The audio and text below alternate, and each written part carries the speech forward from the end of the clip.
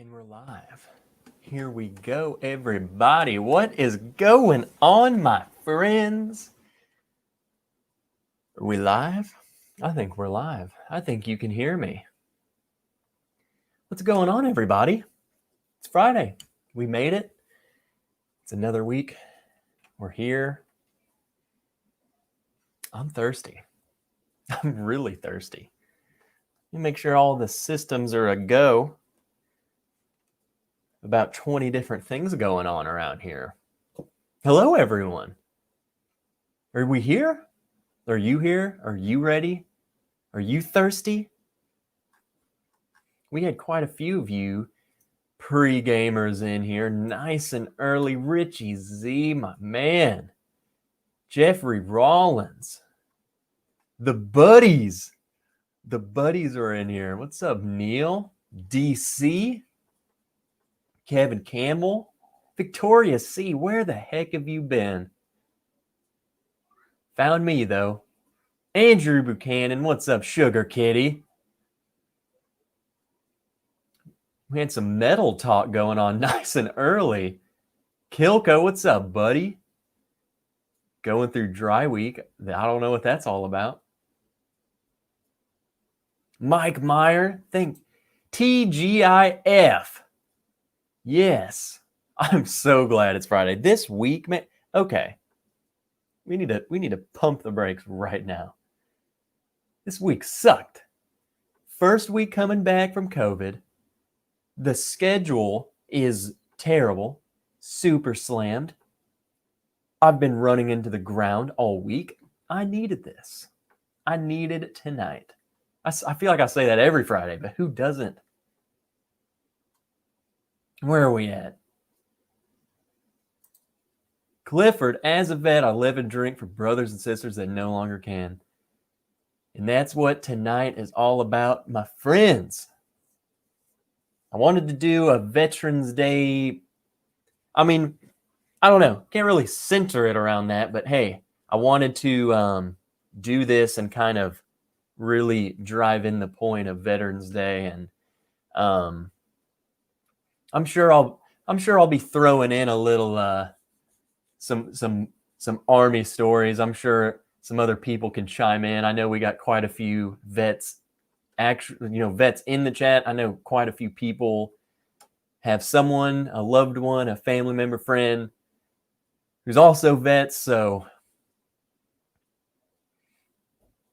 I mean, we celebrated Wednesday. You know what? We're celebrating. It's Veterans Week. That's what we're doing. Veterans Week. Chris Bazalencia. DMC Kentucky, what's up, buddy? Will friggin' Henderson, what's up, man? JJ, we're all coming in here. I'm about caught up. All my goons are showing up.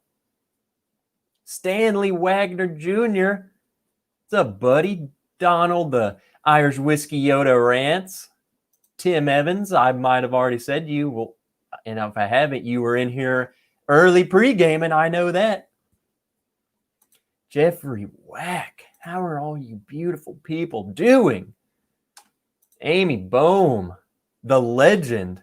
I feel like I am able to upgrade people to legend status, and I have done that this past week. The week before I did it. Amy, you're a legend.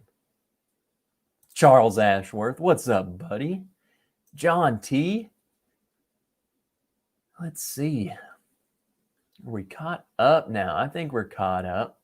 Jerry Black, what's up, buddy? Donnie the Linux cat. He was in here early, too. Dramhound is in here. Roger D. Freaking Daniel Simonson. Drinking your marg, huh? JC Bishop. What's up, you lurker? Jeff Huck. See, it skipped. It shot me all the way down. I would have missed all of you wonderful people. Now we're caught up. Now we're ready.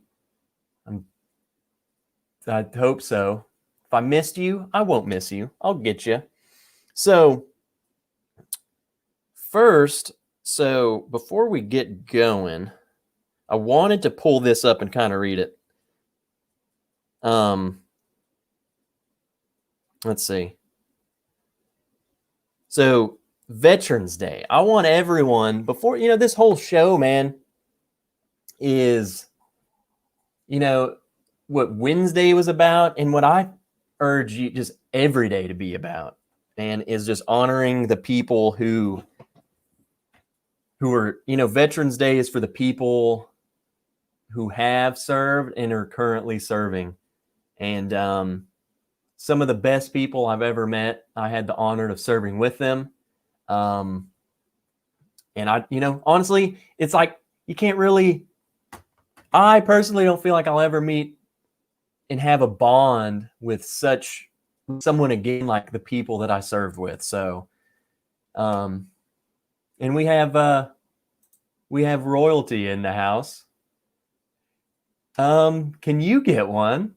I don't know though. Are you a legend? It's not like you're famous or anything.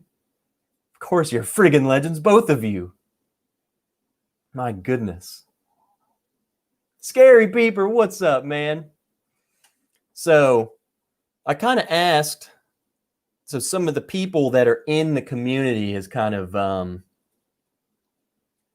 posted a little thing over on the Patreon page. And I just wanted to call out some people. So if you know anyone in the chat, if you know anyone who have served, family member, friend, go ahead and drop it. Say what they did, who they are to you. And we're just gonna raise a glass to all these people. So Stanley Wagner Jr., who's in the chat with us, he was in the Navy during Desert Shield, Desert Storm. Mike Baker, I haven't seen him, but I know his son is currently serving. Ben Alcorn, his father was in the Korean War, brother served during Desert Storm, and niece in Afghanistan. Hank Butts, father and grandfather both proudly served U.S. Army. Jason Busey, also another vet, another seaman. And then DC's got a story. I swear this should be a movie. DC's grandpa was in World War II, paratrooper during the invasion of Sicily, jumped behind enemy lines, fought for days, and eventually captured. POW for 2 years in Nazi Germany, freed by the Russians coming from the east. He and 2 of his buddies borrowed a car, safely made it back home. That's a movie. That's going to be a movie. Crazy, man. So those were just some of my Patreons. I just wanted to share some of their stories. Let's see. I've seen a couple people in here. It's Chad. Chad, where's Chaz at? Get Chaz in here. What's up? One lime at a time. Cheers to the Canadian veterans as well. The Canadians, I am very fond of those guys. Awesome soldiers. Oh yeah, Colonel Chad in the house. All right, where was it? I saw someone. Jeffrey Rollins, both grandfathers in the Army and dad was in the Navy. Jeff Huck, uncle in Air Force, girlfriend in Army, cousin in Navy, several friends in the Marine Corps, Army, and Coast Guard. Okay, so you literally have it all. you hit everything. So I'm just doing a little. I'm doing a little warming up.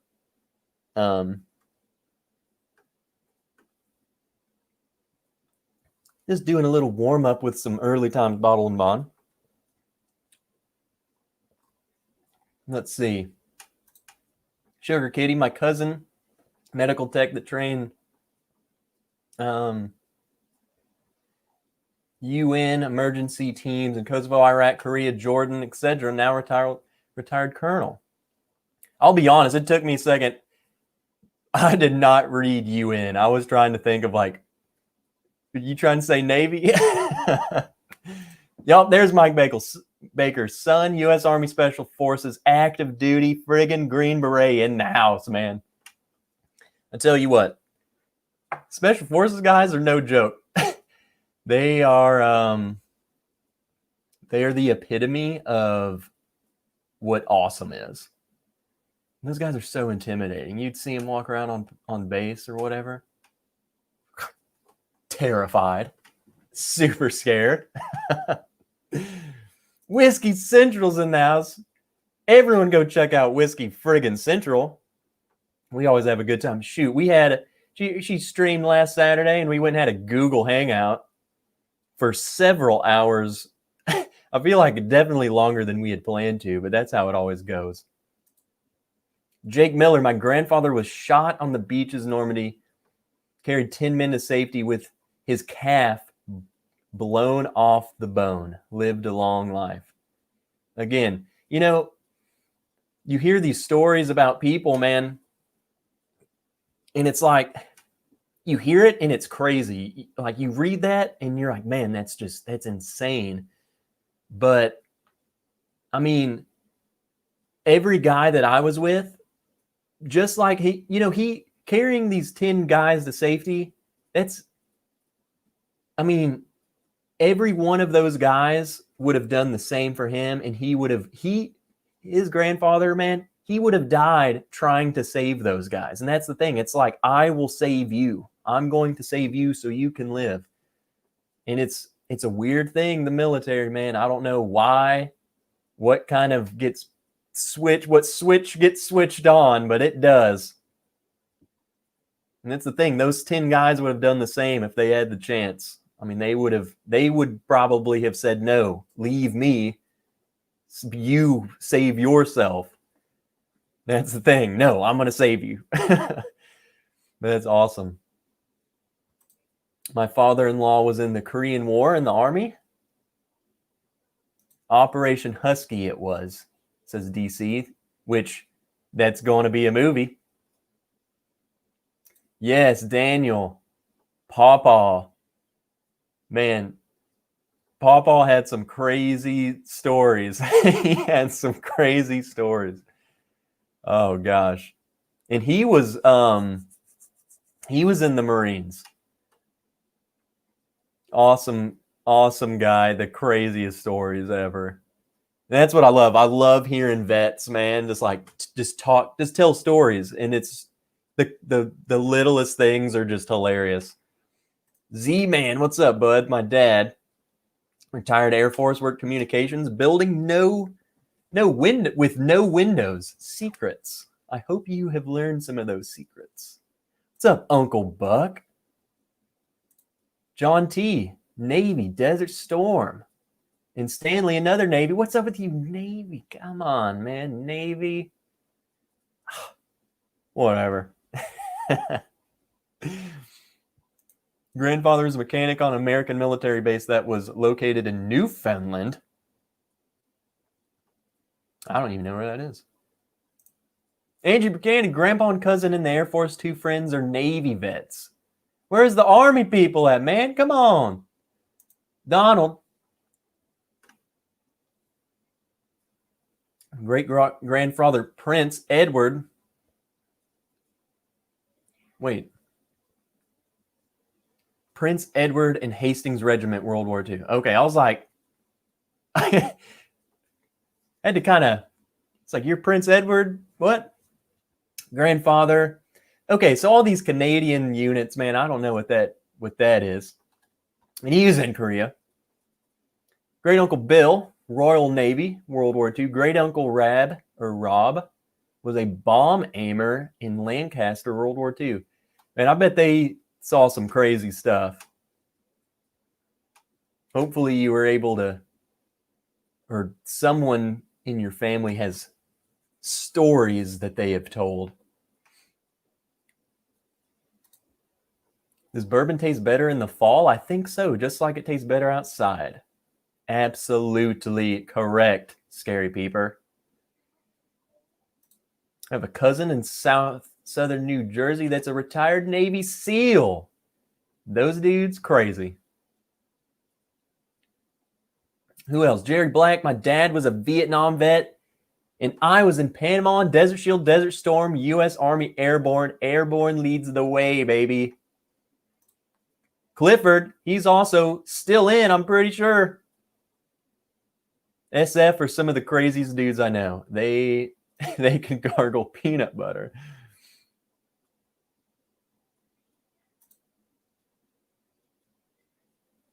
Richie has secrets.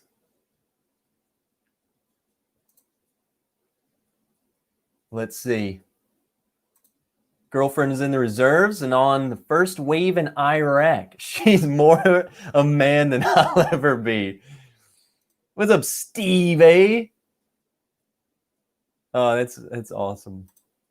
All these guys and gals serving are just badass. I'm in awe of all of you. Horse soldier 12 years, store pick to toast. Oh, yeah. Haven't been able to find any of that around here, but the story behind that, man, is freaking awesome. Let's see.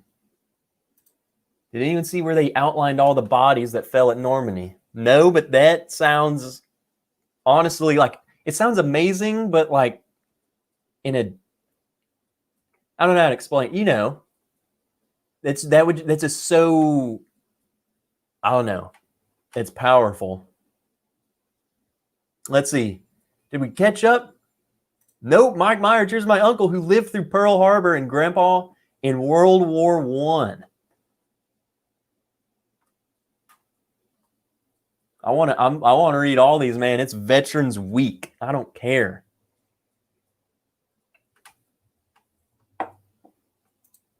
My grandfather was, what was that, Royal Air Force navigator, bomber in World War II, shot down over Germany, bailed out, only one to survive. Alone for 2 weeks, caught by Germans, in a camp for a year, freed by USSR. See, man, some of the craziest stories. That's the thing. My stories, all my army time stories, nothing that crazy. Those guys went through the ringer, man. And that's the thing. I don't want to say this war that we've been fighting for the past 20 years. I'm not saying it's not a real war and there's not real fights, but when you compare it to like World War II, you know, I don't know, it may be just the mix of technology and body armor and all that stuff, but just considerably more deadly and crazy stories came out of that stuff, man. I would much rather be serving now than back then. That would have been scary. I mean, shot down over Germany. Them dudes were just, them fools going on bomb raids, just taking flak the whole way, just every day. Man, it's crazy.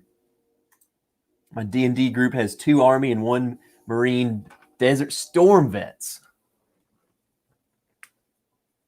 There's DC earning the wrench. You're earning the wrench title, brother. The super chats tonight, because I don't have super chat. PayPal, that's the only way. I'm here for you, Trev. Did my whole time with 10th Mountain Division.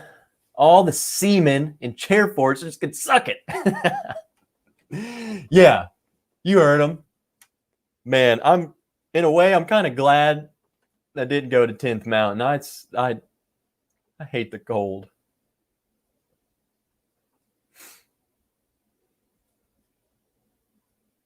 All right, there it is.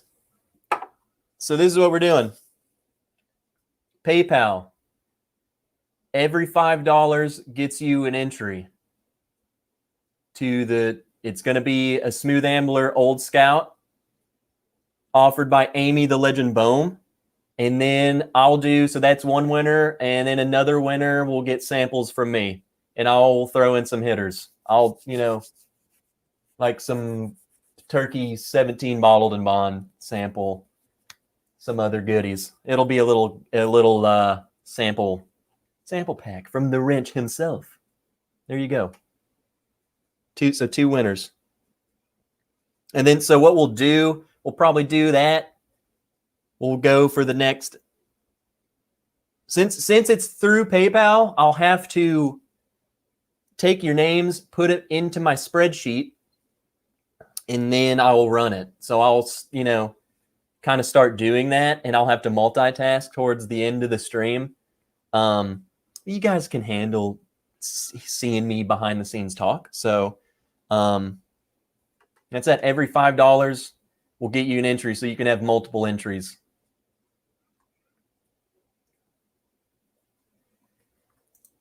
That's the goal. My grandfather from U.S. was in Lancaster as well, mostly trained in Canada. Chaz, raising a glass to you, and my dad was in the reserves. Heck yes.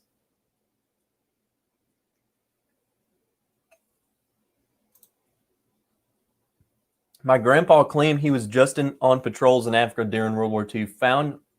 Find out after he died that he was a medic at Normandy and a few other big battles. Went there for the 70th. Wow. So that would have been, being there would be absolutely incredible. Just to, I don't know. It's like just knowing just such a monumental location. Oh, it gives me chills thinking about it. Favorite war movie? Dude, Saving Private Ryan. Hands down. That was the one that just growing up, I idolized. I was like, that's what I have to do. Like, I need to do that. The Normandy scene is the most iconic war scene in any movie ever. So I'm kind of, it's taken me a while to read all these, but I don't care. We're going to get through every veteran. We're going to name them. So, and it'll take as long as we can. We have all night. Austin Phelps, what's up, buddy? But yeah, we're drinking. So right now I'm just kind of sipping on a little early times bottle and bond. The agenda. Okay, so let's pause. We'll give a little of an agenda. What I want to get to. So I have this. I want to read some names. I have a blind flight that I had poured of just all of my stuff because, as you know, with my COVID taste buds being non-existent, I just want to see where we're at. This is kind of a test of how much have I recovered. So I have 4 samples of everything I own. I said anything. I don't care if it's open, it's up for grabs. I don't care what it is. Just pick something. So it's at least from my collection, but I don't know what they are. So we'll see. Last Friday, if I did this, I would have told you they're all the same thing. So hopefully this time I can do it. I want to get into this smoke wagon at some point.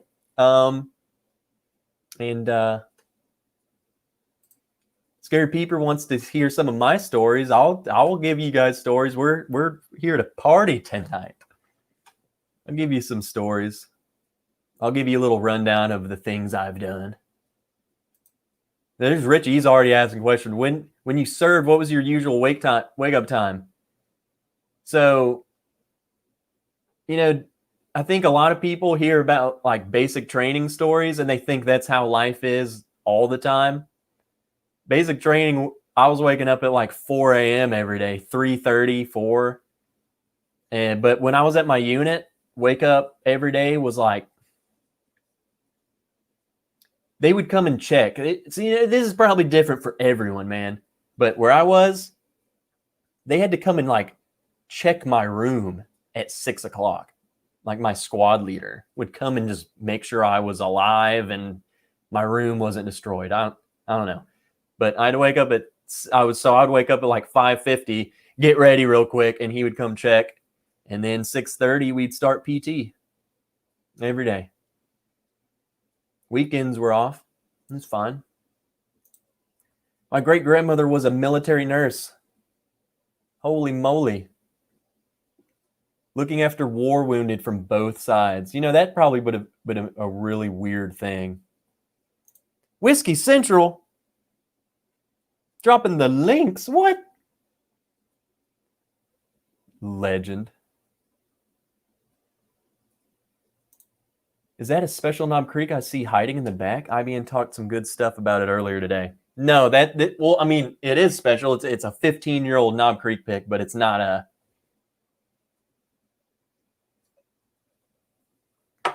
nothing too crazy. PayPal's better for you anyway. I think so, because they don't Take a huge portion. Man, I thought I was just caught up, and then it just reloaded all these things, man. Yeah, imagine just being told, yeah, you're going to Normandy. There you go. You're running out the gates. Sample pack from the Arkansas. Hey, DC, kind of comment a little thing of like, say like tonight's giveaway, we're going to do the Smooth Ambler Old Scout pick and the sample pack from me. And I, via the PayPal, every $5 gets you entered, and I'll post it. So it'll be there.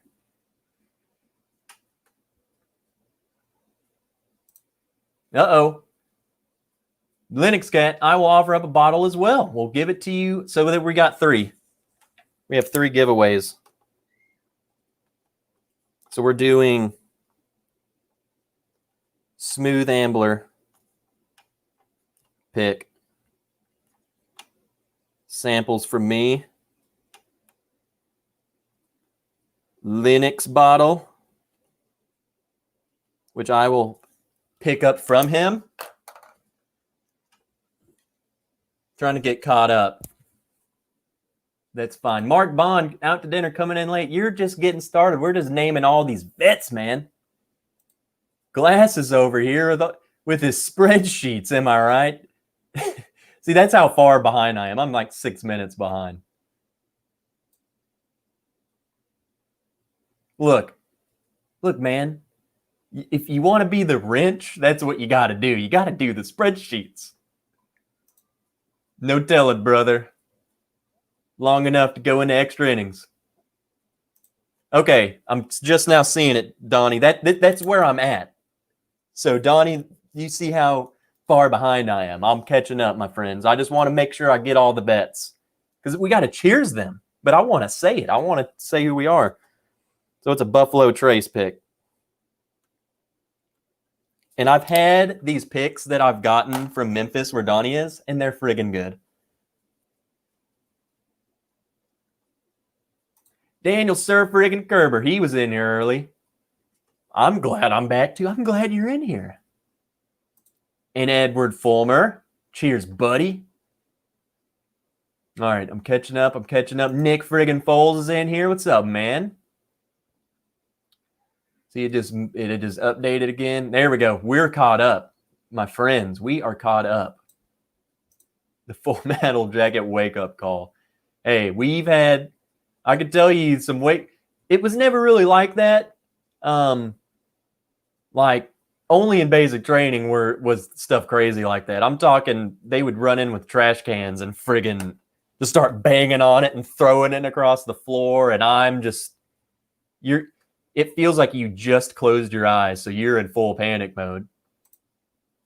Grandfather lied about his Purple Heart, and we only knew he carried those 10 men without a calf when a letter from the military was sent in honor. And, that's the thing, man.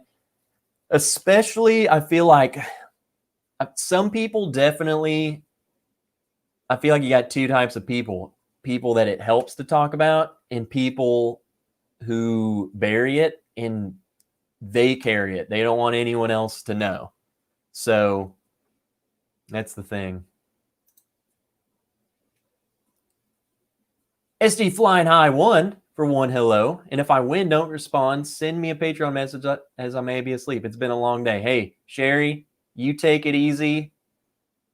Whoever wins this, we'll know. All right, here it is. Let me see. I think I can pin the message, huh? Bam. It's pinned. There we go.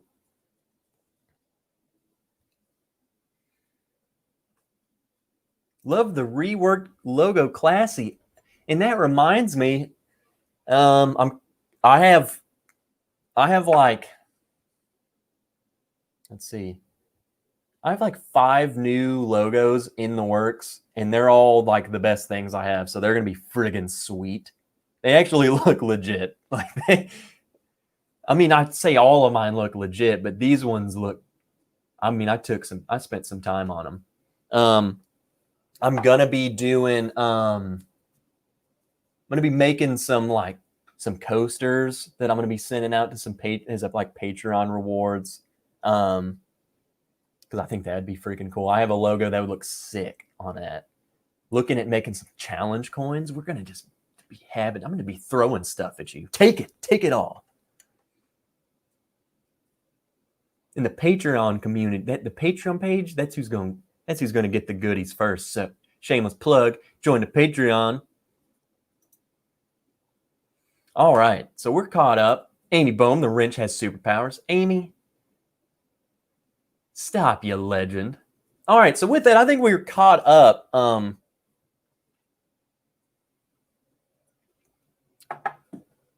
Let's do that being said.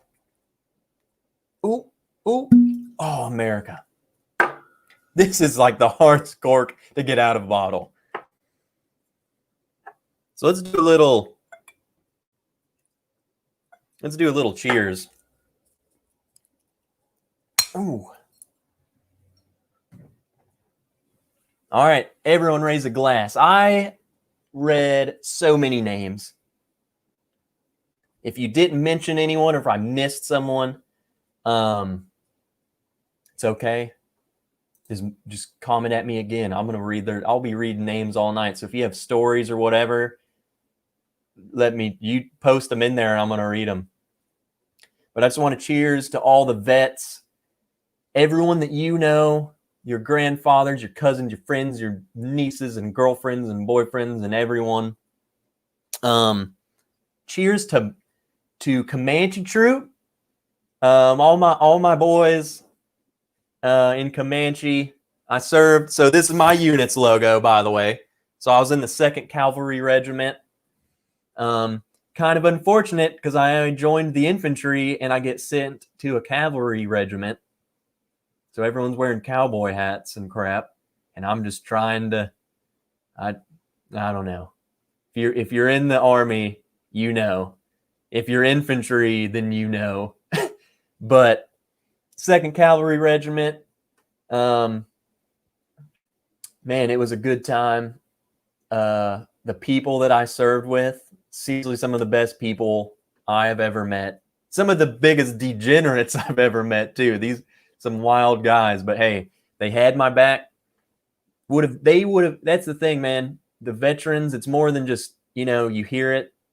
These guys willingly go and risk their lives. They would die for this country. They would die more importantly, the guy next to them. I mean, those guys would have done anything for me, just like I would have done anything for them. So to all the veterans presently serving, all you active duty guys who are still fighting the good fight, all the guys who have done it, they've put it behind them. Cheers to you.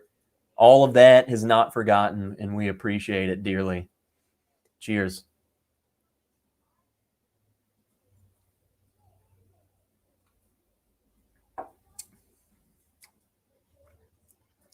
Oh, yeah. Oh, yeah. I'm feeling pretty good about my taste because it's delicious. And if you were here last Friday, you know. I would not have said that. I would have said that tastes like vodka. Andrew Sproul, you rode a horse. No. So, cavalry, I can't even tell you what the heck those guys do in the Army. Cav Scouts is what it is. I don't know what their MOS is if you want to look it up. 19 Delta. I don't know. Something. Cav Scout. Look up Cav Scout. Basically, the whole unit. I'm in a cavalry regiment, but everyone there was infantry. There was one squadron there. So think of it like 1,000 people were Cav Scouts. The rest of us were infantry guys. So I don't know. It's weird. But Cav Scouts in the Army with your dress uniform were permitted to wear a Stetson. Okay? And only Cav Scouts could do that. So you had infantry guys walking around in their Stetsons, their cowboy hats. Emily Chambers, what's up?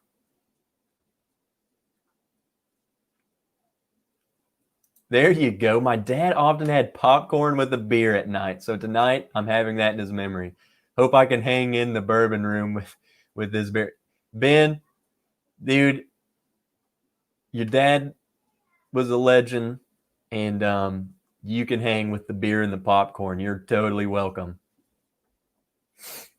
Okay, yeah, Austin Feltz, PayPal sent. I need to go ahead and read them. Fort Hood, no. So that's first Cav is at Fort Hood.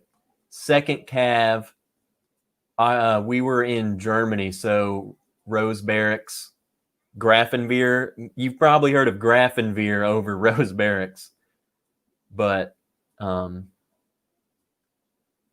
yeah, in Spurs, we had to do the Spur ride.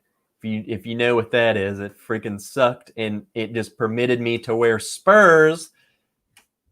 Are you kidding me? I don't want to wear Spurs.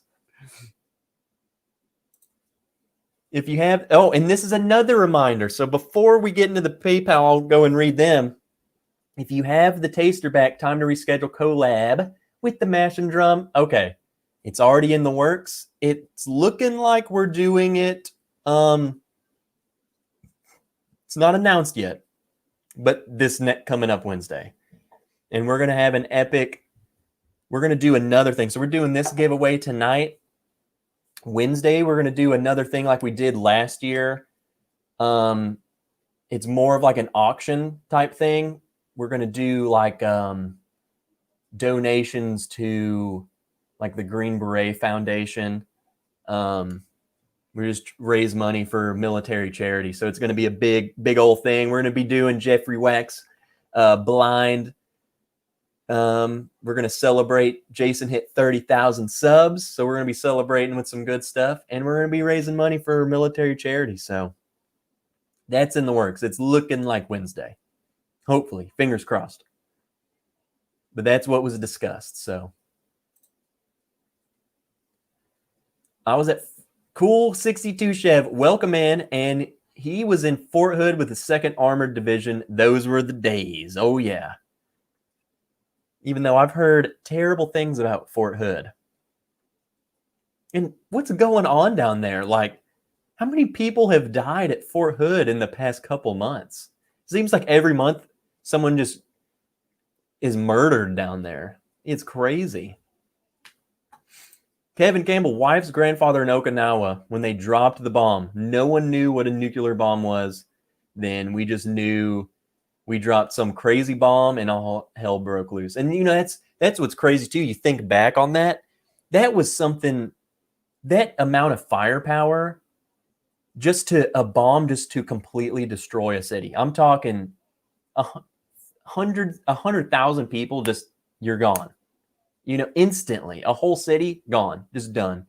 I mean, it's like people's shadows were burnt into the ground. So that type of firepower was just unheard of. So just for them to be like, oh yeah, we dropped some kind of bomb on Japan and it just vaporized the whole city. I mean, people were like, what? It was, to live through that and just to see the outcome of all that had to have been insane.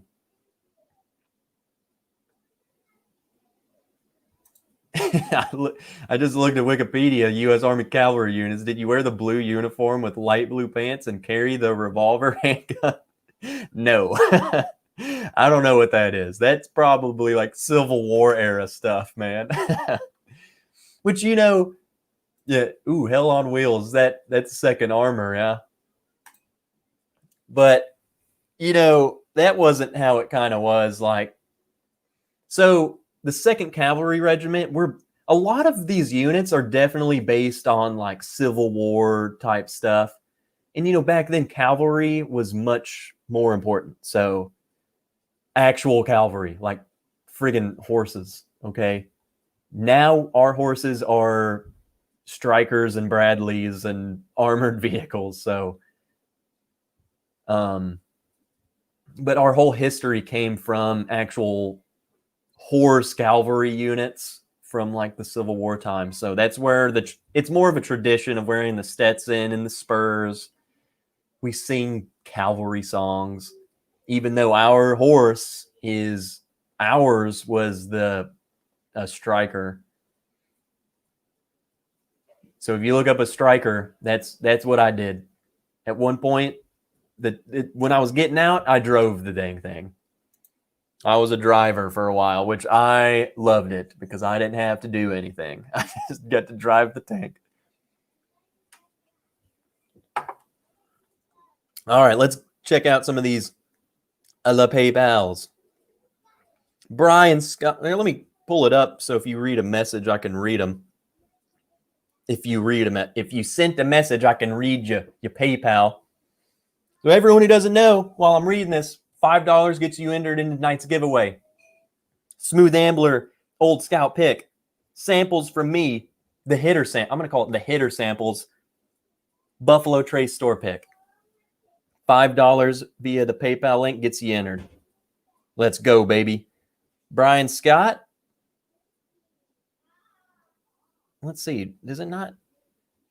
Okay, it was sending message. So Jerry Black sent one. Austin Phillips, keep up the good work, bud. Austin, you're a friggin' legend, man. I love you. Tim Evans, cheers, brother. You're entered. John T, thanks for your service. Mike Baker. All right. And I hope I didn't miss anyone.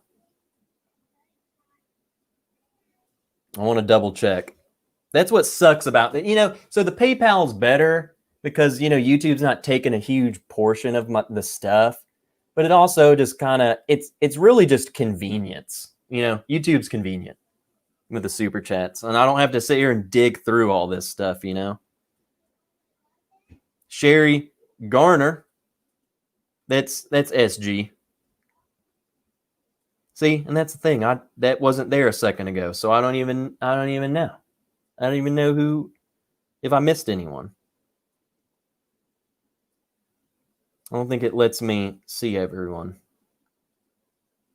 There we go. I found it. We're in business. There we go. Ben Alcorn. Okay, we're caught up. We got everyone.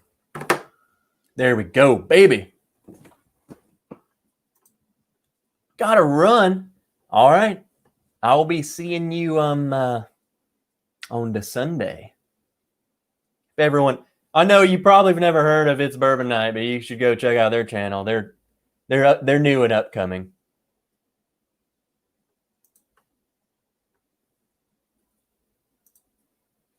I sent one, but forgot a message. It's okay, brother. Yes. You're hearing children, you're hearing my little niece. My niece is in there screaming and yelling and hollering. Don't worry about it. She's fine. She just gets excited. Rare Breed here.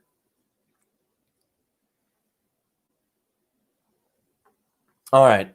So let's finish in this sample-y here. And we're going to get into this blind. And then the agenda after that, I really want to drink the Smoke Wagon. So this blind is really just to see, I want to see how well I can taste. I thought I sent one, but must have had a senior moment.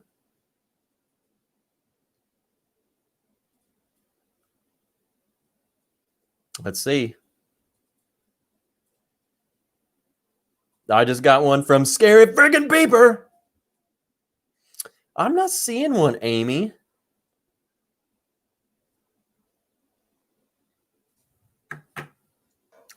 Seniors, come on. No, Charles, I have not had the Smoke Wagon yet. This is from Arkansas, so it's here now. It showed up at my liquor store as soon as I'm in quarantine. I'm in isolation, can't come out. Got the COVID, showed up to the store. I'm like, are you friggin' kidding me? The day that I get this comes in. But Kelsey Dime from the community went and picked me one up. And I bought it from him. And he hand-delivered it to me. So I'm ready to get into it. It's been staring at me and I was going to do it last Friday, but I couldn't taste anything. So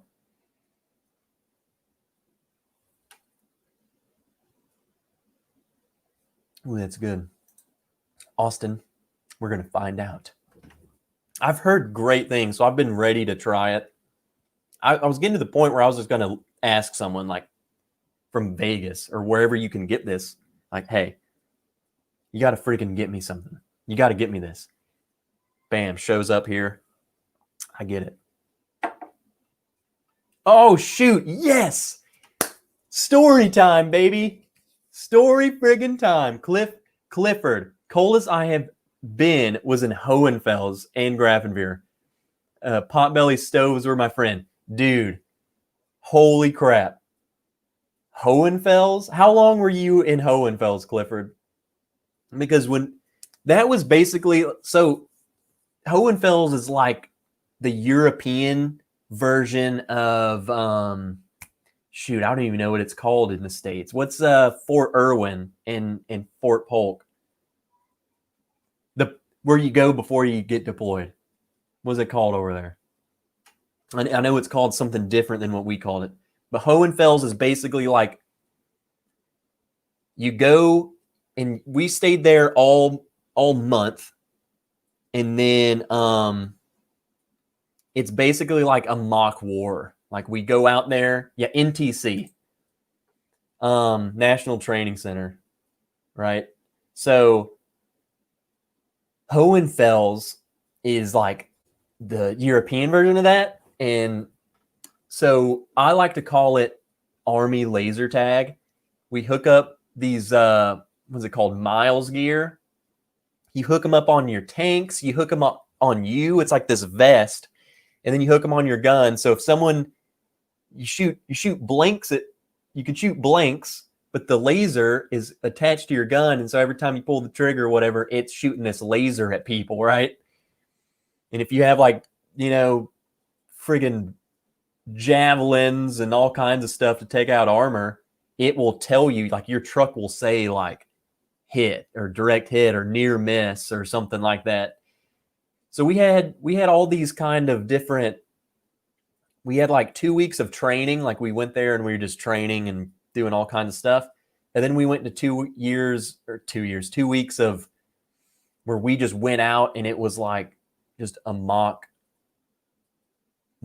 war, like a mock, and it was like a multinational thing. So like, I know we were attached to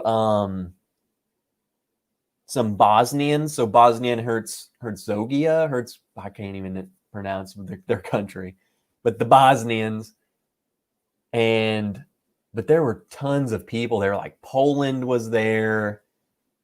Shoot, there were like 15 different countries there, but we didn't really see all them. It was just a huge deal. But I tell you what, man, that place, it was so freaking cold. And we were there in like April, all of April. I think it was in April, and man, I mean, the heater in our truck broke.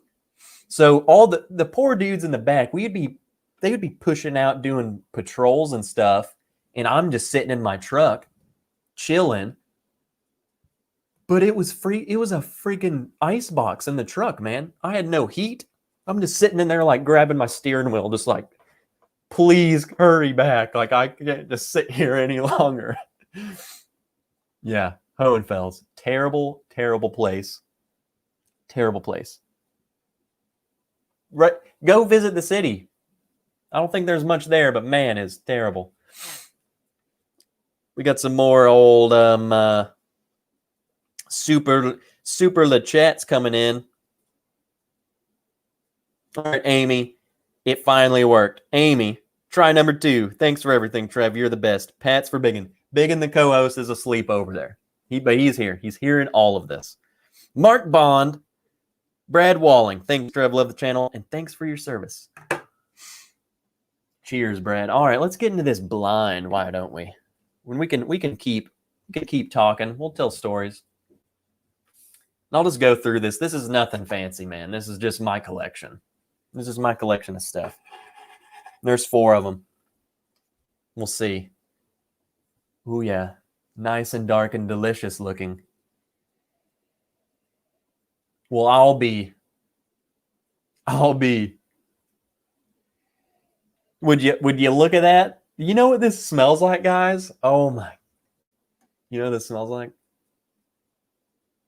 I'll let you guess. First one to guess what this smells like, you win. First one.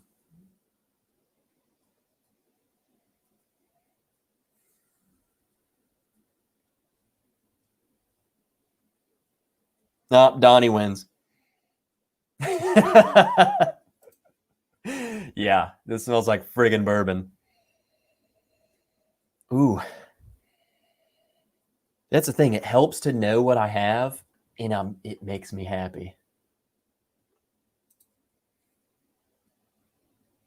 John T, you take the vehicle on the Autobahn, and man, that's another story coming at you. Let me take a sip of this. So we'll seriously multitask with some Army stories and some bourbon. Andrew Buchanan said he said it before Donnie. Well, you both win. You just win.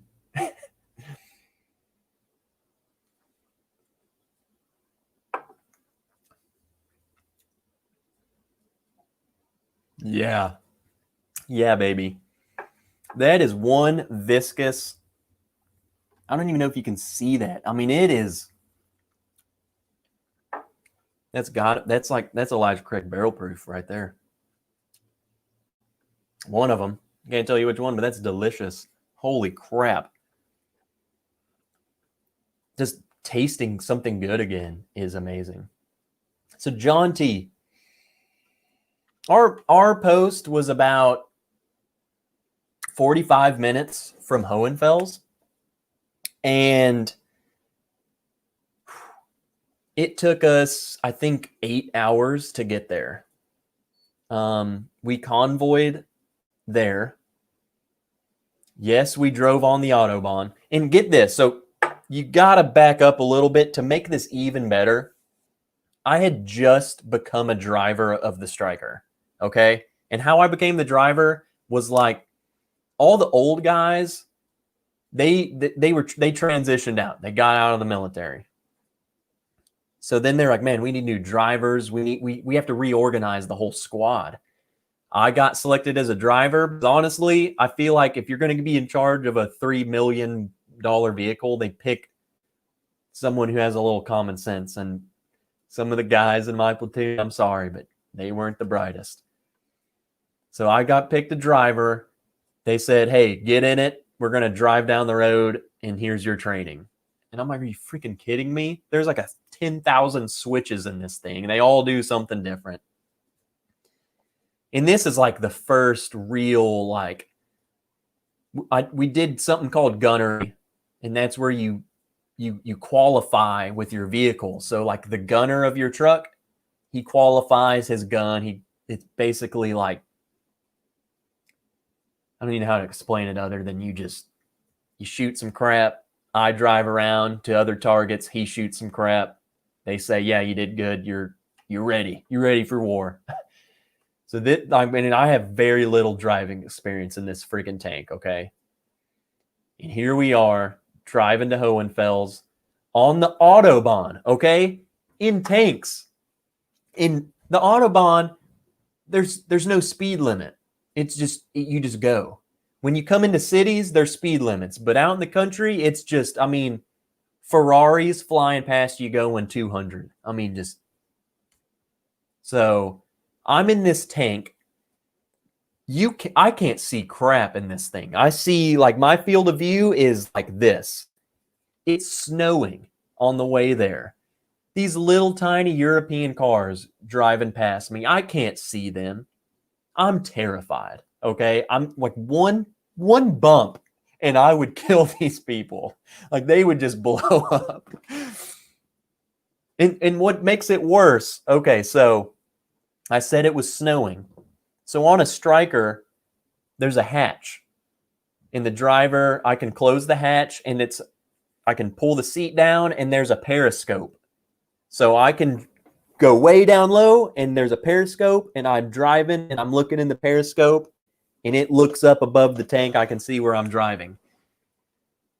Well, I am so new at this. I did not know that the Periscope had windshield wipers. It's air that shoots at the lens and it clears the snow and stuff off. I did not know this. So, I mean, it just iced over. I couldn't see a dang thing. So I'm like, what do? I have no idea what to do. I can't see. So the whole way I had to open the hatch of the tank, driving down the Autobahn in the snow, and just, I mean, my face was raw. I had blisters all over my face from freaking the snow and the cold just because I didn't know how to turn on the windshield wipers, man. All of that on the Autobahn. And it took 8 hours to get there. The trucks would break down. We'd have to stop. It was a freaking disaster, man. There you go. There's your story. Okay, let me catch back up. I get on these tangents, man.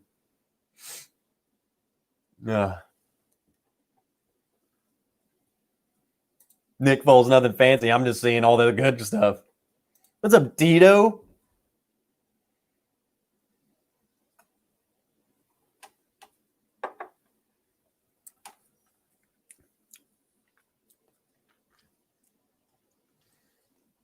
That's got to be an Elijah Craig barrel proof, man. This is friggin' delicious. It's like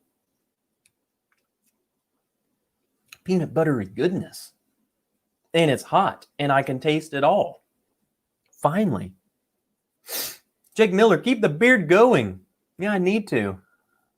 I can't. Let's see what side. One at this side, I have like a bald spot, man. While I prefer C920. That's me personally. Yes. Here's another thing about Europe. And I don't know where it is where you guys live. You don't drive in Europe. You don't drive in the left lane, the fast lane, unless you are trying to speed. And you get over, period. If you see a car coming, you get over. Everyone does it. You get over. Because people are, I'm not kidding, they're going over 120 all the time. At least someone somewhere. I mean, it's just, you don't drive in the fast lane. And if you do, you get over if someone's going faster than you. Miss Linkscut mom was born in Hohenfels.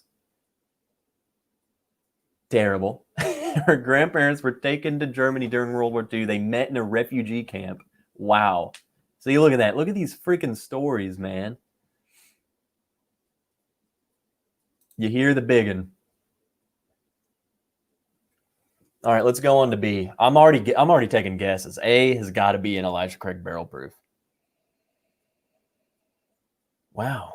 Man, they picked some good stuff. This is delicious smelling. And I don't know if I just haven't smelled bourbon in so long, but this also smells delicious. Uh-oh. Am I lagging a little bit?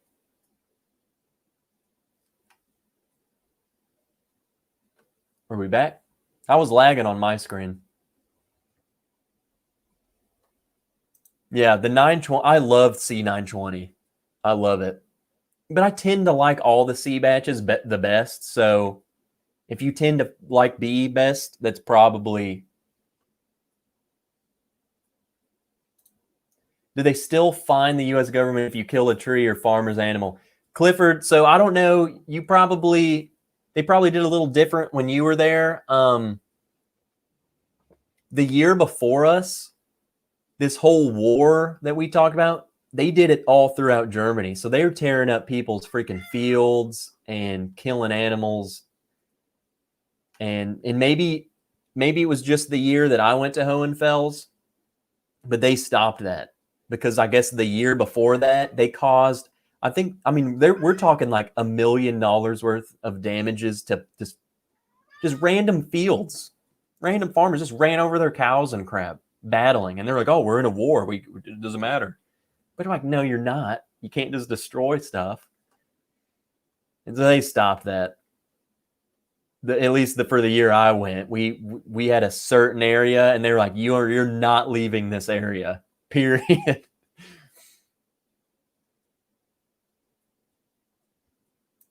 DC legend. You're trying to take my wrench, brother. Reminder, there's tonight's giveaways. We got 3 of them going, baby. And your odds are pretty good right now. We got another one though. Stanley, thank you for your service, legend. Also, shout out to ADHD Whiskey, who's competing in Bardstown. Yes, he friggin' is. ADHD Whiskey's currently sizing up his opponents. Amy, I feel like it's everywhere. You just... All right, Donnie, if I lag more, you tell me. But I saw it, so I don't know what it is. Biggin just said it tastes better outside. I think he wants outside, but he's messing with my cable. So B.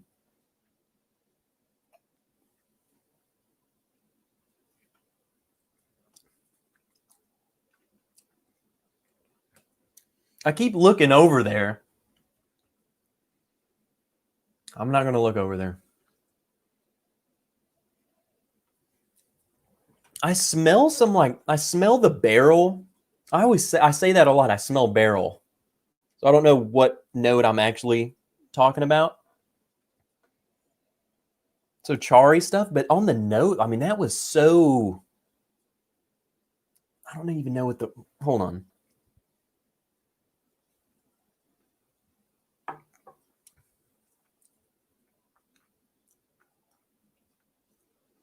Coming off A, which I'm thinking is Elijah Craig barrel proof. I don't even know how to describe the sensation I'm getting. I'm honestly thinking B is Four Roses. So if you know notes on Four Roses, I don't want to say floral, but it's like B is just pretty.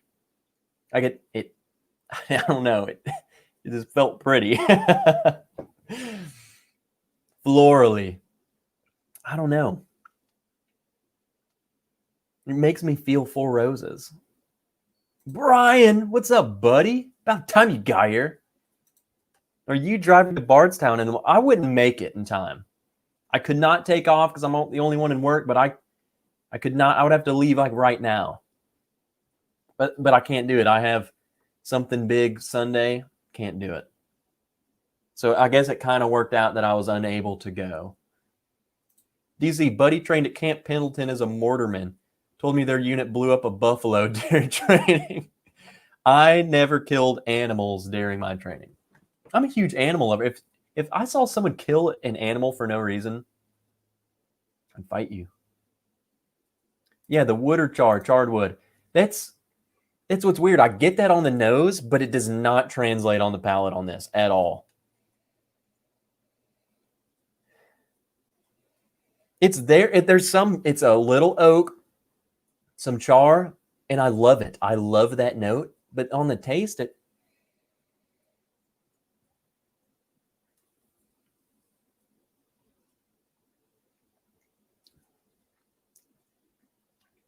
I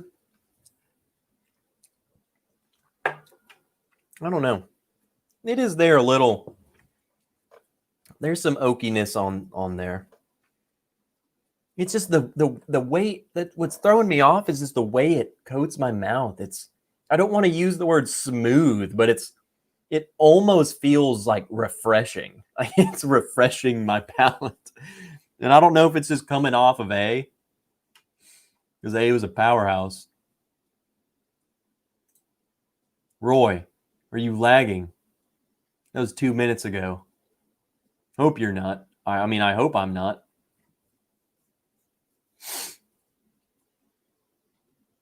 Wait, I missed it.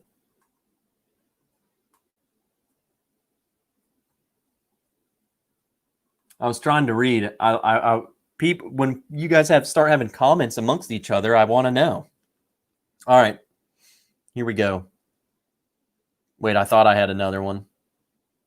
It was just Stanley. To be entered into the giveaway.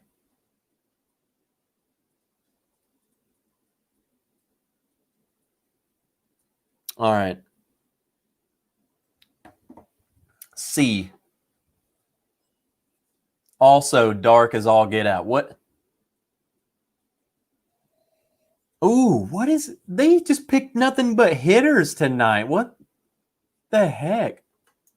DC, hook up Richie. It should be pinned up there. I don't know how to view it. How you would view it. The pinned message. If you see the pinned message up there, Richie, you just click it. Like click anywhere on it and it will expand and you'll see it. Or click the link DC. DC just comes in. Am I glitching? Like, what's going on? Were we in the Matrix right now, guys?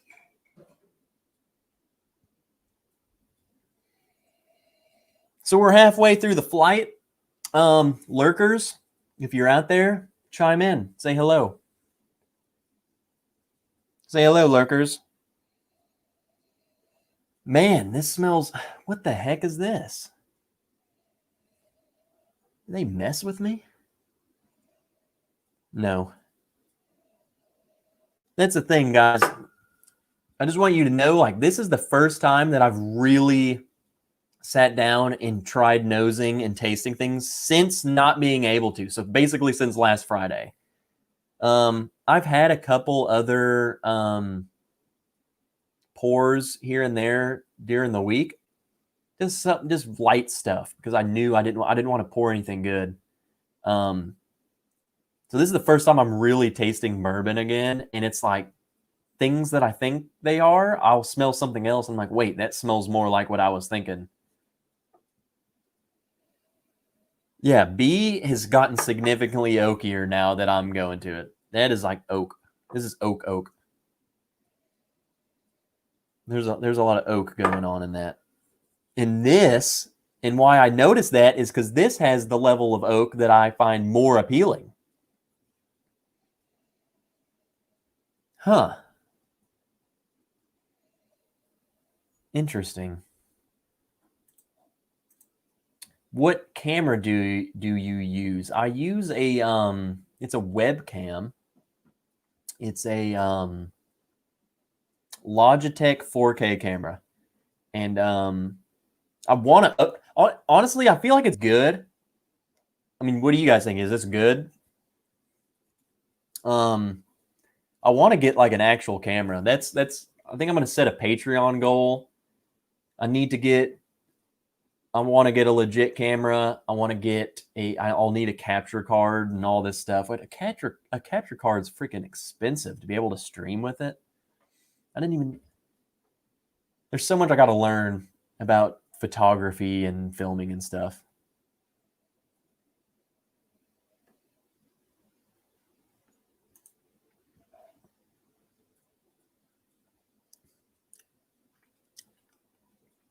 I don't know. Now I'm getting confused. What's up, phone doctor? He's always lurking. I'm a phone doctor, but you know I love you. And I know you're always lurking. Old man Joe, been here since the live stream started. The stream had one glitch. Okay. Yeah, I saw it. I was very slow, and I've noticed that. I've wanted to do it because I'm using I'm basically, so I'm on StreamYard. This is what you're seeing. That's how you see the graphics and stuff. But the camera settings are actually going through OBS. And it just makes me prettier. I have a filter on it. It makes me prettier. And ever since I started doing that, I noticed when I was testing it that I would have that sometimes. And I don't know why. Oh, Hank Butts is in here too. Cheers all. This is DMC. Cheers all. Russell's Reserve single barrel store pick for me tonight. Camp Nelson F. That reminds me, Donnie, is there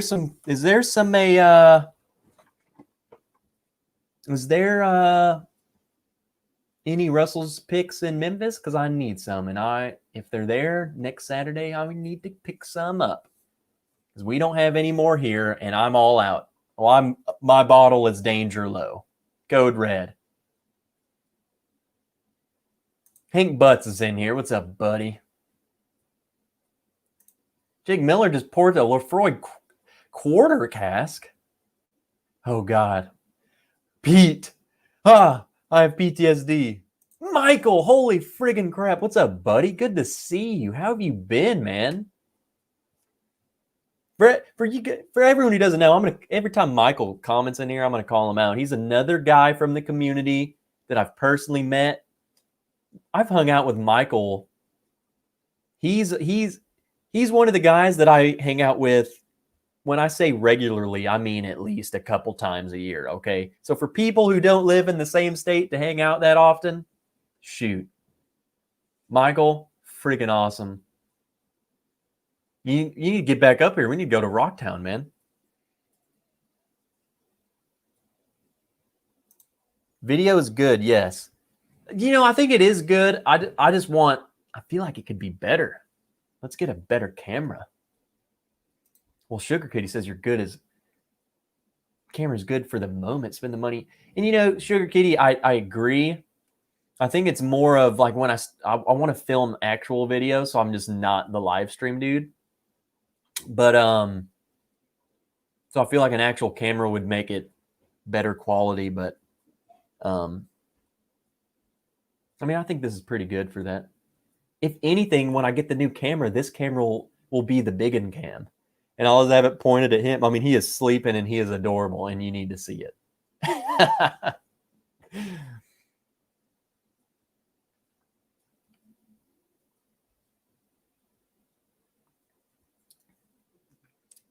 I have no idea what this is.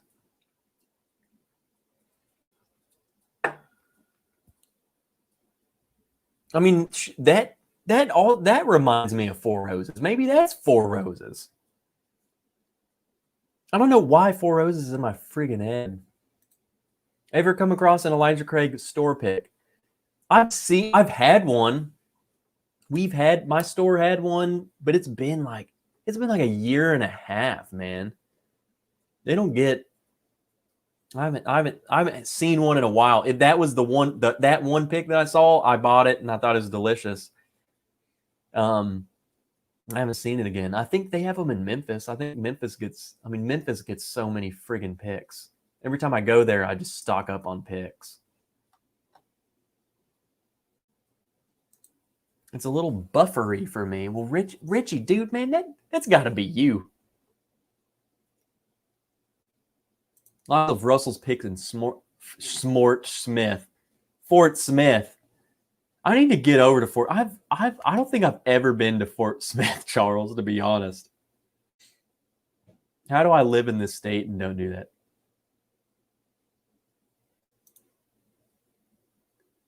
I saw a post where Arkansas is giving, what is that? $10,000 plus a few hundred for a mountain bike to move there? What? What is that?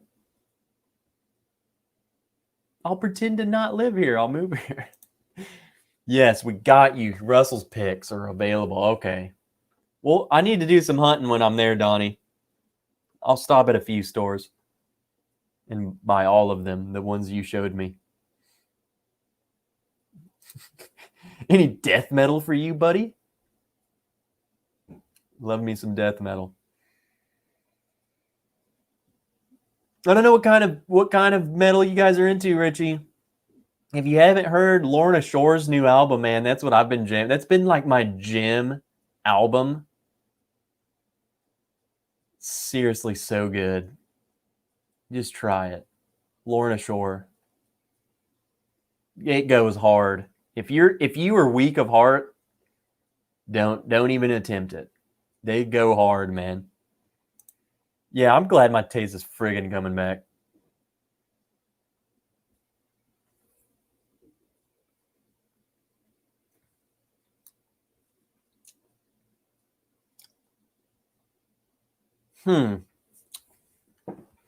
Now, I said B was oaky. I know what this is. That has got to be. I don't have anything this oaky. I'm going to call it right now.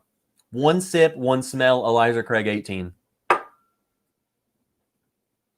My taste is back, babe. If that's right, if I'm right about that, then my taste is back. It's got to be. That has got to be. That is oak. It's light. It's not, I mean, Elijah Craig 18 is friggin', I don't even know what it is, 90 proof. And it's just so nothing offensive about it. It's gotta be.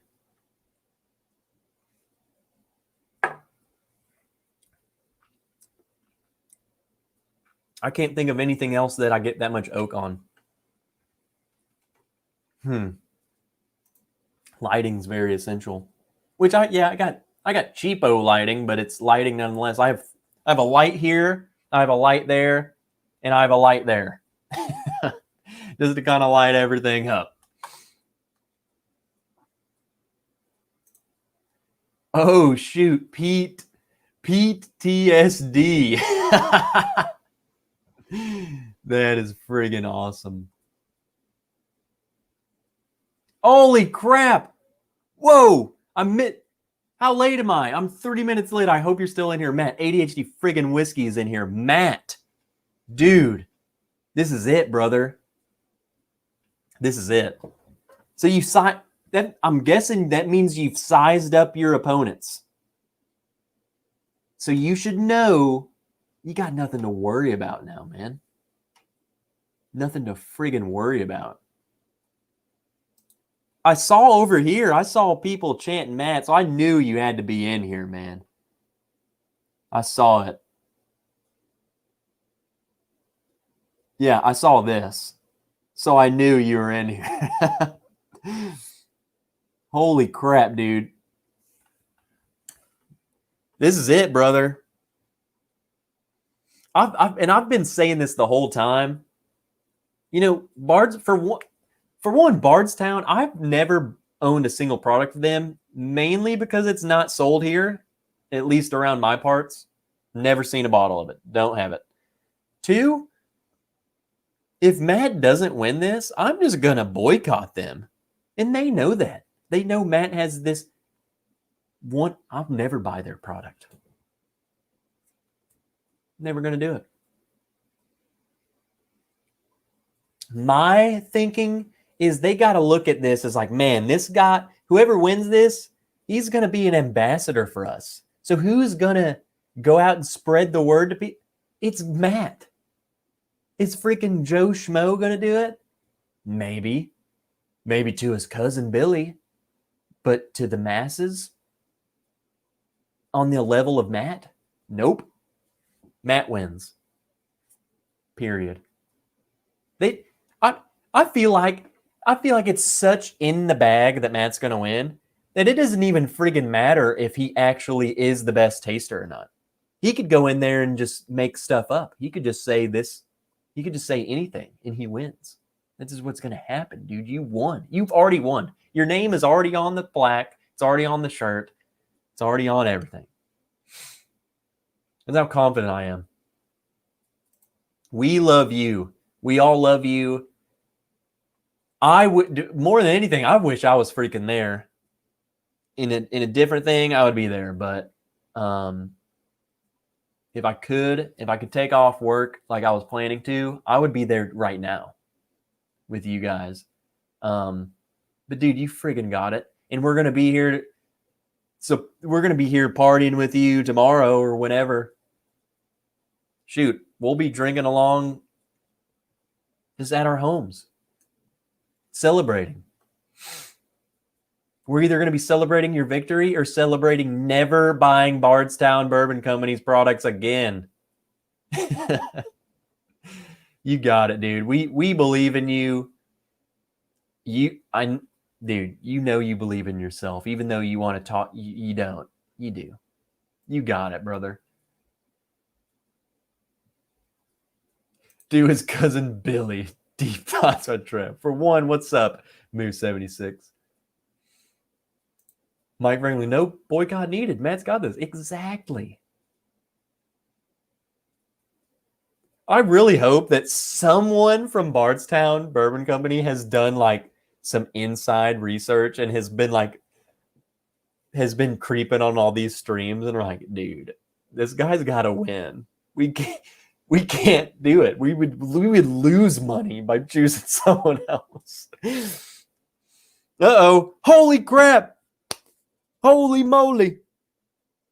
John Trombetta. Tom Trombetta. My first new Patreon in quite some time, brother. Welcome aboard, man. Hopefully we got some good stuff coming your way, John.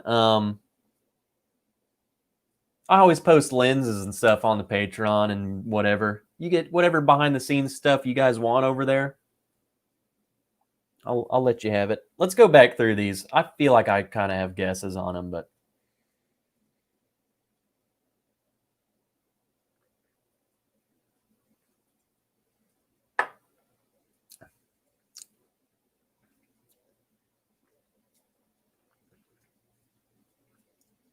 it's got to be Elijah Craig barrel proof. It's just so spicy. Spicy. It's like it's hot. That woke me up in the best way imaginable. Think Destination Bourbon's going to try and go live. Okay, so yeah, that'll be friggin' awesome. I like all the live streams about whiskey lately, but these with smaller number of viewers are better in my opinion. Seems more personal. And you know, man, it's kind of like the double-edged sword about it. You know, in Clifford, man, I don't know how long you've been doing the lives, but like, I mean, I've been with them, you know, since the Bourbon Junkies. They're like at 40,000 subs. Like, I was with It's Bourbon Night when they were at like 10,000 subs. You know, Bourbon Junkies, they had like 1,000 subs. ADHD Whiskey, I was there when the dude created his channel. Me and him got modded together when he was ADHD fishing. So when they all did their streams too, you know, it was like this too. And that's the thing. Like, I love smaller streams like this because yeah, it's more personal. It's way easier. I'm able to chat with almost all of you, you know. But that's the thing. You know, you want to grow, you want more people to get to it. But that's the thing. The more people you have in here, the more people talking, the harder it is to keep up with it. That's what sucks. You know, it's like you don't want to stay small forever, but you also don't. It's hard to balance both of it. Moose, dude, that's what we're figuring out right now. Moose, we're going through this blind, brother. And the blind is just from my samples, and we're just seeing if I can taste them.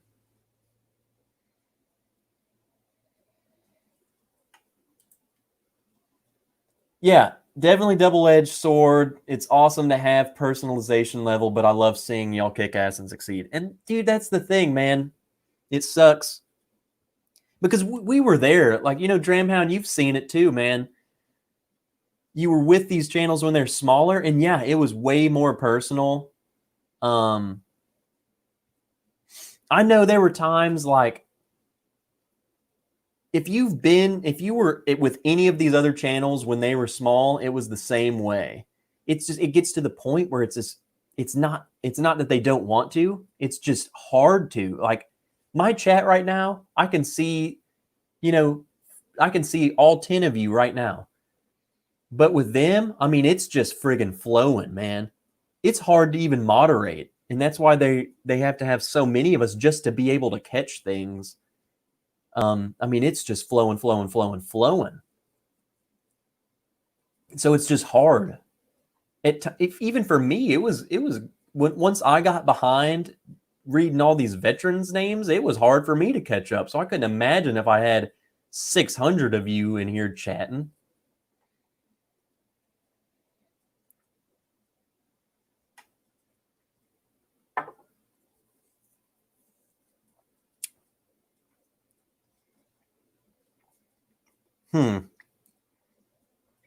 It's weird. Like, I want it. What I'm thinking B is like, I keep wanting to think that it's my Four Roses private select. But I don't know. It's probably not. It's weird. I'm trying to think of what that could be. It could be, oh shoot, it could be the Russell's pick. It could be a Russell's pick. Now that I've thought Russell's, now I'm thinking Russell's. Because it has some of that turkey char. What I was saying, barrel and char. Need a barracks party, dude. We had a guy, another Army story time. I wish these people here that I were talking about. We had a guy, he was in my platoon named Lauzon.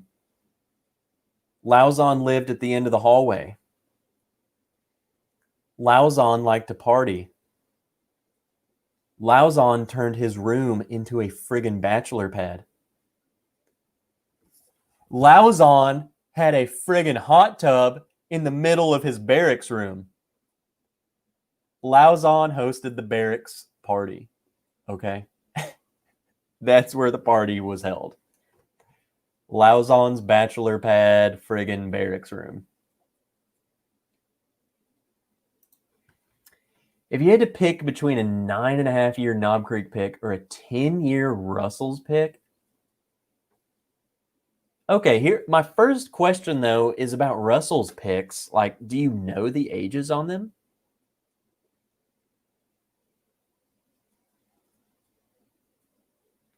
Do we know the ages on them?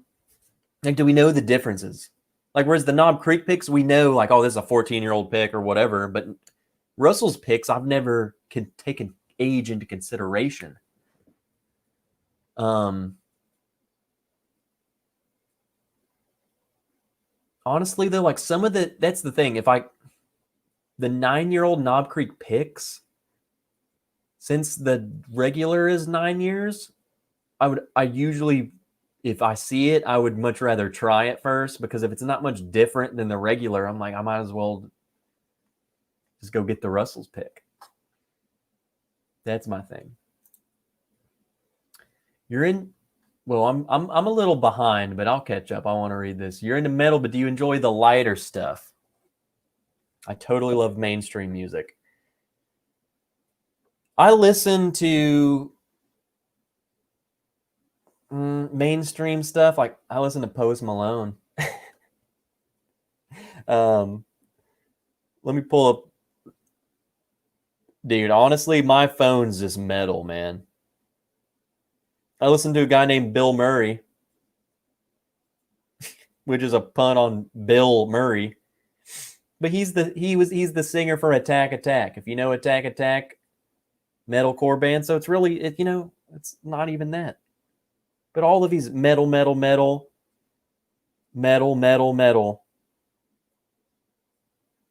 Linkin Park. So it was still something. No. Don't listen to too much mainstream. I love Morgan Wallen. So there's a little country. I like Post Malone. There's a little bit of whatever that is. And then metal and rock. Yeah, good to have large crowds, but small streams can be a lot more fun. Yeah. I personally like I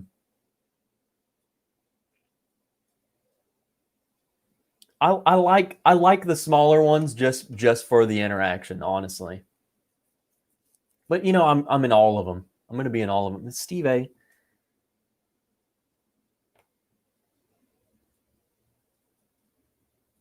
Hold on. Steve, man, you don't have to be here all the time. Don't worry about it, but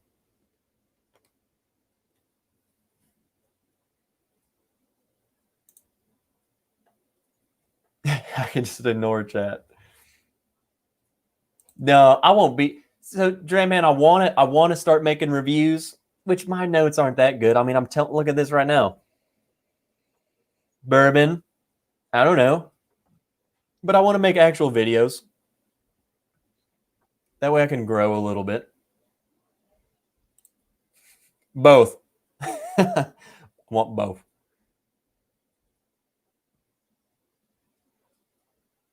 Yeah, and Stanley, that I hope you did. I hope no one took me wrong. Even though some of the channels have gotten bigger, but none of them are big time in the community. They're just as cool as they always have, except for Dan Shook. Shut up. No. So, and that's the thing, you know. I've met basically every channel. Like I've hung out with Chad and Sarah personally multiple times. I've gone out with them. They took me out to Lexington one night. It was just the three of us just bar hopping. Freaking awesome people, man. Like it's like you wouldn't even know that they, well, it's not, I'm acting like they're super famous. But they didn't, I don't know. They greeted me. They don't act like they're, something else.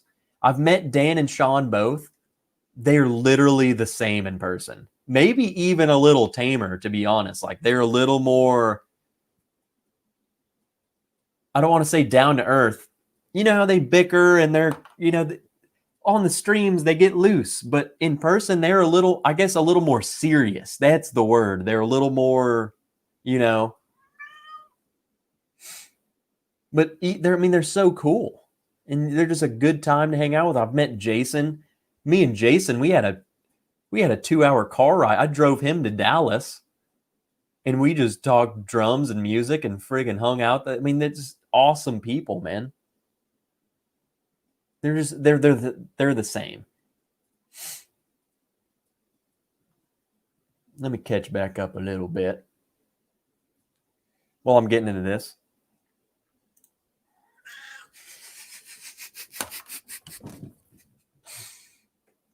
Is Lauzon Trev's real name? No. My room had my TV and Xbox, and that's it. Uh-oh, hold on. So I did miss it. I missed something important because new bottles dates are printed. Huh. Russell picks are 10, aren't they? Huh. I did not know that. I haven't. What's crazy is the new label pick. I've only seen one, and I didn't even buy it for me. I bought it for Uncle Buck. So he's had it.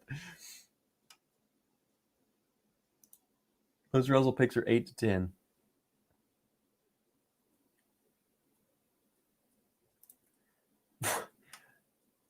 What? When are you getting your first face tattoo? If you did, what would it be?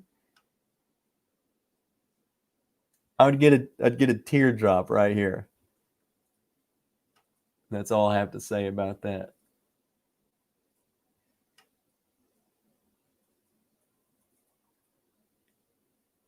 Do you like In Flames? I don't really listen to them. I couldn't even tell you a song by them, to be honest. So no, I don't really listen to them. Man, I have no idea what this. Maybe this is the Four Roses. Maybe this is Russell's and this is Four Roses.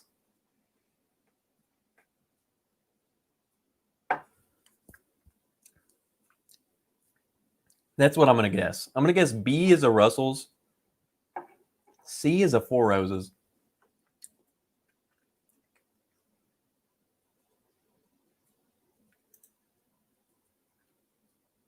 I don't know, brother.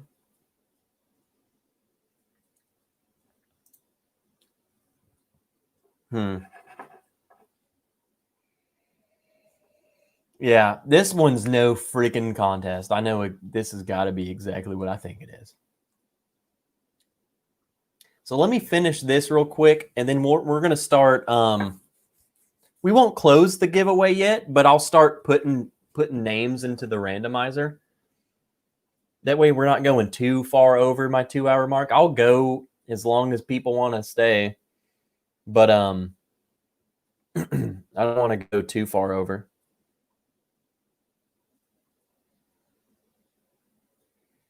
Let's see. I have some more entries. Let me pull them up. Let's read them. And I've lost them. Where is it? Bear with me. Here we go.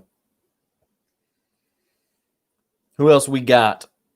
Who do we got? Jake Miller. Saturday schedule. Porter takes the W. UFC Fight Night. Top Rank Boxing. Most importantly, Porter takes the dub. Jake, thanks, brother. Hank Butts, happy Veterans Week, bro. You got it. Veterans friggin' Week. Will Hendo, cheers. Johann Bishop, JC Bishop, hashtag lurker, hashtag always working, keep up the great. Johann friggin' Bishop, dude. You kidding me? Are you kidding me?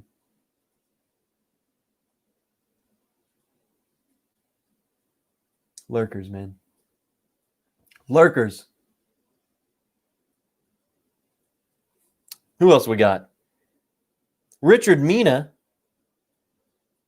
Welcome aboard, brother. You'll be entered. All of you will be entered in tonight's giveaway. So the giveaway, yep. Have you ever have barrel Armada? I'll be totally honest with you. I don't know if I've had any of the barrel products. I've seen some of them. There's definitely a couple of them on the shelves. Usually, like, the price is just what keeps me away from it. Me being friggin' the cheap college dude, I'm like, man, that's a lot of money for something I don't really know much about. So D is Elijah Craig 18. It's freaking gotta be.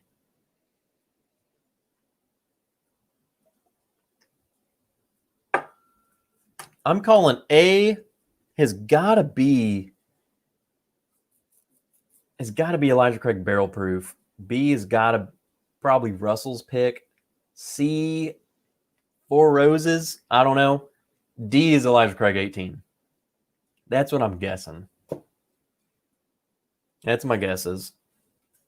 And look, we can find out right now. That's it. Let's find out.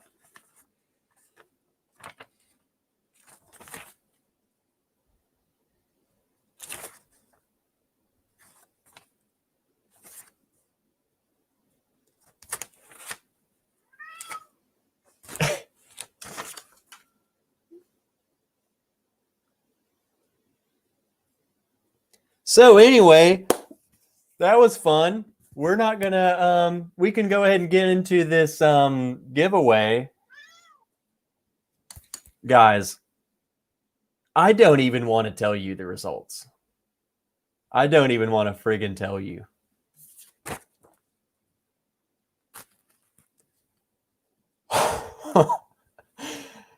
Oh my gosh. I might still be broken. I'll just tell you right now, I didn't get a single one right. And I'm talking not even friggin' close. I'm not going to tell you what A is yet, but I'll tell you right now, I have been on this live and told you that Elijah Craig barrel proof is better than this. And I said this was Elijah Craig barrel proof. This, okay, I can maybe a little bit. Like, you can give me a break here. C blows my friggin' mind. In D, I said this was Elijah Craig 18. I couldn't have been more wrong on so many levels. I'm talking so many.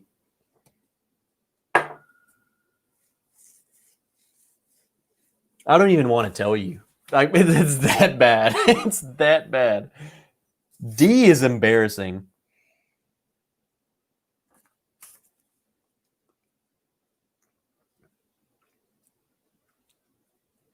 That can't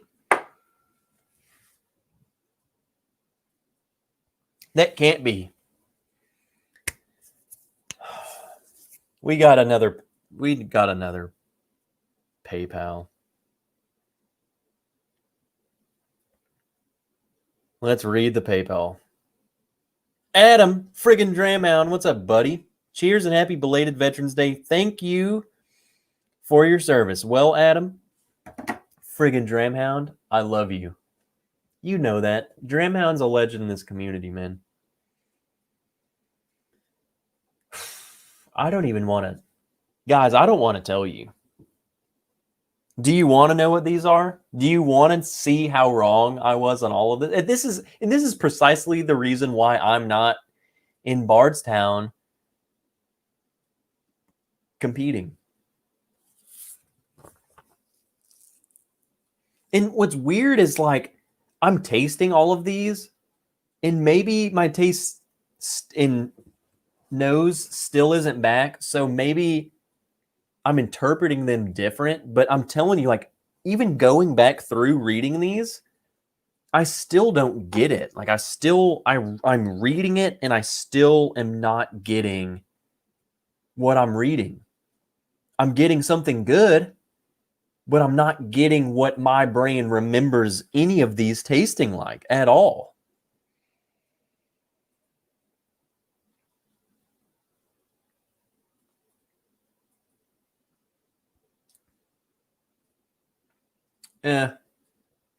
I was wrong. Staring at the word and drinking it. I said was Elijah Craig barrel proof. Stag batch 14. The only catch to that, okay, hear me out before you unsubscribe. Batch 14 definitely is a little bit more towards the Elijah Craig verse than like Stag batch 12 is or something. The batch 14 Stag is like a little more barrely. Okay? That's why I thought it. That's why. But now I'm getting the cherry. Now that when I'm sitting here freaking reading the word Stag, cherry punches me in the face. So I don't know if that's a mental thing. Yeah, Will, definitely more oak. And that's kind of what threw me. That's what made me not think Stag, just because I didn't even think about the batch 14. B, I thought I didn't really even give you more notes of than oakiness and whatever. I said oaky, barely. At first I was saying the Four Roses, but that changed after C. And I started saying Russell's. But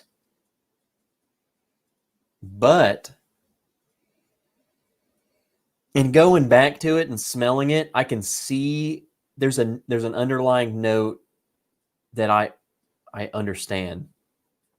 B, I was saying like was Michter's or Michter's. I was saying was Russell's pick is Michter's 10-year bourbon. So maybe I'm tasting the 10-year and I'm not tasting the other stuff, but it's freaking M10. I don't know. I always get what I call marshmallow on the Michter's 10. And now that I just know what it is that when I get it, I wasn't really getting that. So maybe it's like the power of suggestion. Maybe I heard someone say that somewhere, but going back to it, there's this soft fluffiness to it behind the oak and barrel. But yeah, totally wrong. So wrong.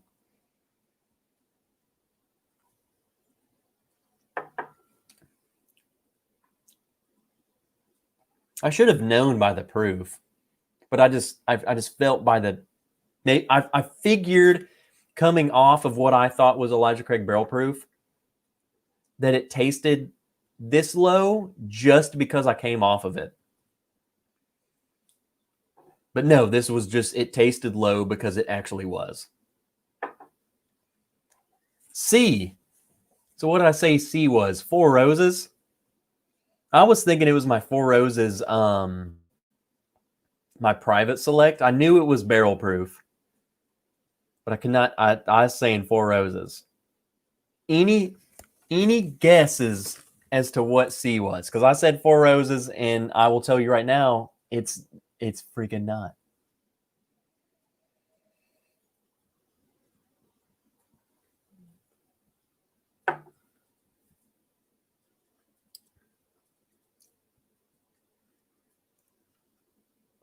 Whatever.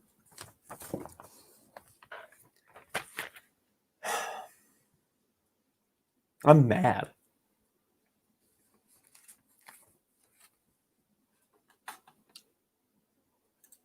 Smoke Wagon, Knob Creek, nope. C is Maker's Mark. DC, no. No. But just remember, everyone's saying Makers because they know I love Makers. So I said A. None of you are getting it. I said A was Elijah Craig barrel proof. C is Elijah Craig barrel proof. Are you friggin' kidding me?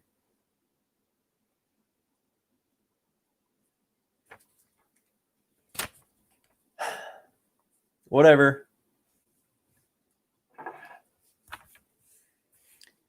D, okay. So I'm already embarrassed, okay? I'm already embarrassed. Austin, stop.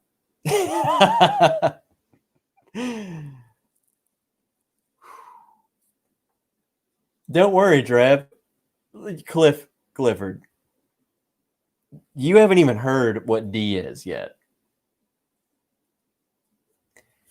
I said D was Elijah Craig. I smelled it and tasted it once, and I said this is undoubtedly is Elijah Craig 18, period. Okay?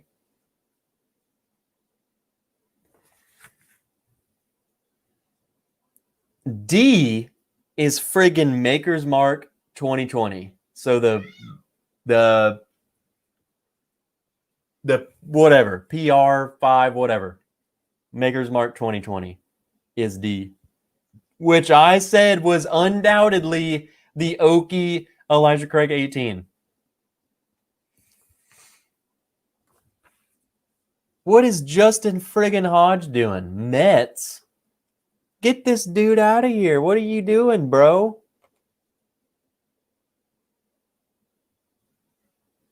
For one, Justin Hodge, you don't spam the chat like that, brother. And two, go Braves. What the heck are you doing, brother? Yeah, dude, what the heck, man? Even going back to this, it's like I almost want to just go pour another Makers just to make sure they didn't mess this up, because this does not, I mean, this, I do not remember it being like this. Mark Griffin, what are you doing? You're the same guy? You're the same guy as Justin Hodge. You have another spoof account named Mark Griffin. And now you're going to say Mets again? Okay, Mark Griffin. Let's find your next account, brother.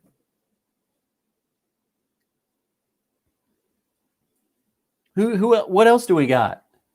Who else is your other account, bro? I'm here all night. I love it. There we go. There he is. There's his third one. Get him. Jalen.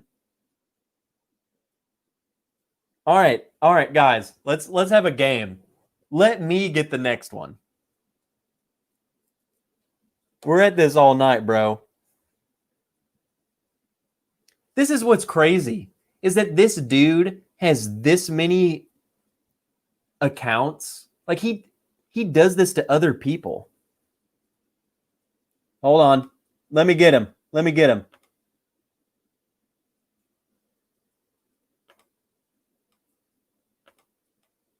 I can't do it. There we go. Bam. I hope Aaron Judge's mom dies of brain cancer. Can we just take a minute? This is awesome, guys. This is actually awesome to have trolls and to have someone, literally his name is, I hope Aaron Judge's mom Let's keep it at all night. Get this guy out of here. He'll be here all night. We're here all night. This is amazing to see people do this.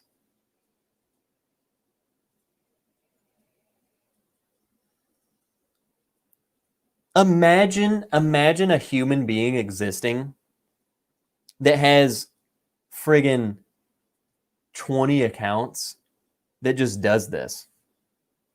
It's ridiculous. I hope you're at least drinking bourbon, dude. Like, what are you doing?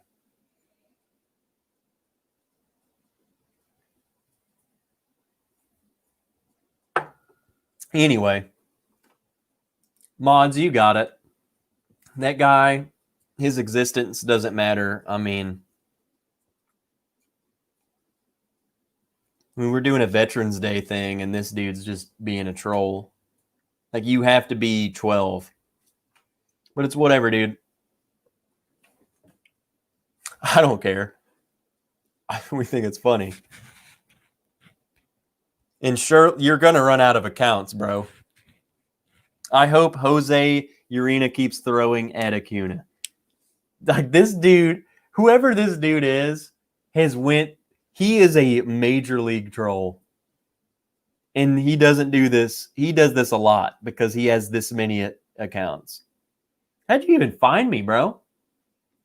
I follow baseball channels. That's how he found me. So, okay.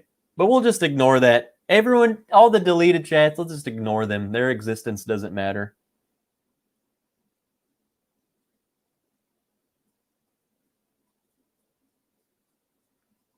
We don't care. Let's just ignore them. Everyone else in this world ignores them. That's why they seek attention elsewhere. So we've given them enough time. He's probably run out of accounts. He's probably making another account as we speak. I got to make another account. What a friggin' loser, dude. When I say veterans fight for your freedoms, I mean all of you, but not that guy. Worthless. Did you rank the flight? Lord Jules, Lurker? I didn't rank them. I guessed what they all were, and they were all freaking wrong. I guessed A was Elijah Craig Barrel Proof. It turned out to be Stagg Jr. I guessed B was a Russell's pick, and it turned out to be Michter's 10-year. I guessed C was, what I say C was? Four Roses. Elijah Craig Barrel Proof.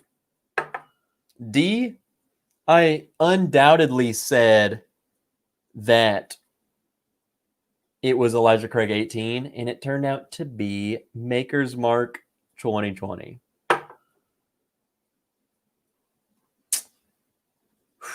So that's what that was.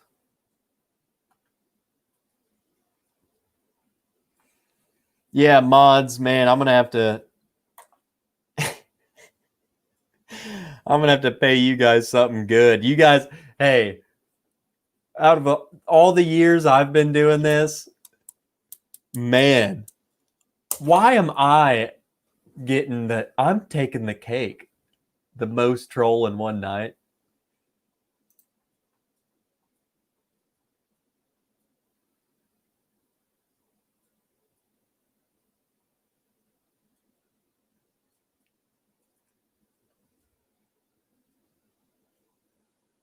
No, I don't know how it works, man.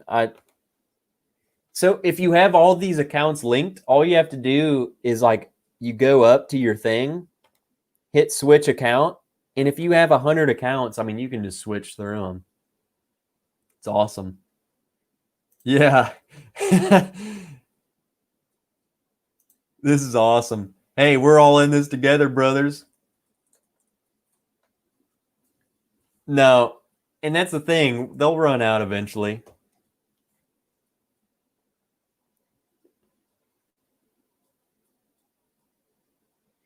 Let's see if we got any more. So we'll start doing, so we're running at the 2 hours mark. And what we'll do, I'll start putting I'll start putting all these names into the randomizer. And then we will do the giveaway because we got 3 giveaways. So while I'm working on that, we'll be chatting. You know what? Screw it. While I'm doing that, Smoke Wagon, and everyone, here's the thing, man. Here's the thing. This dude, just the mods, I love you guys. You keep doing what you do. Everyone else, let's just ignore them. When you see deleted messages, whatever. We don't care about their existence.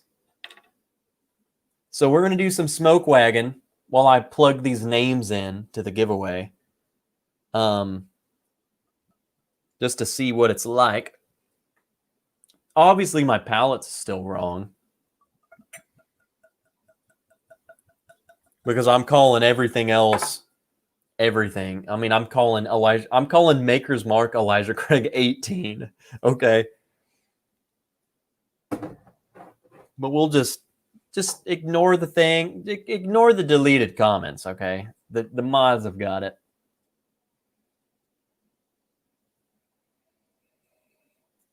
Ooh. So what we'll do, shoot. Let me go to, I'm going to pull open my, I'm going to pull up the spreadsheet. I'm going to start plugging these names. So you still have time for the giveaway.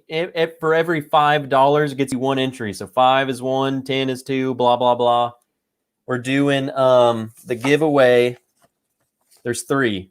Smooth Ambler Old Scout Store Pick from Amy. 2 is a friggin' hitter sample pack from me. And then 3 is a bottle of Buffalo Trace Store Pick, which the ones I've had from there are friggin' delicious. So let's see what we got. Stanley coming back in. Stanley, you're trying to win, brother. Let's see. Nope, that's not what I want. I'm looking for Dram Hounds. There we go. Nope, that's not it. There it is. Let's do it. So everyone, while we're waiting, go ahead and tell me what you've just poured. We're hitting the end of 2 friggin' hours, man, and you guys are still here. What are you drinking on?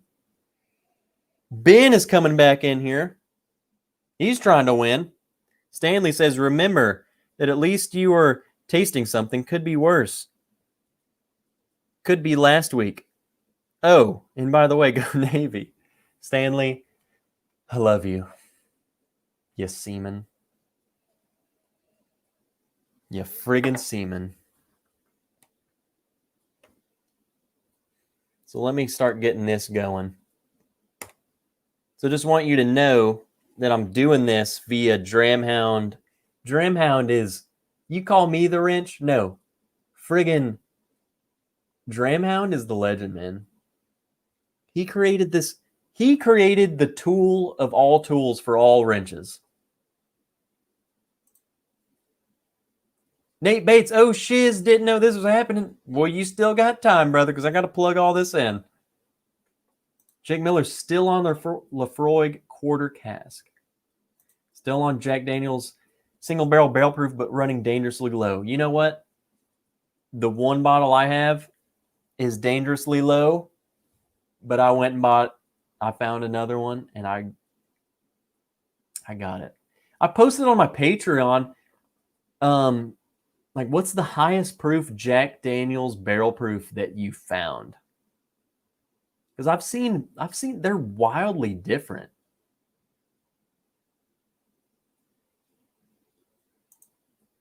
These are Mets fans. They trolled Robbie Hyde's stream. They are What? Graph neck marls? Okay, Red Sox. You scared me at first. You scared me. For one, Boston Red Sox, who the heck are you? And two, how do you know this? And three, welcome. Four, who is Graph neck marls? Five, go Braves. 133. Mine's, I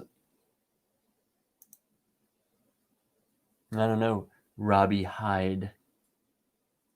Jake Miller, can I donate more and get a second entry? So every $5 gets you. So $5 is one, 10 is two, friggin' 15 is three, 100 is whatever, 20. Math. All right, let's start plugging them in. There they come. Andrew Kelly coming in. Ben Alcorn, bring me Dub Happy. David,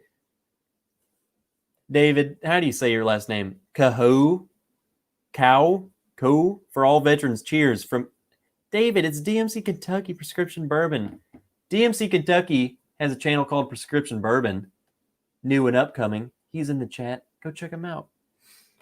Let's start plugging these people in. We're gonna do the giveaway now. I don't want to make you wait. And Steve, Steve, that's what I do. My band hammer. You guys, you should be having fun. Just modding, just banning people. Banning people is freaking awesome. Here we go. Let me catch up to where the start is, and I'll start plugging people in. You're basically just getting behind the scenes wrenching.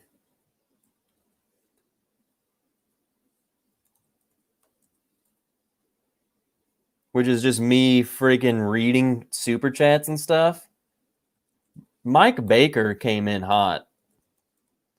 Mike Baker has hit me with the heaviest super chat tonight, so you guys have to beat him. And I'm not even going to tell you what he gave, because you don't even know how many entries he's got, but it might be more than yours.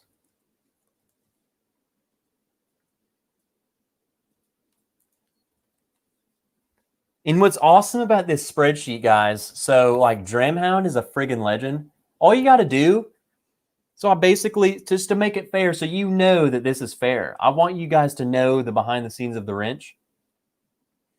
So like here's an example. Austin Feltz. Austin Feltz gave me $10 super chat. So you know what I do? I go to the entries, I hit 2, and it magically makes his name pop up twice. That's how it works.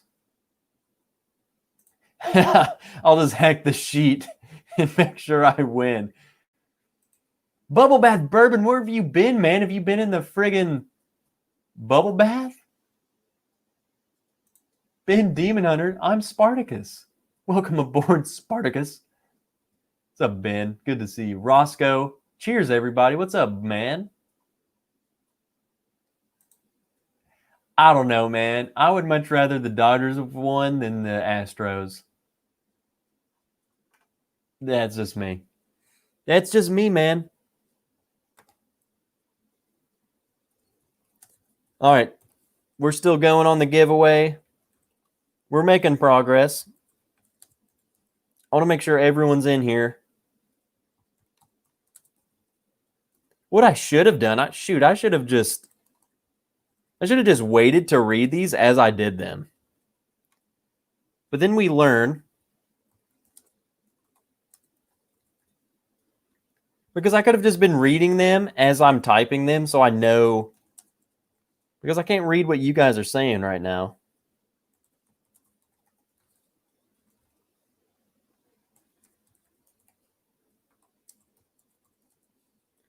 Stanley has entered this giveaway multiple times too, so.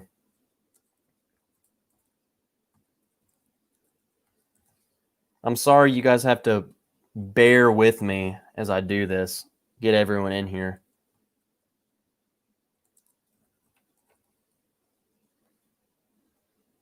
I think I'm getting close to done though. This isn't my first rodeo, so I know how to do this.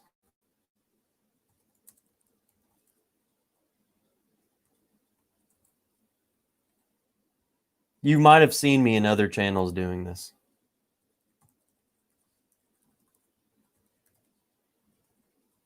All right, I'm nearing the top. Here we go.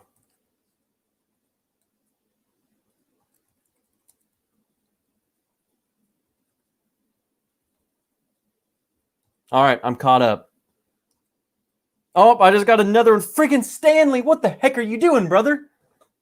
Stanley's trying to win. And Stanley has been on a streak of winning.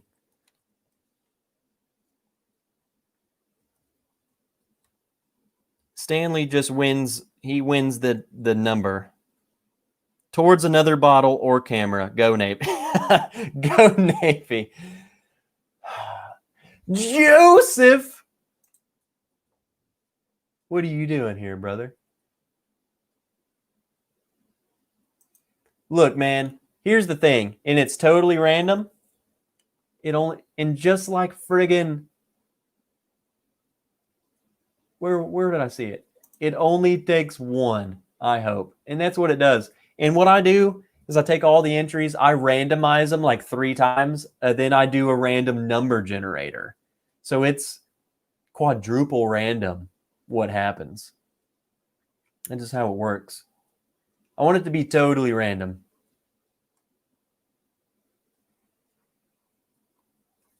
All right. And another thing that I've thought about doing. Here's another thing I want to run by you. If you're not a Patreon, or if you are a Patreon, something you might want to think about.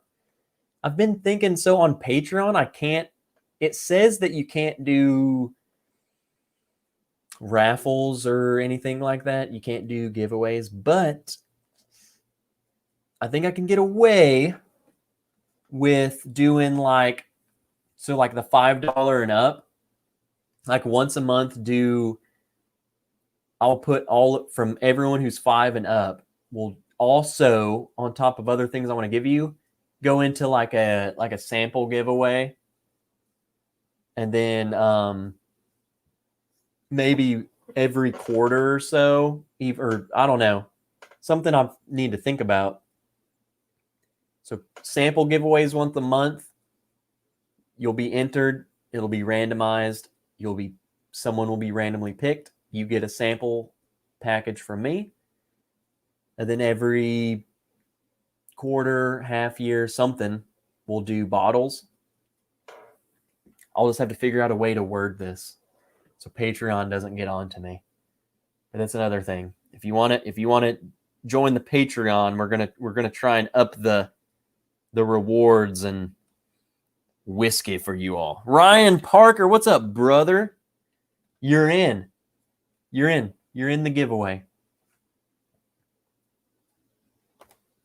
right now. You're in.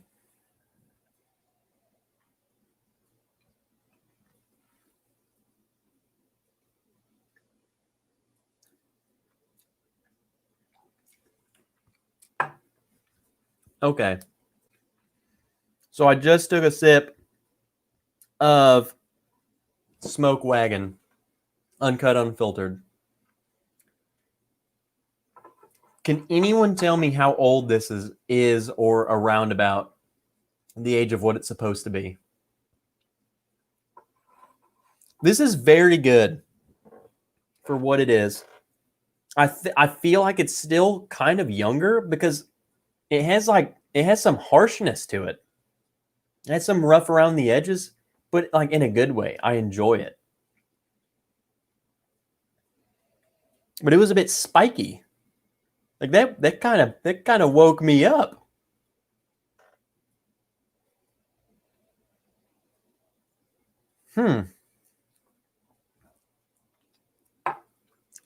The flavor though is very good. It reminds me of I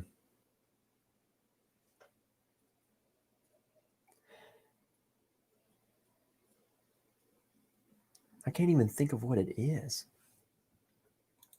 You got the uncut. Damn, my store only had the small batch. Yeah, so my store got all of them. The small batch, whatever the lower one, whatever the cheaper one is, and then the uncut unfiltered. But it sold out instantly. So I had to get Kelsey Dime. I haven't seen him in here, but he's in the Bourbon Junkies group. He was able to pick me one up and reserved it for me until I could get it. Let me pull this back up. Are we still dealing with stuff?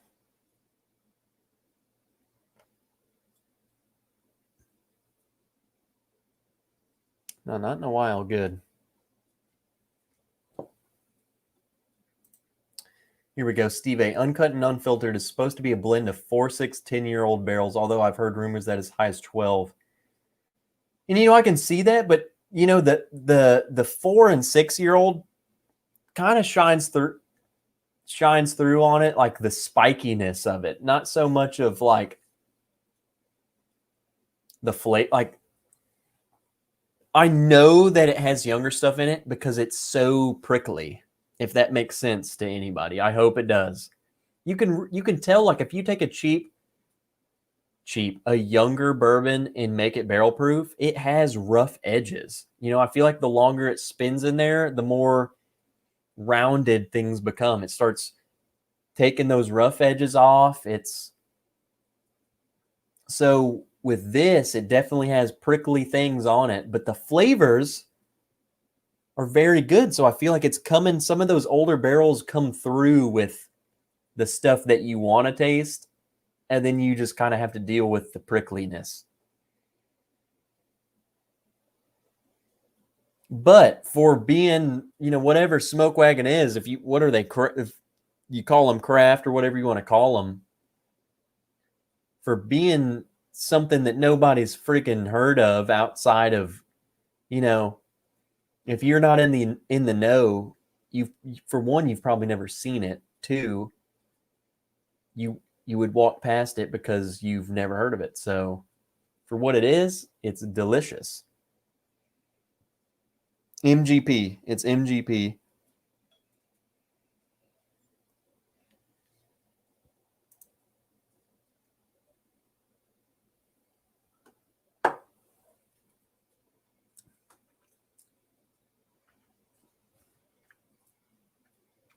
No, it tastes good. It doesn't have like deep, dark flavors like what I would expect coming from like a Stag or Elijah Craig barrel proof. It almost has the lighter four rosy notes, which, you need to just take everything I say with a grain of salt because obviously I'm friggin' wrong. I called all of these things tonight wrong.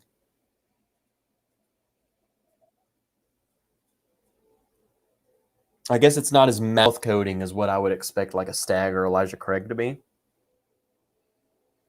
And maybe that's just because it has all this younger stuff in it. Missed it, but what's the proof?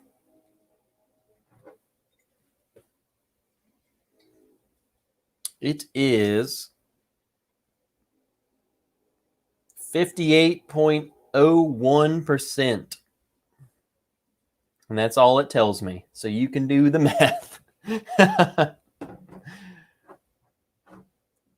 But for one, come on. This bottle is freaking Tell me this isn't the most unique bottle in the game right now. I mean, come on, man. They got a little, I don't even know. That's like a wax seal just molded into the freaking bottle. I think it's awesome. It just looks cool. Like you look at it and you're like, man, I just want to get that. Isn't small batch proof down though? Yeah, it's like, I think it's 50. It was on the shelf. It's still in my store. The small batches. The uncut and unfiltered just instantly disappeared. Uh-oh. When is your first Irish Odyssey night going to take place? For one, dude, Donald, we don't really get Irish whiskey down here. Like, I've maybe seen just regular Redbreast and then just the cheapest stuff imaginable. So dude, I don't know, man. I would love to try. I've heard great things. If I could ever get like an Irish flight, I would do it. Just because I've heard great things about it.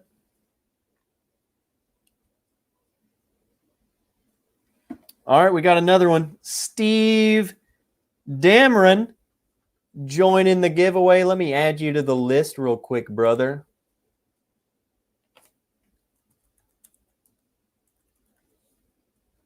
You're entered. Just like that. That's how fast we do it.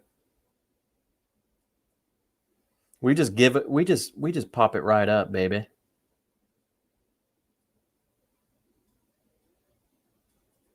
Hold on.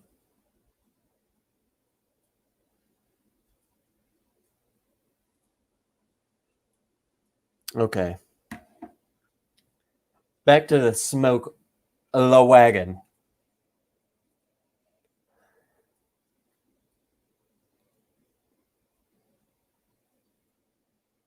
Yeah, and it does, especially just knowing that it's like, I mean, I guess I don't want to say knowing that it's craft, but like normally you see craft stuff and you kind of, at least I do anyway, you kind of go into it, you're a little hesitant with it.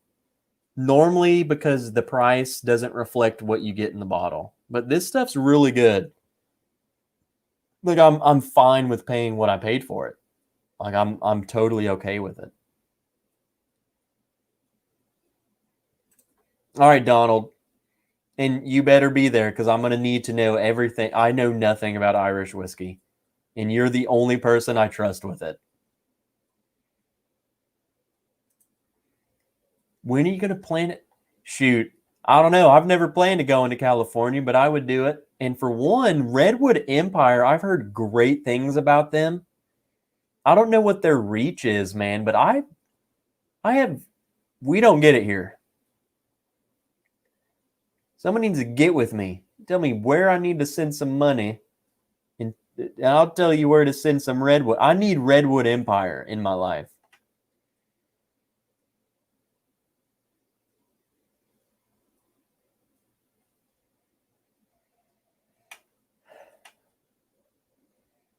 I don't really like Bullet, but their Blender Select is good. I've not tried their Blender Select. I'm pretty fine with like the Bullet barrel proof. Especially, it's like $40 here. I've never seen the Blender Select. I don't know how much that is. Yeah, Joseph, I've heard that too. Redbreast cast strength. I've never seen it. I've tried regular Redbreast and I thought it was amazing. So I could only imagine that I would friggin' love the cast strength. Where in Arkansas are you? CFA. What is CFA?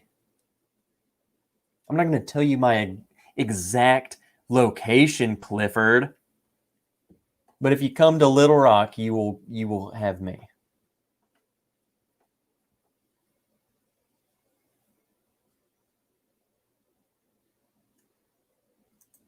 Uh-oh, Tito, I'll send you a flight of Redwood. So I'm guessing that means they got quite a few bottles, huh? I'll do it. And I'll review it. I'll freaking review it. You guys know how my live streams go. I'll review that right here. I'll give you the worst notes ever. Cousin from Alabama. No, this Smoke Wagons, it's really good. And I think I paid, how much did I pay him?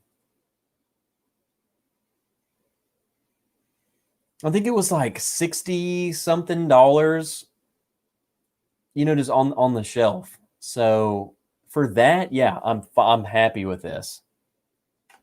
No, I can't tell you that. No, it's not better than Elijah Craig Barrel Proof or Stag Junior if you find it at retail for $60. Or I bought my bottle of Stag Junior, the batch. I bought batch 12 on the shelf last year for $54 or something. So for that price range, I wouldn't say it tastes better, but yeah, I feel like it fits in.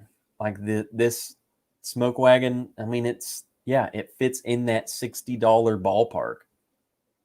I feel like that's usually the range that these companies try and go with their barrel proofs, is the $60 market, and it fits in. I could see someone probably having this and saying, yeah, I like it better than the other ones. Speaking of samples, what did you think of that Drew juice? Drank it all. The Drew juice was friggin' delicious, Joseph. And shoot, I can't even tell you. It was. I forgot what it even was. I know it's something I can't get. I forgot the specifics on that bottle, Joseph. But it was, shoot, I forgot. Joseph, tell me what it was. It was something finished in something or certain batch. I don't know. I just know it's something we can't get.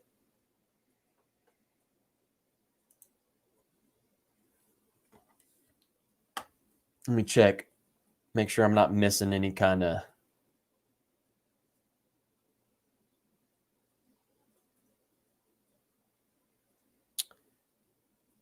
Make sure I'm not missing any of your super chats. And we'll do, okay, so here's the thing. We'll do this we'll do the giveaway in 7 minutes. So it's 10:23 my time. So in 7 minutes at 10:30, at the 30 mark of wherever you are, we'll do the giveaway. You can't get it. There it is. I knew it was barrel, but finished in Malmsey Madeira. See, I don't even know what that is, but it was good. Malmsey Madeira. I don't know what Malmsey is. Part of me doesn't even know what Madeira is.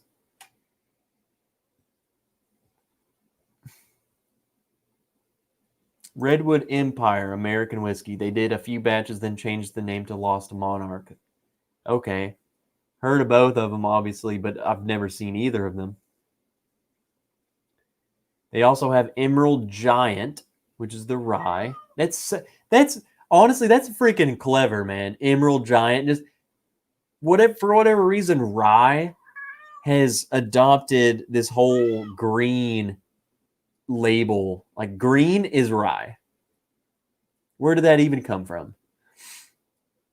In Pipe Dream Bourbon. Fortified wine, like port or sherry.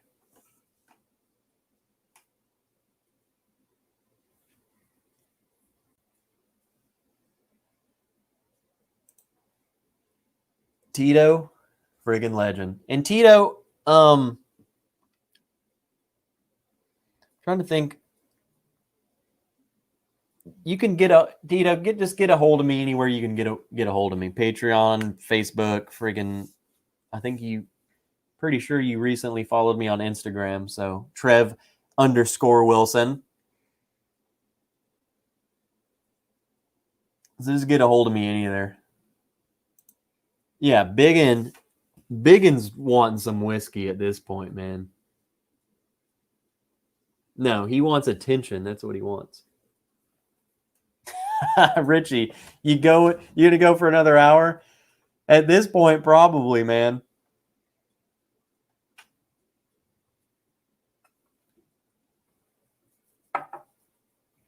No, I'll probably go another 30 minutes. We'll do the giveaway here in You got 4 minutes to get any last minute entries. $5 to the PayPal gets you the entry. Let's see. Let's check out the entries right now. You got a pretty good shot. We got 3 giveaways tonight.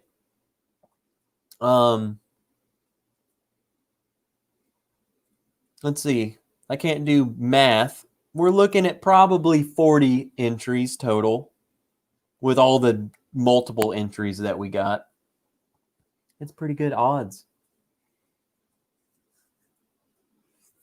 for 3. And here's another thing. So there'll be more giveaways on Wednesday if me and the Mash and Drum go live together, because we're gonna do a big Veterans Day thing then. It's Veterans 2 weeks. All about the veterans, man. Josh Pence just able to get in here and lurk. Hope you're feeling better. I'm feeling much better, and my palate's kind of back. It's back enough to where I can taste and be happy that I'm drinking, to be honest. Like I'm not miserable. Last Friday, I honestly was getting pissed because I could not taste anything. Oh, Dramhound, there you go. 35.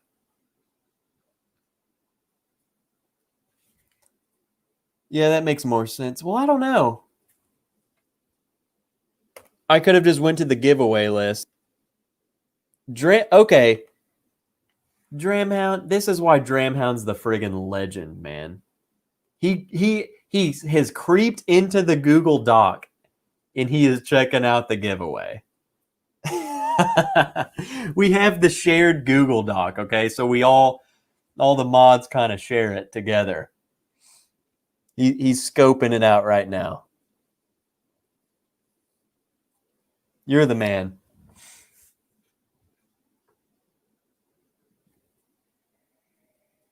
All right, people, you got 2 minutes. This is the 2-minute warning. There we go. We got another one in. You're just in the. It's Stanley. It's Stanley. Oh, Stanley coming in with another entry. All right, Stanley, I got your message, brother. And let me add you. Let me add you again. So you got 2 minutes. Stanley's trying to win. The PayPal $5 for every $5 you get an entry, you got 1 minute. I pinned the comment at the top, and it's in the description to where to do it for the giveaway. We got 3 giveaways. Let me add Stanley again. Friggin' Stanley. That's awesome. I love you, Stanley. Stanley's an awesome guy. And this is a shameless plug while we do this minute.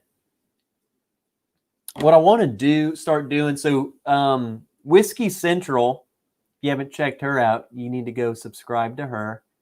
But she did a Google Meet last weekend, and there was like 15 of us in there, man. There was a bunch of us in there, and that's freaking awesome. I want to do that. I'm going to do that for the Patreons too. Open up like a Google Meet, because I just like hanging out with you guys. Like the Google Meets, just hanging out and like actually seeing each other and being able to talk to each other. It's friggin' awesome. So I'm gonna set up a Google Meet, like a Patreon exclusive thing. That'll be awesome. The taster must be good. How does it feel? Jeffrey Wack, dude, you missed it. I think it's broken. I tasted it all, but I tasted it all wrong. So, but I taste things and it's good. What should my next pour be? Another Irish, some bourbon, some scotch, your choice. My choice, Donald, is what you want. So you tell me, what are you leaning towards? And that's what you go and pour. I don't care what it is. But I will tell you, I will never tell you to go pour scotch. But if that's what you want, then yeah, go do it.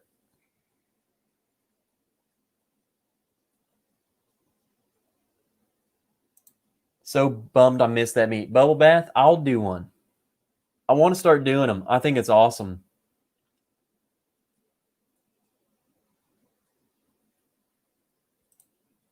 Yeah, I do enjoy that too, Donnie.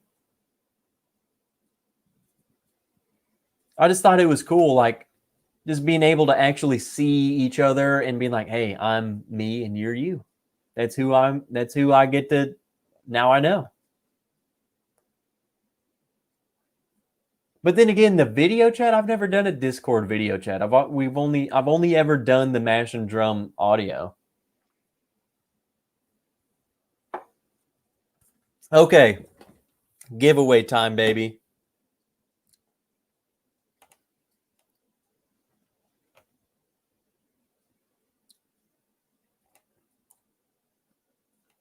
Here we go.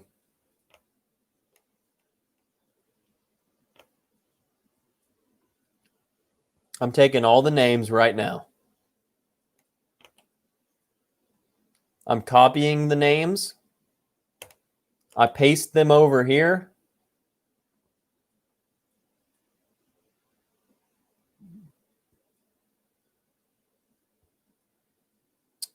Paste that. All your names are in the randomizer as we speak, if you've entered.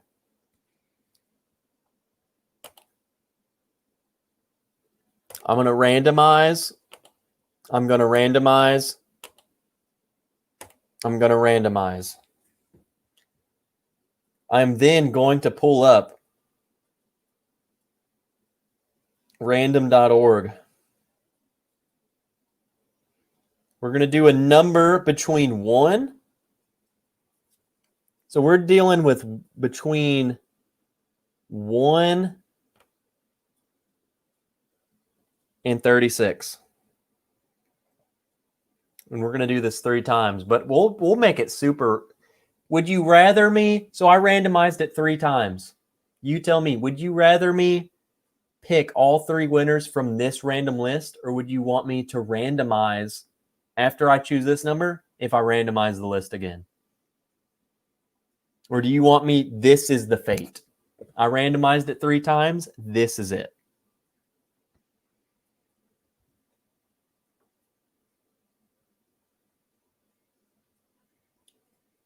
Because that's what we're going to do. Uh-oh. I missed it.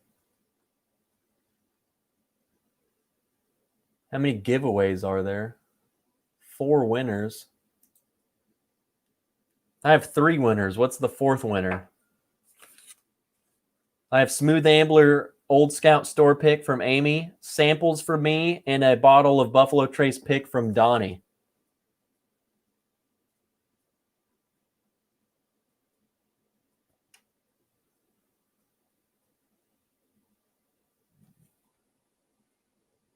Okay, here we go. A bottle of Old Tub. So we're going to have 4 winners. And we're just picking them. We're just doing it from this list.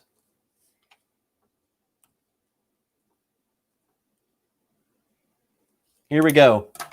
The first winner is number 20 friggin' 4. And that goes to the Old Scout. The Old Scout winner goes to Mike Baker, which I think is pretty fitting since Mike Baker's son is a Green Beret, Special Forces. So, cheers to Mike. Cheers to your son. And now you got an Old Scout store pick, Smooth Ambler pick, whatever you want to call it, going to Mike Baker. Here we go. We won't randomize it. It's the fate's done. We're just randomizing the numbers at this point. Samples from me. Samples from me. Goes to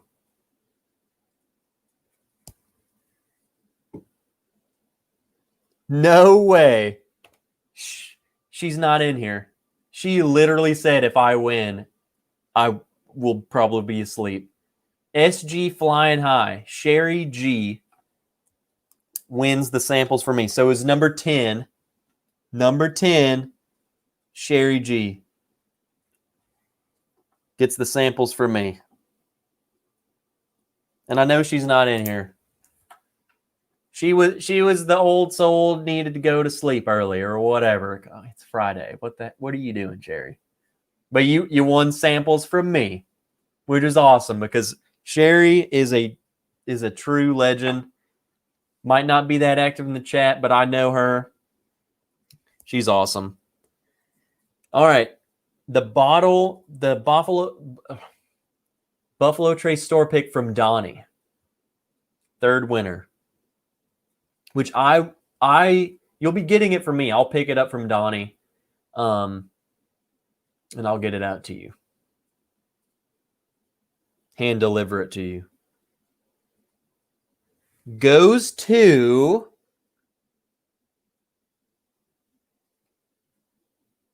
number 30, Brian Scott. Are you in here, Brian? You get the Buffalo Trace store pick.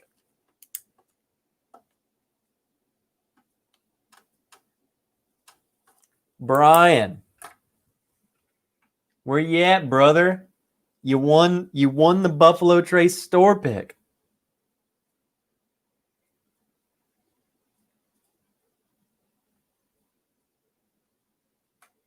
All right. Last one, last giveaway. The fourth bottle. Some old tub. Some good old tub. From the bubble bath. Let me put that next to you. And if you haven't checked out Bubble Bath Bourbon, dude, you need to go check out his channel. The dude reviews this stuff in the friggin' bath. For one, I don't care who you say you are. I don't care how manly you think you are or how I don't take a bath. Go get in a bath. Treat yourself. Get in a hot bath and relax. You won't regret it. 2, drink some bourbon in the bath. It's good. Bubble Bath Bourbon, his stuff's funny. I don't even know if you're trying to be funny. I just think it's funny. He gives you actual tasting notes. He gives you actual things in the bath. And it's awesome.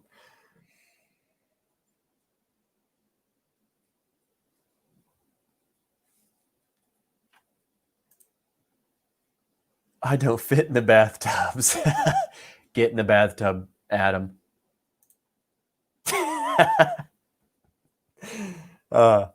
No, I thoroughly enjoy bubble bath bourbon stuff. And for one, I drink bourbon in the bubble bath before I even knew bubble bath bourbon existed. And it's a thing. Just try it. It does taste different in the bathtub, Donnie. Okay.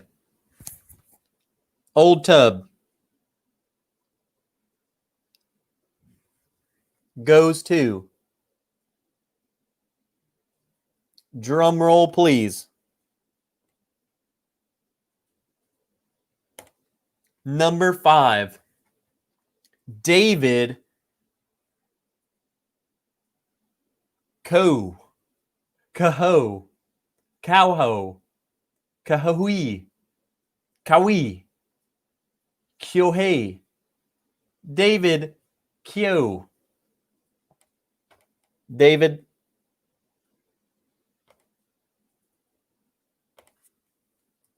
You won. You won to Old Tub. He's not even in here. I tried to tag him just so I could spell his name right. I don't know how to pronounce that. But David.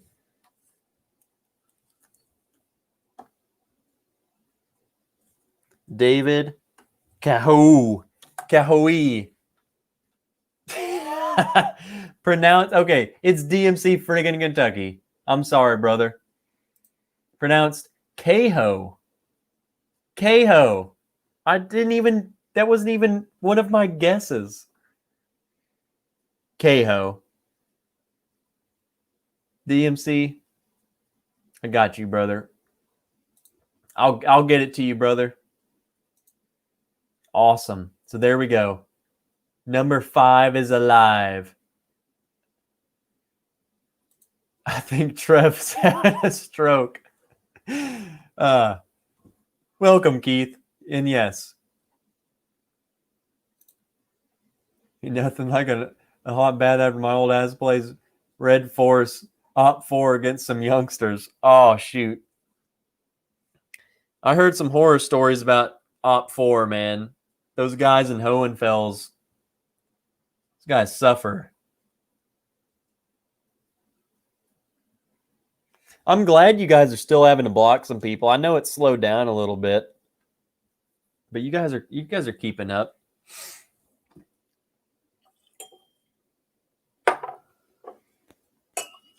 So as we always do, we'll go for another 15. And what I did was I literally just blended all of the blinds tonight. And that's what we'll just kind of finish the night off with. It's literally Stag Batch 14, Michter's 10-year, Elijah Craig Barrel Proof, and Maker's Mark 2020. That's the blend.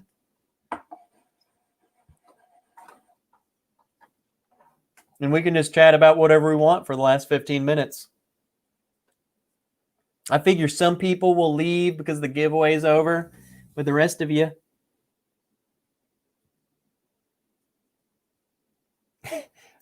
DMC, I'll donate my old tub to Stanley for the Navy guys.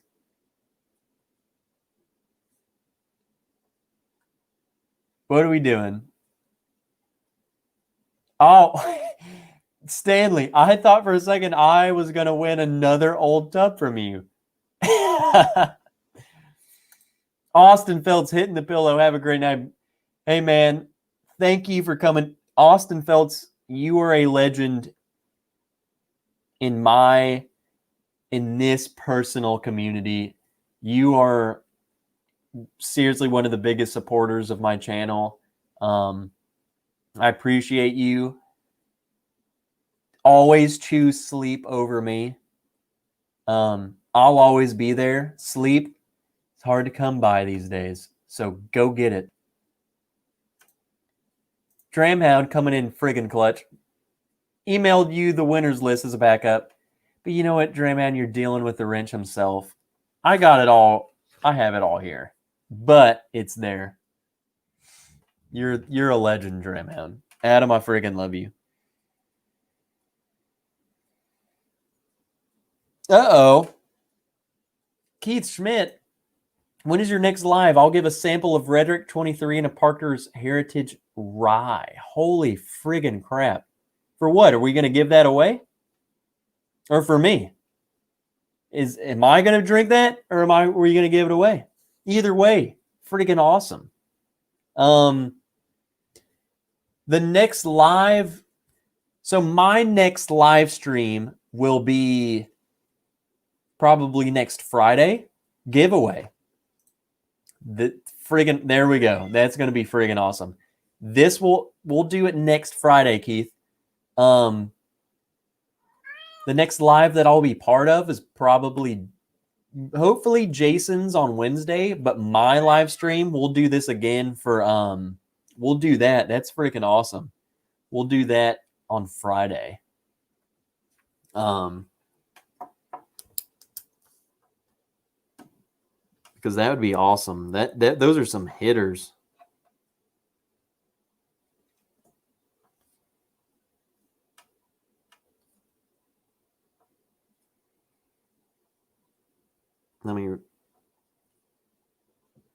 Just so we're drinking something heavy right now, so I gotta write it down so I remember.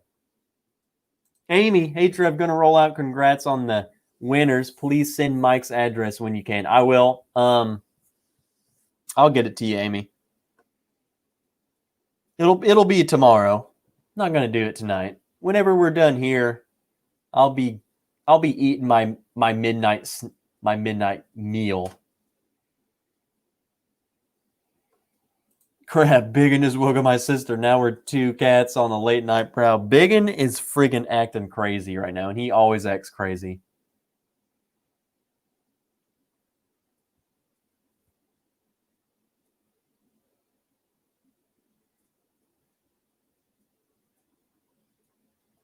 I feel like I'm missing stuff. I'm reading people's chat, and I feel like I'm missing stuff. Okay.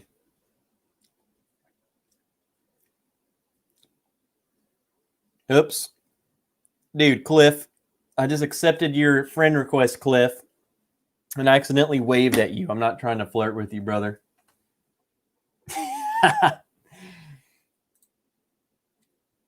Now I have to say to my wife, so this guy I really like online told me to take a bubble bath with bourbon, so just deal with it. Kevin, dude, just do it.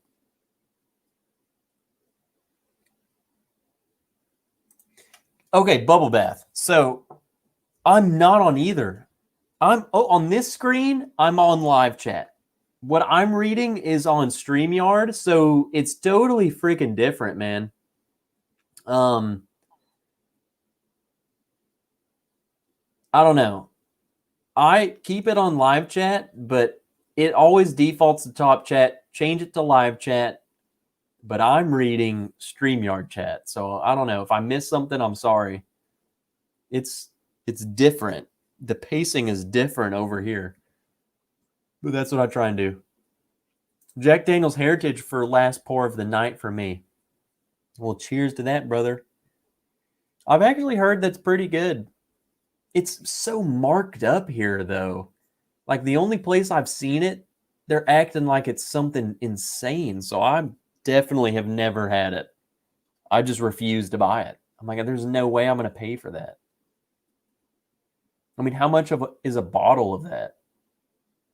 We're talking major markup at the store that I've seen it at. We're talking hundreds of dollars. Like, who does that? No, I'm not going to do that.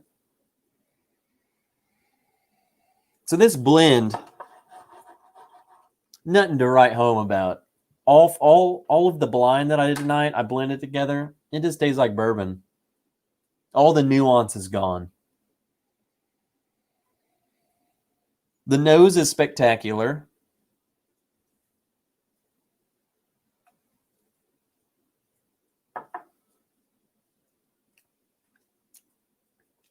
The taste is literally just barrel-proof bourbon.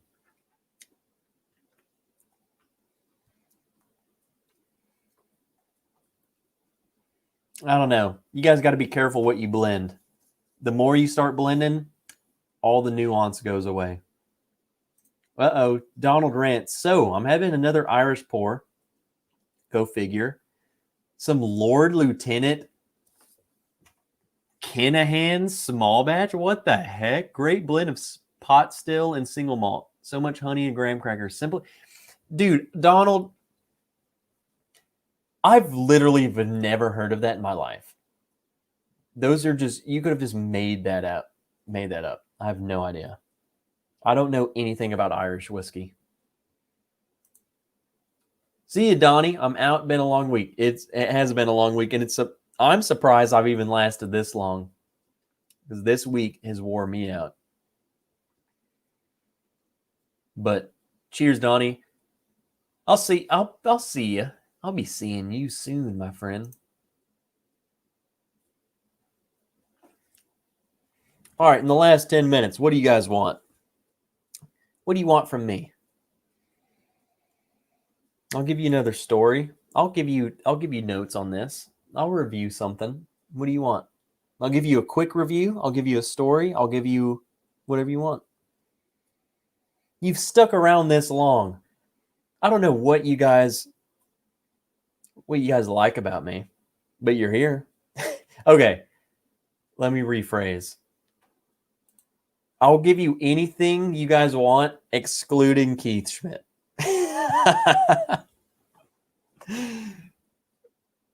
Excluding Keith. Keith is how people die. Keith encourages, and DMC, you're excluded. Bubble Bath, you're excluded. For one, I don't own that, nor will I ever.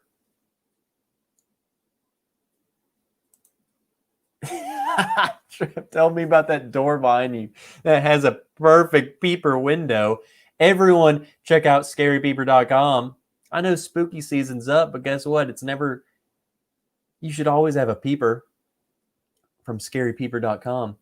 No, dude, Scary Peeper. This door just goes to the garage, and it's the perfect peeper window.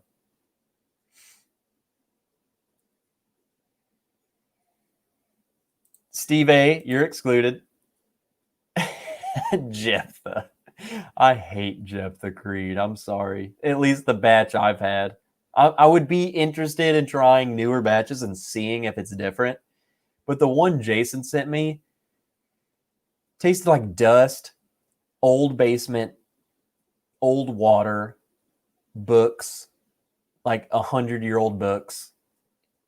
Just dusty nastiness. Why do I feel like I've never seen a bottle flip from you? Because I never have, Andrew Kelly. What am I going to flip, dude?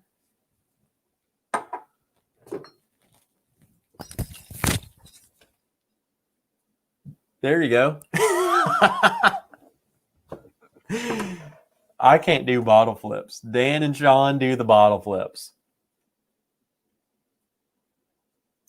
There you go. Okay. Michelle! Welcome aboard. You missed everything, but I love you. You know I love you. I love you and William. I hope you guys are doing good. I hope you guys have had at least a little something to drink tonight.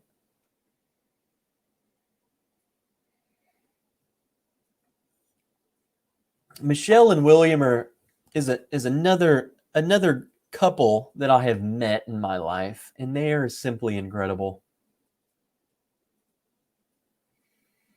Cool 62 Chev wants army stories. Dude, I can talk stories all freaking night, so you're going to have to narrow it down, man. We can go into little extra innings. What kind of story do you want? I have all kinds of stories. I have basic training stories. I have unit stories. I have war stories. I have every stories. I have all kinds of stories.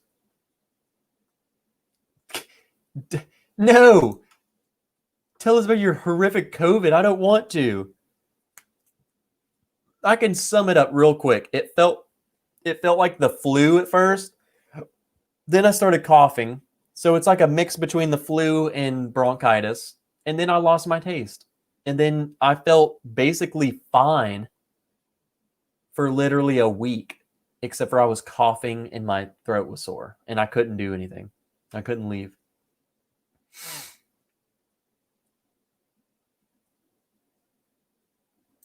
Throw the bottle of Blanton's. Was that a flip?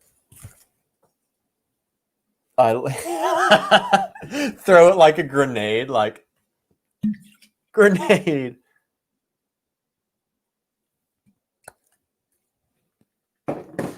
Veterans Day. Okay. Let's see. Everyone was big in story. Did you go? Yeah, I was at Munich. I went to Munich. I went to Oktoberfest. Was pretty drunk there. Loved pics from of your squad from on Patreon. So yeah, okay. Cool 62 Chef wants a basic training story. I'll give you a basic training story right after I answer this. What's the purpose of the bottle flip? I only flipped that because I was confident that I would catch it. Otherwise, I would not. Nor will I do anymore. I love you, Jen. I was confident that I would catch that. I've only flipped ones that are low because a full one, I don't know. I would never do that. Also, Dan and Sean. Okay. Basic training story. Oh, shoot. Cool 62 Chev. Okay. I have a good story that I enjoy telling this one a lot about basic training. And it wasn't me. I mean, I could literally talk for the next 3 hours about basic training alone. I just have I can talk about anything about it. One of the best stories though, and it sounds like something you would see in like Full Metal Jacket. So when you went to the DFAC, so the dining facility, when you would go there, you would go in and then you would literally grab your tray at the very front of the door, and then you would stand, like you would go sideways and you were shoulder to shoulder with everyone and you would just shuffle. I mean, you just looked at the wall and you would shuffle all the way to the line, and you'd get up to the servers, and they would always have 2 meals. And you didn't get to choose which one you got. It would be something like fish and chicken. And the servers would put fish on this tray, chicken on that tray, fish on that tray, chicken on that tray. And they would just alternate the meals, and you would just shuffle along. And when you got to your thing, you would pick up the plate. Whatever plate you got is what you freaking got.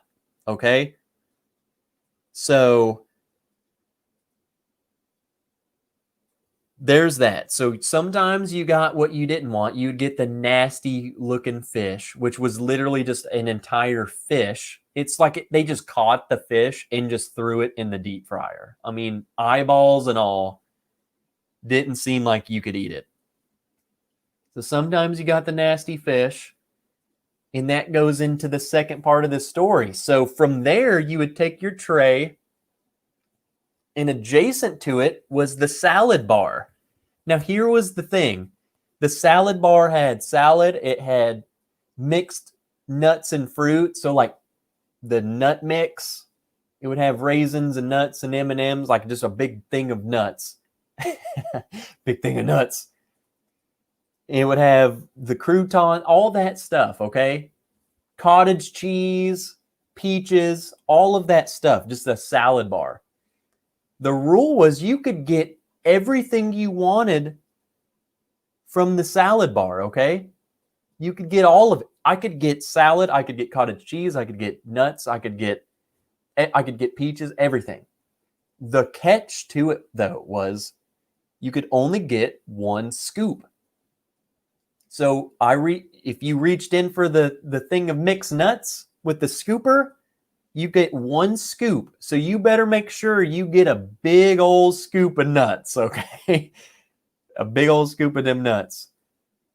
And you put it on your tray. And then that's it. You put it back. If you go through, if you go in and you only get a couple of the nuts, it's it. Okay? The rule is you don't go back for seconds. Okay? Then I saw something. Where did you go to basic? In the middle of the story, Fort Benning. Infantry, all infantry units if you join as infantry, you go to Fort Benning. Hell on earth. Which I feel like everyone at Fort Benning thinks that every other place is a joke. And I'm gonna stand by it. If you went to Fort Leonard Wood or Fort Sill or wherever, I don't even want to hear it. So that's the backstory. You get 1 scoop. So this had to have been the first or second week. This was really early on in my thing, right? And I'm going in line. I'm going in the salad bar, and literally the dude next to me, I can't remember who he was. He reaches in for the nuts, and he he grabs the nuts and it like slips and he spills all of his mixed nuts. Okay. And you want the mixed nuts. He spills the mixed nuts and he panics. So he puts it on his tray and he's like, well, I only have a couple nuts now and I need all the nuts. So dude goes back for another scoop of nuts. Okay. And I've told you right now, you don't go back for seconds. And he went back for seconds. He goes back for seconds. And the friggin' drill sergeant, I mean, there's like 30 drill sergeants, okay? They're everywhere. You can't avoid them. Drill sergeant sees this dude go back for another scoop of nuts and loses his mind. I mean, he sprints over there in his face, knife hand at the ready, yelling, why do you want the nuts? Why do you love nuts? You really want a mouthful of nuts, don't you? He grabs the whole tub of nuts, okay? You lost your mind, Private. Private, you really want these nuts? You must be hungry, aren't you? He takes the whole freaking the tube of nuts and dumps it on his tray. This dude has a mountain of freaking nut mix. I mean, he's full nutted, okay? Full mountain of nuts. And he said, if you are going, since you're so hungry, you're going to eat every last nut off of this tray. If you don't finish the nuts, then I'm going to smoke you until you vomit all of the nuts up. He said, I'm going to get my nuts back. Either you're going to take the nut or I get the nut. Okay. Take that as you wish. And, basically that's the last I saw of that guy. He took his tray of nuts and I don't know what happened to him. I don't know. Obviously, I didn't see him getting smoked and vomiting the nuts, but I did see him carrying this 15-pound tray of nut. I'm talking, I wish you could see it. It was the full mountain. I mean, he had all of his, and it was on top of his food. He just poured the whole mix everywhere. Okay. I don't know what happened to the guy, but yeah, that stuck with me. And that's how I made it through basic training. So that point goes into my next story. So as infantrymen, we do something called like the bayonet march. And it's during basic training, during infantry training, we go to basic and then we do our infantry training at the same place. It's called OSUT, one-stop unit training. Other units don't do that. They'll go to basic training, they graduate basic, and then they go to AIT somewhere else. AIT is where you advance individual training. That's where you go and learn your job. But as infantry, I do basic, and then we had a weekend off, so family got to come. You got to go out, hang out with your family, and then you came right back to the same place, the same drill sergeants, and then it was your infantry training, and it was no different. Some AIT it's like life is good, but for me, it was like basic training plus another 4 months of basic training. Okay. I mean, they treated you like you were still worthless. But at the end of it, we did this like 15-mile ruck march. And at the end of the ruck march, they took us to a place called Honor Hill. And it's a place like a tradition for infantrymen to go to Honor Hill.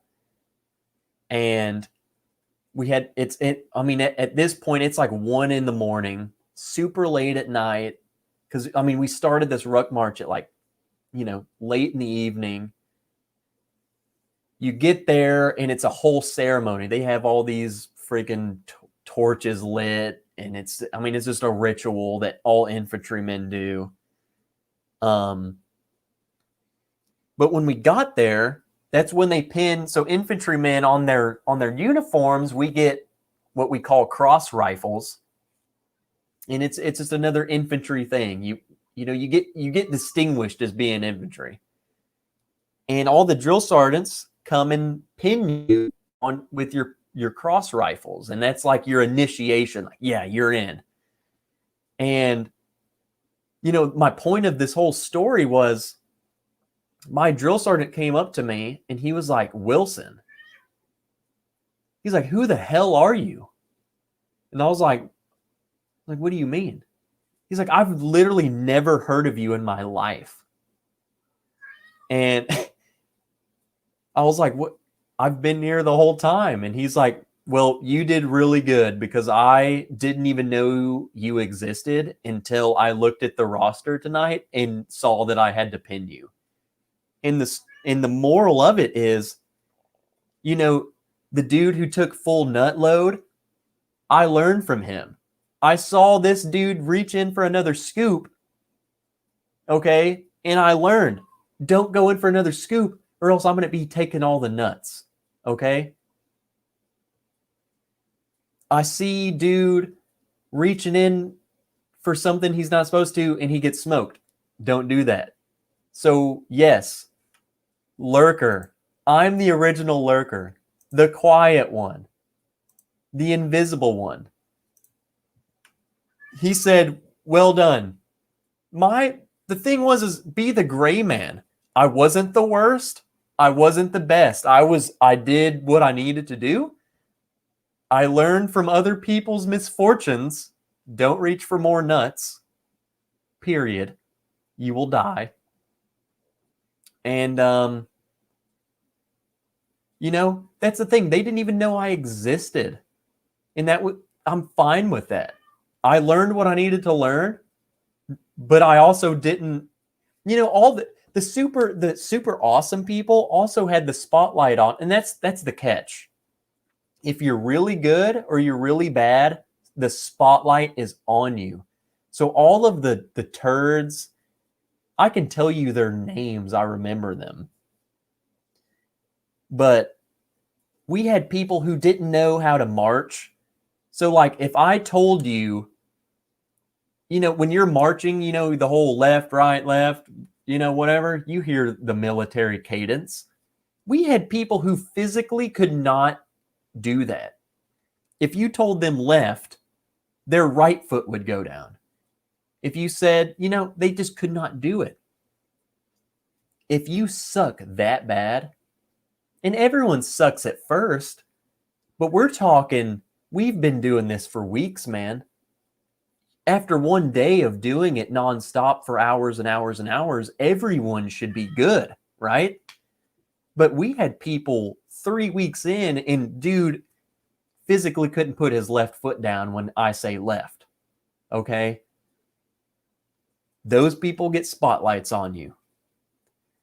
Also, the people who are jacked and ripped and massive and they're doing super awesome on PT and stuff, you also have a spotlight on you, because it's like, hey, this dude's really good.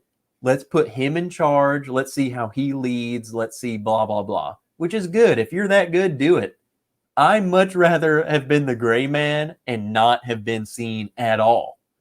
I don't want them to know who I am. I don't want to be critiqued, because those people who are really good, the moment they messed up, the spotlight's already on them, and they see it, and they see you mess up, and they punish you.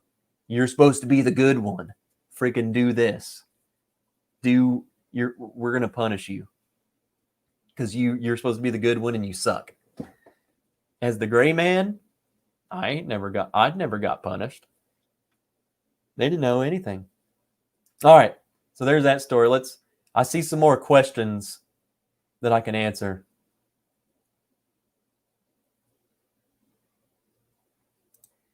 Can you go both? Go another hour? If I start talking stories, I probably will. Yeah, the drills we're always given the try hard shit. Yeah. I mean, it is what it is. Drill and ceremony sucks. Had to leave for a second, came back to full nut load. Kevin, you missed it, man. How are MREs? Okay, there we go. That's what I like. If you want questions, if you have specific questions about it, I'll do it. This is the end of the show, man. All the OGs are going to stay, the rest will leave. But if you want to know things, this is where we talk about it. MREs, man, like in basic training when we had MREs, I feel like they sucked just because I didn't know how to properly use them.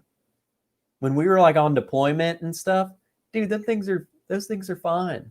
Once you know how to do the MRE, they're good. Especially when you know how to open a box and discard the ones you don't want and get the ones you do want. Yeah. Yes, all about the 4,000 hours, which I'm coming up.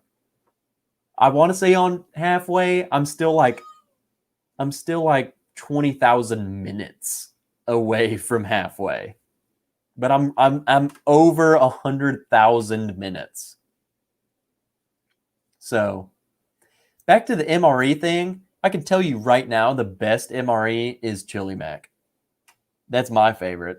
For one, it comes with the meal itself's delicious. Two, it comes with the best sides. I think it comes with like Skittles or something. You want when you're sucking and you're hating your life, Skittles and M&Ms, those are the things you want in your MRE. The cake, the ones that have like the lemon poppy seed cakes and all that stuff. Yeah, you want that. He's coming in clutch. Miss Dash and Tabasco does MRE good.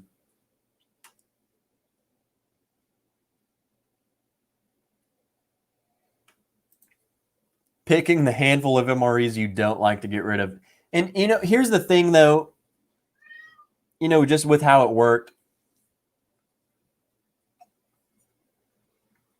So basically, like, at least in our squadron, like we're a striker. I got to let my cat out. Bear with me. Come on.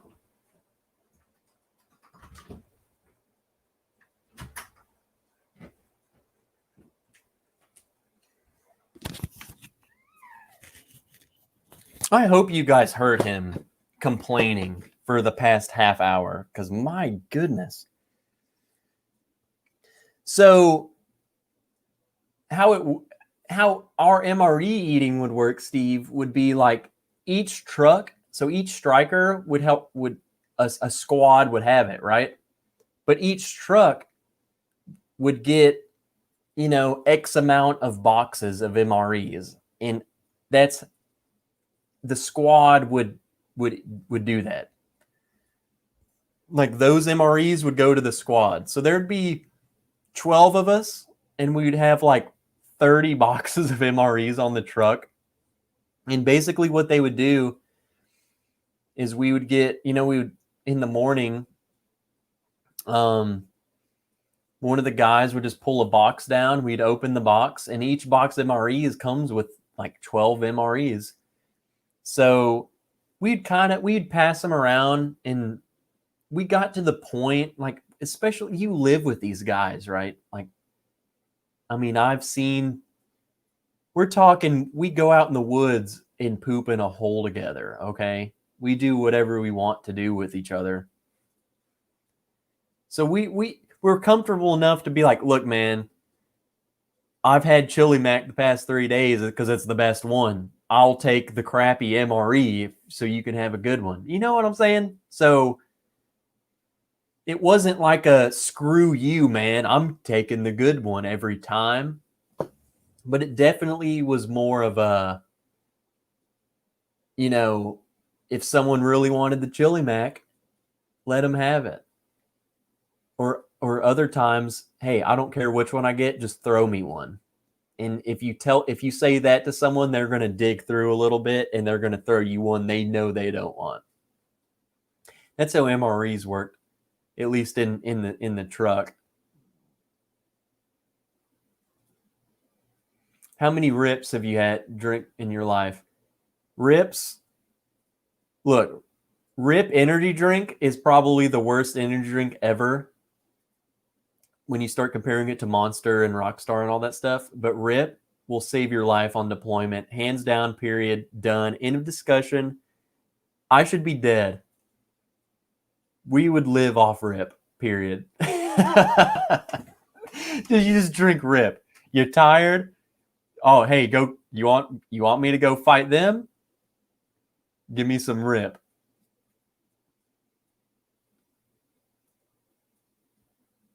Can't you petition watch time?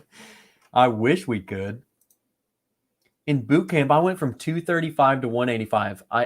All I ate was PB&J and cereal. Also broke my arm in drill because somebody tossed a rifle after halt and had to leave my first. See, and that's what's weird, man. Like just seeing like the differences, and Stanley obviously went in a different era of basic training. Like PB&J, I didn't have a single PB&J in basic training. Like, what? I feel like, yeah, in that regard, I feel like if you compare my basic training time to probably Stanley's, it's probably glamorous, okay? If you see the things that I was able to eat versus what he had to eat, it's probably like, dude, what, you didn't suffer at all. You guys are eating freaking chicken and fish and burgers and having a good old time.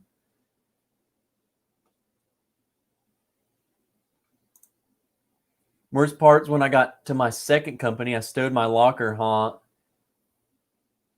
What made my rack perfect? When the DI saw it, tornadoed the barracks and left my stuff alone. I was hated. Okay, that's another thing, another story, Stanley, you reminded me of. And so Stanley can confirm this. So how the barracks, let me drink some more. We're all drinking bourbon, right? Is everyone drinking? You guys, everyone's still drinking, right? We still got 39 of you in here. The 39 of you are here for stories, I guess.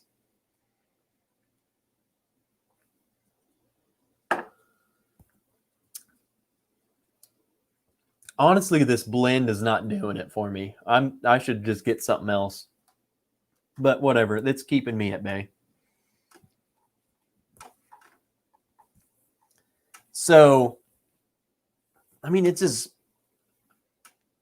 too much. It's too many different things. Like there's no nuance to this. It literally just tastes like bourbon. And I know I say that a lot, but there's no nuance. It's just caramel and sweetness and nothing else going for it. So, as Stanley kind of hinted at, the room is like an open bay, right? It's just a big rectangular building. There's at least me, bunk beds, right? There's like bunk beds over here, and on the other side of the room, bunk beds. And in the middle was this outlined area. It was like, I forgot what it's even freaking called, like the kill zone, or I don't know. It was an area that no one walked on. Okay. It was outlined. It was like a black rectangle in the middle of the room. And that was where the drill sergeant walked. Okay. No one walked on it. On either side of that black area were the bunk beds. In the bunk beds, our racks had to be, I'm talking freaking perfect. The hospital fold in the sheet had to be precisely 45 degrees. If it was 46, you're dead. You're done. If your boots weren't positioned to where the very tip of the toe was right on the corner, like the room is tiles. If it wasn't right on the tile, you're done. You're dead. If someone forgot to lock their locker, done. If So not only did you have to make, hospital folds and stuff, but so you've seen in movies like these military bunks. So you had to fold back your sheet and you had to make like this rectangular, I can't even talk, rectangular. So you had your green army normal sheet and underneath it was your white sheet. And the white sheet had to be over the green sheet and you had to fold it to where it just looked nice, right? But you had to look, they wanted to go down to the end of the bunks and they had to look down the whole aisle of all these people. And it had to be a perfect line all the way down. So if this person's rectangle was here and then the next bunk was like slightly folded more or folded less, done. Okay? So everything had to be exactly the same. Everyone's folds, everyone's bed had to be the same. Now, how I cheated the system, here's where the real story comes in. How I cheated the system. My battle buddy, he was dropped from training for stress fractures. So that means I had a whole bunk bed to myself. So what I did was, instead of sleeping in my bed and having to wake up and make it every morning for inspection, stupid, I made the top bunk of my bunk bed perfect. I mean, I made it perfect. Didn't touch it, didn't nothing. What I would do though was the locker that had all of the extra green army, blankets was right next to my locker. So what I did was every night I would pull out a green blanket. I would go to my bunkmate's empty bunk. It was just a mattress and I would sleep on the mattress. Just me, the mattress, and this green blanket every night. That way, every morning I woke up, my technical bunk was made perfect. I never had to touch it. And, people probably weren't happy that, I was taking my time in the bathroom and the showers while they were having to make their bunks and stuff. But hey, that was the hand that I was dealt. My battle buddy left me. So I'm going to take his freaking bunk. Yep, exactly. And I won. I won for it. I'm sure I'm the only person in that bay in my whole basic training class who even remembers that. Okay. I'm sure none of those other guys remember, oh yeah, Trev, friggin' dude didn't ever make his bunk. Dude never. He made his bunk like for 3 weeks until his battle buddy left. No. I just knew how to do it. I played the cards that I was dealt. There's a private in basic training with me who could not make his bunk. One day, we were in formation when a mattress, sheets, blanket, and pillow came flying out the third floor. Dude, Jerry. So that never happened. So the beds and bunks never happened to my platoon. So for all of you who don't know, a company, so your basic training company is who you're with. And a company in basic training is 4 platoons. And how it was set up was there would be 1 platoon upstairs and then 1 platoon downstairs. There was a whole area down, like an open area, and that's where we always formed up in the morning. And for everything, really. It was like a U shape, a U. So each side of the U, like the long parts of the U, were the platoon bays. So each platoon, there's a platoon upstairs, platoon downstairs, and then a middle area. And so there's 4 platoons. Each platoon has their own drill sergeants. Each platoon had 3 drill sergeants. Any drill sergeant could come and freaking yell at you, okay? But my platoon, never once did they mess up. Like they never tipped over a bunk or threw mattresses. But the platoon, so like 4th platoon or 2nd platoon across the way, I remember we were doing something like we were cleaning weapons or something. And they got in trouble for something, and they were made to bring down their entire bunk beds. I'm talking all 50 of them had to bring down the entire bunk assembly. They had to bring down every mattress, and they had to set up all of their bunk beds with sheets and everything. I'm talking they had to set up their sleeping arrangement outside. So we're sitting there just cleaning weapons, and for hours, these fools were trying to figure out how to get this crap down the stairs, set it up, and then they had to go get their mattresses for hours. And we're just over there like, oh man, like we really need to just behave, because I don't want that to happen to me ever in my life. And then as soon as they got it finished, he comes out and he's like, yeah, that looks great. Now put it back. Put them all back. Perfect. So there those fools go for another 3 hours, disassembling everything, carrying it back upstairs. Yeah, I'm glad that's never happened to me. That would have sucked. That would have sucked so bad. Bubble bats. Okay, put it back. This is the same platoon. Shoot. This was well into it, right? And anyone who's been to basic training, you know that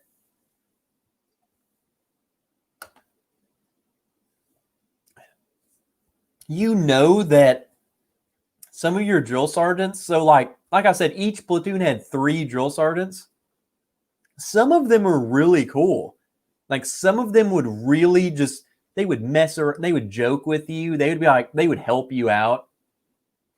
But others, I mean, they would smoke your balls off, man. They would just look at you and be like, what are you looking at? And I'm like, I don't know, drill sergeant. And then they would just attack you. Like, just stupid stuff. Like they just hated you. And so this was well into the training. And, once after a while, only one drill sergeant would stay with the whole company during the nighttime. So during the nighttime, we'd get to write letters. We would work out. Towards the end of training, you do pretty much anything you wanted, And so we had a time we were writing letters, and it was a cool drill sergeant who was on duty. And I remember he came into our bay, and I forgot what had happened, but he told us, he said, if you guys want to know, he comes in the middle, and he goes, you guys know I'm cool. You know that I like you guys, and I want you to succeed. If you want to know what will happen to you if you get onto my bad side, come downstairs and look at what I'm doing to my platoon. And he walked out of the room. And we were like, what is he doing?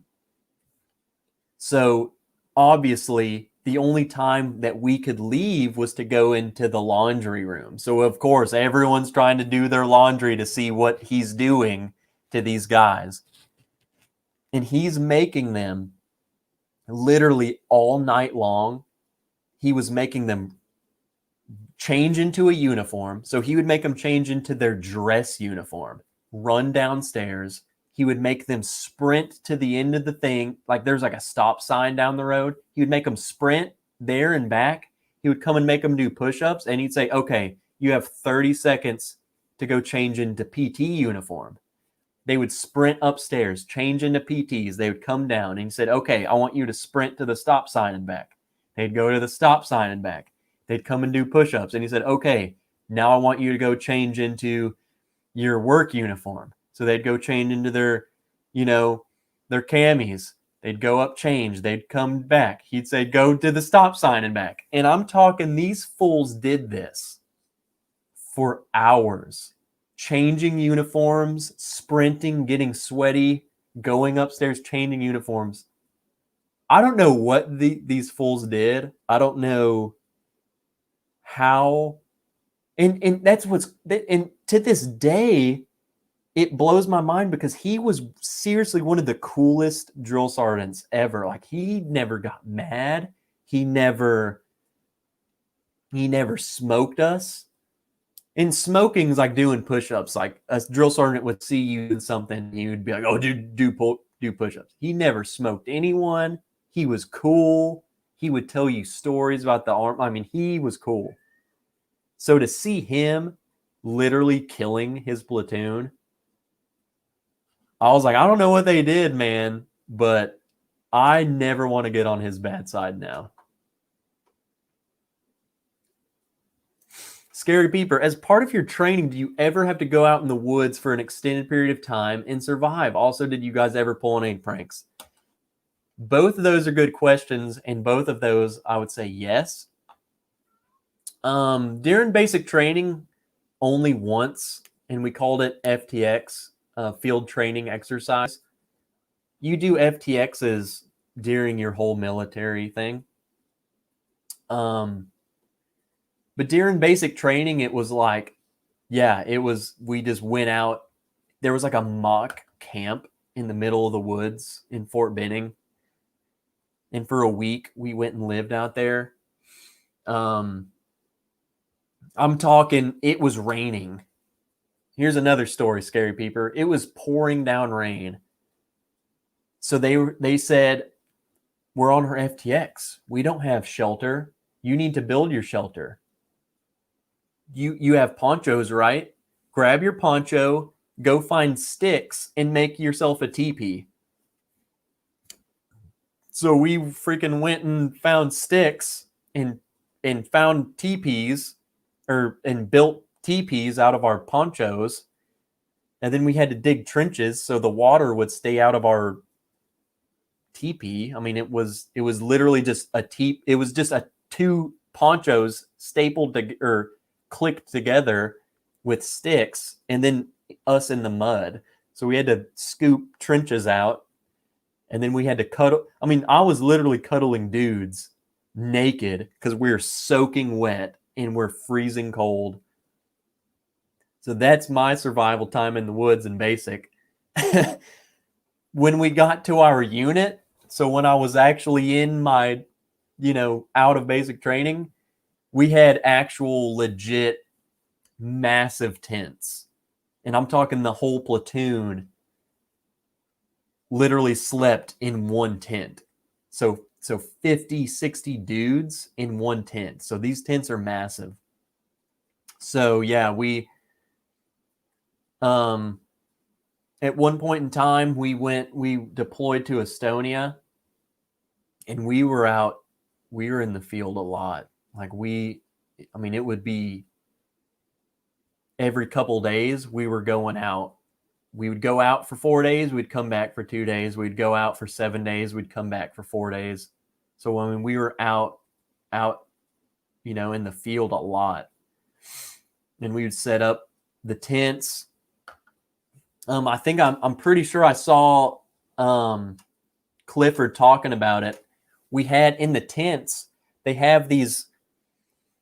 He said what they were called. I forgot what they're called. It's like so you have this massive like circus tent, and then you had this freaking pot stove. It was like a pipe that would take the fumes out of the tent, but it was a huge pot belly. It was a pot belly. And I mean, it was just like it was a fireplace in the middle of the tent. I mean, it was rugged, man.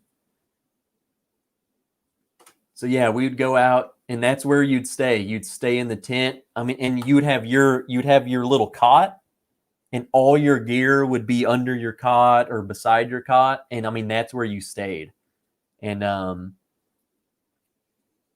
in the potbelly saved lives, man.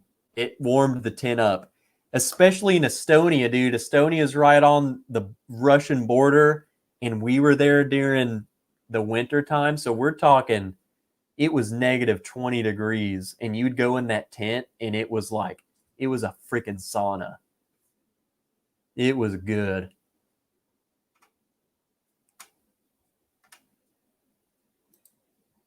Every platoon always has at least one hardcore asshole drill sergeant. They even rotate the role. And you know what, Steve? Honestly, what I think, so you have 3 drill sergeants. You have your senior drill sergeant, and he's the asshole. He's the one in charge, and I feel like it's all just a game. Like, I feel like it's a role. I don't think they're actually mean. I think they're just like, hey, you're senior drill sergeant. Hold on, I'm breaking up on my screen. Am I lagging for you guys?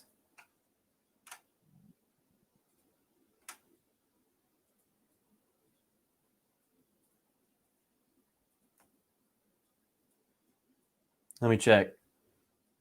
On my screen, I'm lagging like no other's business. Video's chopped. Yeah, bit of a lag.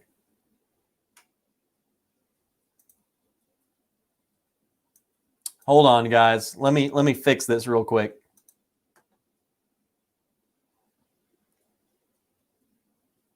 The video might go out, but I'll be right back. I mean, I'll be 1 second. Wait, am I back? It's showing I'm good now. Hello? Yeah, I'm good. We're back. Okay, I fixed it. If it does that again, I know how to fix it. But yeah, so your senior drill sergeant, total douchebags. Then you have 2 other drill sergeants. Usually one of them, from at least my experience, one of the other drill sergeants was like super bipolar. So they were either very cool or very douche. Like it's like they're transitioning from cool to senior drill sergeant. Like they're about to be the senior drill sergeant. So they're starting to be mean, but they still got some of the nice side. And then the new guy, like the new drill sergeant, might be their first cycle. They tend to be cool. They're because they're straight out of the units. They know, like, man, I get it. So that's the transition. One is just a cock all the time. The other one is a mix. It really depends. He's either going to kill you or he will be cool. And the other one is usually just always cool.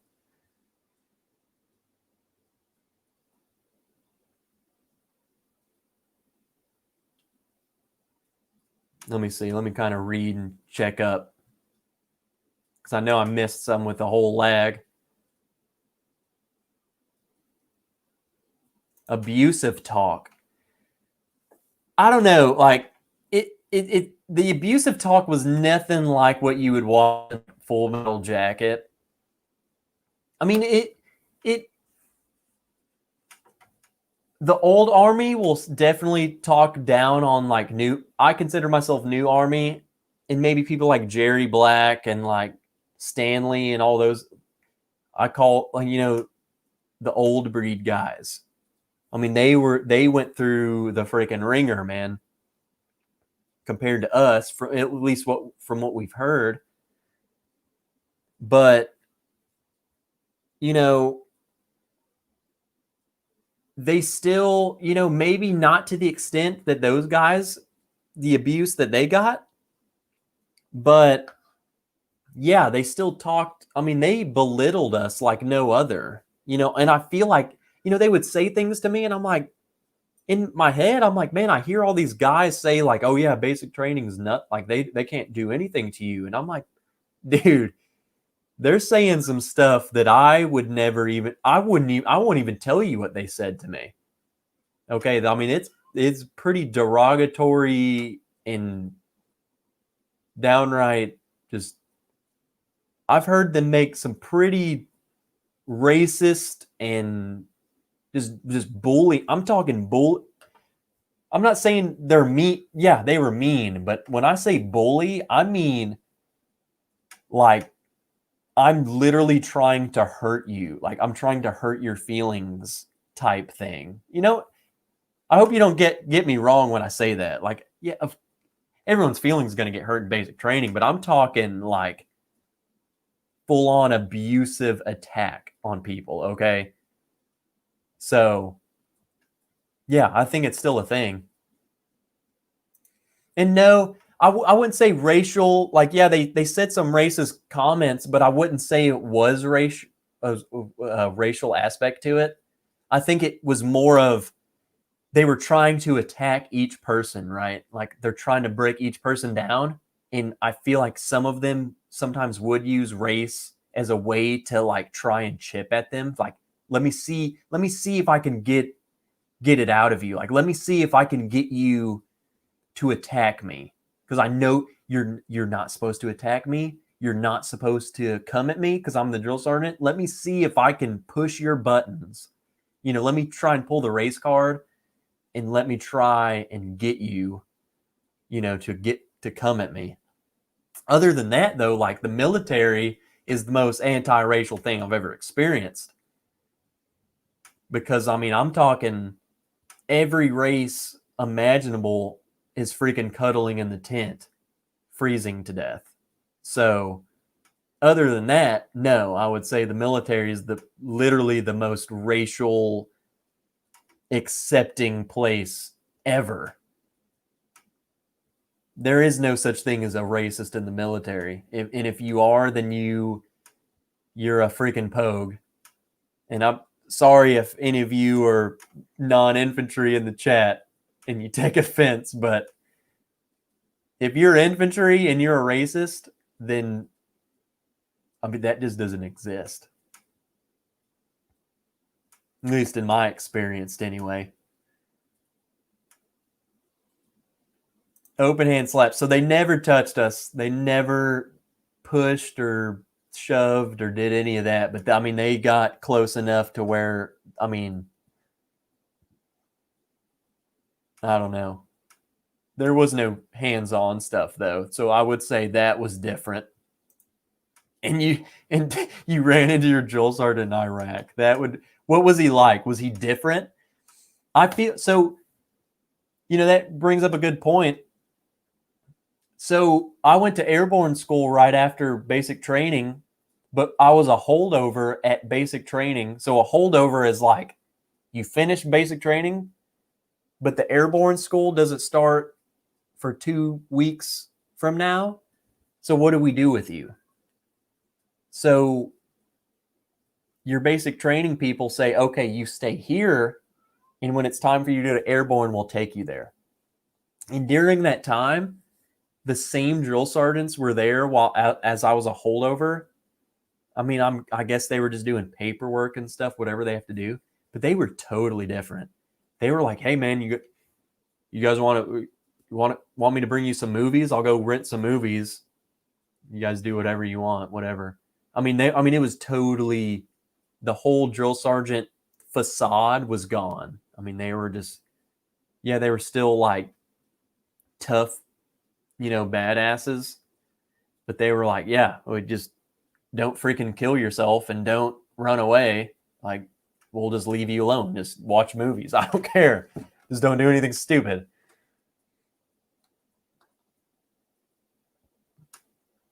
No, stress card, that was even a joke when I went in, but they're like, yeah, you get stress cards. Like it's so weak now, but stress card wasn't a thing. Like that was not a thing at all. Didn't even stick booze in. Not that during basic training, definitely not. Not that I saw anyway. If they did, then it was amongst, you know, them and maybe their battle buddy who helped them conceal it. But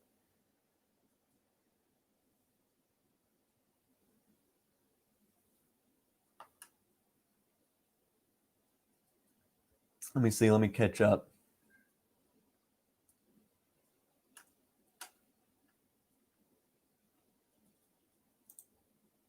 There were no stress cards. We got our asses handed to us. And like I said, Jared, we didn't have stress cards either. So I don't know. And I went through basic training in 2013. So there was no stress card. But that was a thing. Like that term was around then. But there was no stress card. There was no that didn't exist.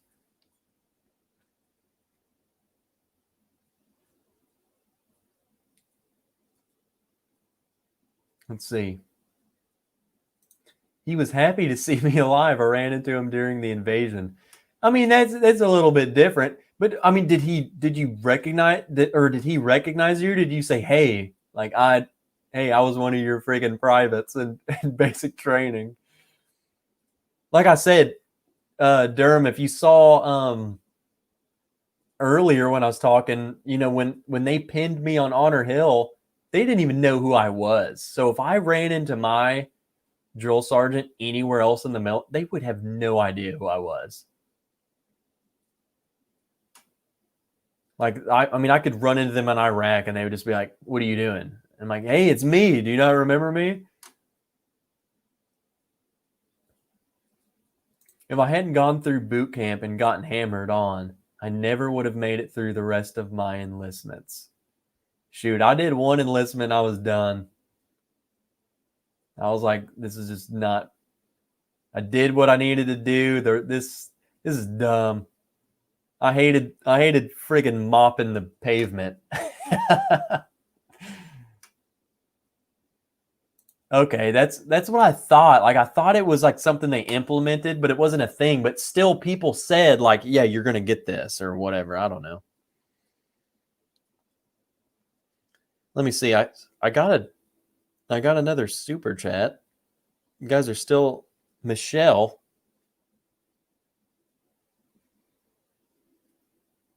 Michelle's super chatting me. You missed the giveaway. I'm sorry, but we're still here. We'll wrap it up here in a second. We can go like another 10 minutes or so. I know I went way over, but I love talking to you guys and love telling stories. But Andrew Kelly, they'd recognize you too sexy. Forget, dude. Shoot, Andrew, you know what I should have had is pictures of me when I was in the military, because you would not have been, if you would have seen me in basic training, dude. I don't look good bald, okay? I do not. I look like a freaking cave troll.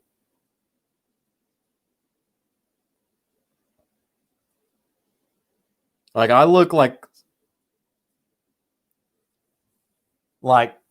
I'm talking my face, me without a beard, I look like a 10-year-old. Me without this, I look like a penis with eyebrows. Okay? I look freaking dumb. You don't want to see it, Andrew. And yes, I am. Durham, 11 Bravo. What were you? For one, Durham, I've never seen you in my life. So for one, tell me where you come from. Two, what MOs are you? And Michelle, I figured that was you. Celebrating our small town high school champion football team going to state champion. So they're going. They haven't played yet. I see everyone talking about birth control glasses. So that was a new thing for me. Birth control glasses didn't exist when I went in. They changed the whole glasses thing. So like my glasses right here are pretty big. Birth control glasses were about yay big. But the glasses that we got when I went in are about half the size of this. I mean, they're like they're birth control in a different way. I mean, they're super thin and nerdy. They look dumb, but they don't look as bad as birth control glasses. That was a new thing. 19 kilo with 19D. Okay. Tell me this. What is 19 kilo and 19 delta? Is 19 delta Cav Scout? Or am I mistaken? What is 19 kilo?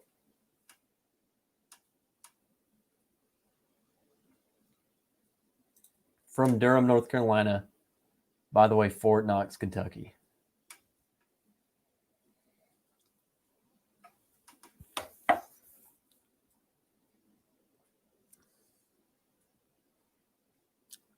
Let me see.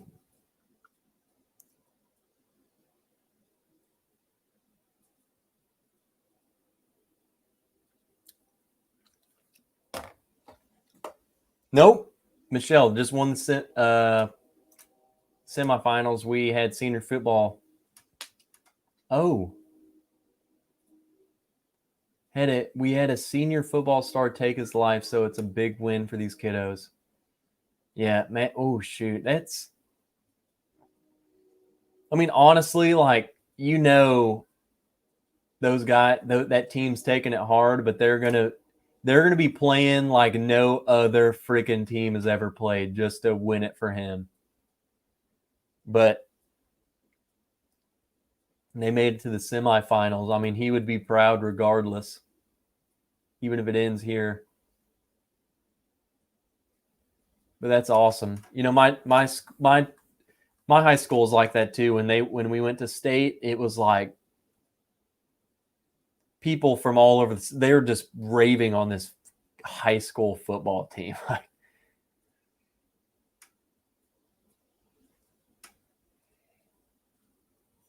I'm trying to think of some more, like, at least funny stories. I mean, I have so many stories and it's weird just talking to myself. I wish I would have gotten one of the guys from the unit. I wish I could have gotten one of them on there because we could have just bounced stories back and forth of each other.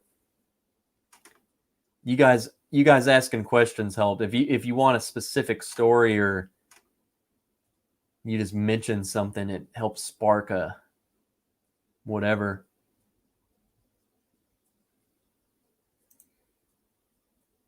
No, that's awesome, Michelle, and I'm glad you showed up. I hope tell William friggin' sexy name I said hey. I'm sure he can hear it.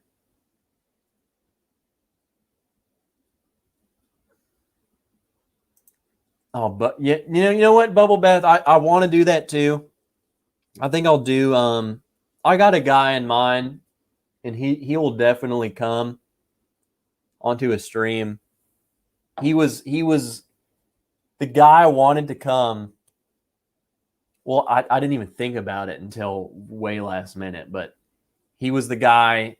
He was in my platoon, but his room was right across from mine.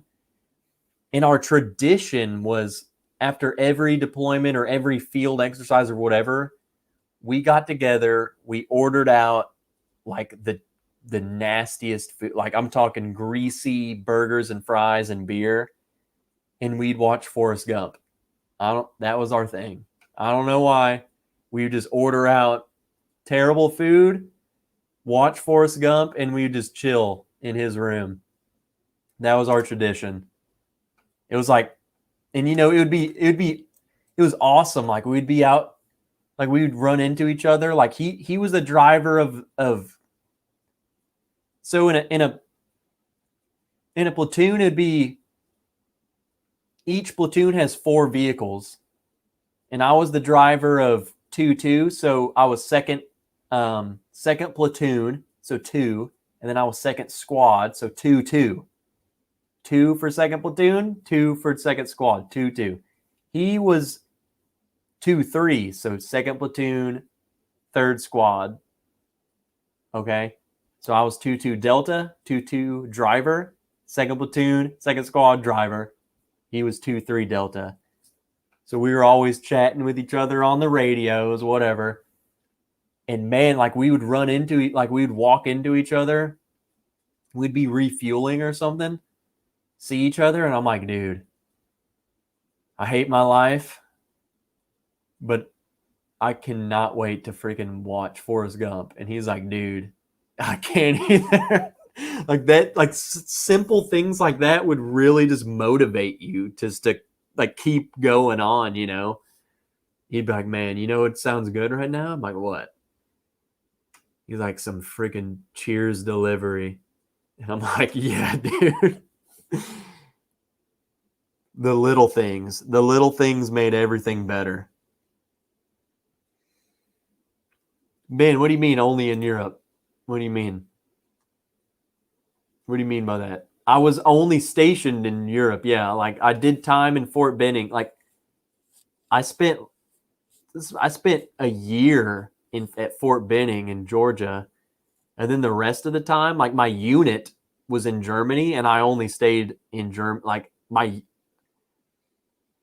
I feel like people get confused when you say I'm stationed somewhere.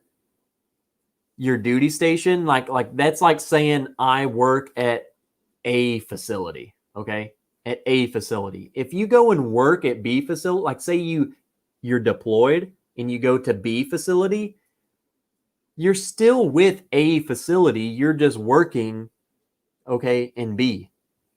So yes, I was only stationed in Europe, but I went other places. So I deployed or TDY and all that crap.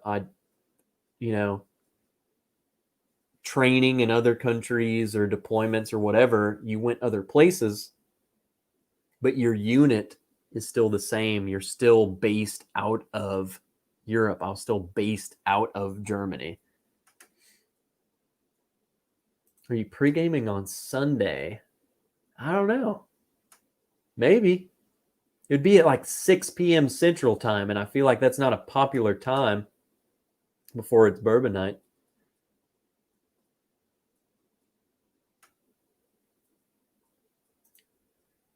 High school friend of mine jumped a trench, but the mine plow hit the other side and threw him out of the tank. Bad day for him. What is going on with that? Jumped a trench. I'm trying to understand this. Trying to just understand that. Was stationed with 7th Special Forces Group in Panama. We pranked this one private by sending him to the motor pool to get some frequency grease for the dude, Jerry. Okay. So frequency grease. Okay. So what we would do, so our way of screwing with the new privates, we had so many ways. We had like 2 or 3 of our ways of screwing with them, and one that we would screw with, like we would, be in a striker unit and be in vehicles. We worked with mechanics a lot because Army equipment sucks. So we would always have the new privates go to the mechanic bay and ask for brake light or blinker fluid. Okay. We'd say, yeah, these are tanks, man. They have blinker fluid. And they would be like, what? Like, yeah, it's a thing. Just go get it. Go. So they would run over to the freaking mechanic bay, and they would go up to the first mechanic they see. And they're like, yeah, I'm looking for some blinker fluid. And the mechanic would immediately know, okay, this guy's being screwed with. So he would know exactly who to send him to. They would find like their sergeant in charge and say, yeah, go ask him for the blinker fluid. And the private would run over to him and be like, yeah, Sergeant, I'm looking for the blinker fluid. And they would just, these people would have these new guys running freaking all over the place for something that doesn't even exist. What we would do, so for what I would do for you personally, so our strikers are armored, right? I don't know what it's made out of. Kevlar and steel, I don't know. They're armored. And we would have the new guys, I kid you not, we would have them go around and say, hey, you need to go around the striker and you need to look for soft spots in the armor. And to do that, you go and knock. You go and knock on the armor, and if it sounds different, if it sounds hollow, that's a soft spot. Okay, that means it's bad. You need to put a little X with this pin, and you need to go mark all the soft spots you find. So we'd have these new guys. I mean, they would be knocking on this armor. I'm talking solid steel freaking armor. There's no soft spots. These fools are up there like knocking, and they're like, oh, I think I found one. And they would mark the soft spot that it doesn't exist. There'd be like 4 of them out there, like all over this vehicle, just knocking for an hour, just knocking on the metal. Like, what is that? What? I think there's a soft spot. There's a soft spot. And then we'd have all these pencil markings all over the truck. Like, these freaking idiots. You moron. Ain't no soft spot. Or you send, you'd have them go look for ACOG batteries. If anyone knows, we have ACOGs on our M4s. It's a scope. It's a type of scope, and it has a fiber optic cable on it. And the fiber optic cable would take like solar stuff, and that would power the reticle of the ACOG, right? Meaning there's no batteries, okay? It takes solar light and it makes the reticle. That's all you need to know. But we would have these guys going looking for ACOG batteries. Hey, go to the armory. We need ACOG batteries. So these guys are going, hey, do you got any ACOG batteries? And the armorer would know immediately. I don't know, man. You might need to go. You might need to go to your platoon sergeant. You might need to go ask him. So these new guys are just going all over the place looking for ACOG batteries. It's bullying. It is bullying. It's hazing. It's your rite of passage. Go look for something that doesn't exist and have someone make you a fool. And just hope that someone's nice enough to be like, look, man, ACOG batteries don't exist. They're screwing with you.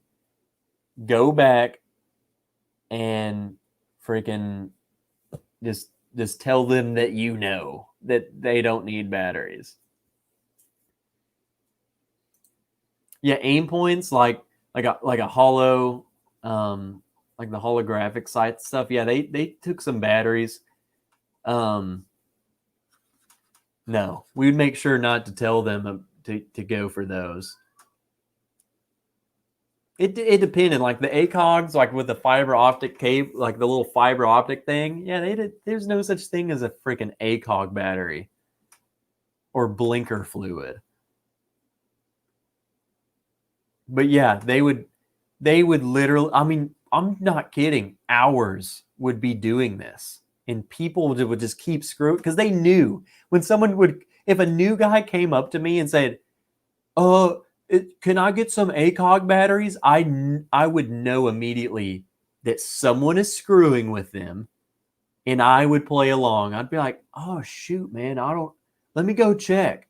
And I would go, like, I'd play along because like if you're not a new guy, that that's just a hazing tactic. Yeah, give us some hazing stories. Getting polled. Let us know what getting polled is. I don't want to know, but I do want to know.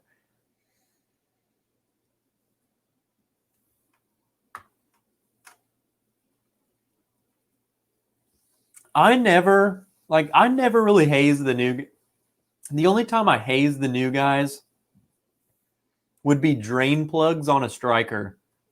I wish there was another striker guy in here so you knew about the drain plugs.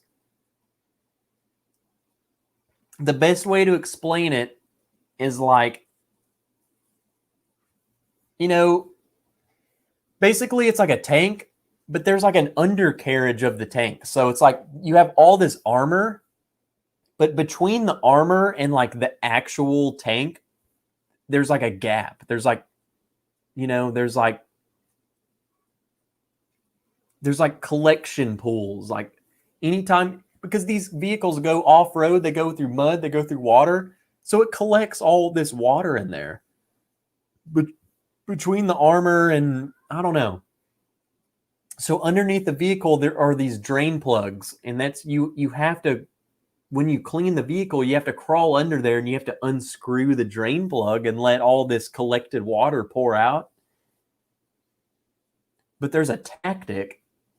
When you go to the wash bay, obviously the wash bay is slanted because all this water that you're spraying the hose and all that stuff, it has to drain out, right?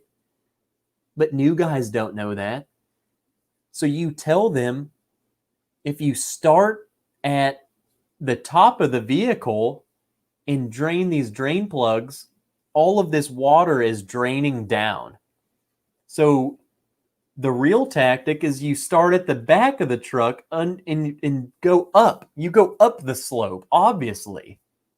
Because if you start at the top and all this water drains, you're just crawling through all of this muck and mud and shit and piss, okay? But the new guys, they don't know any better, you tell them start at the back. Or you tell them start at the front and make them crawl through it.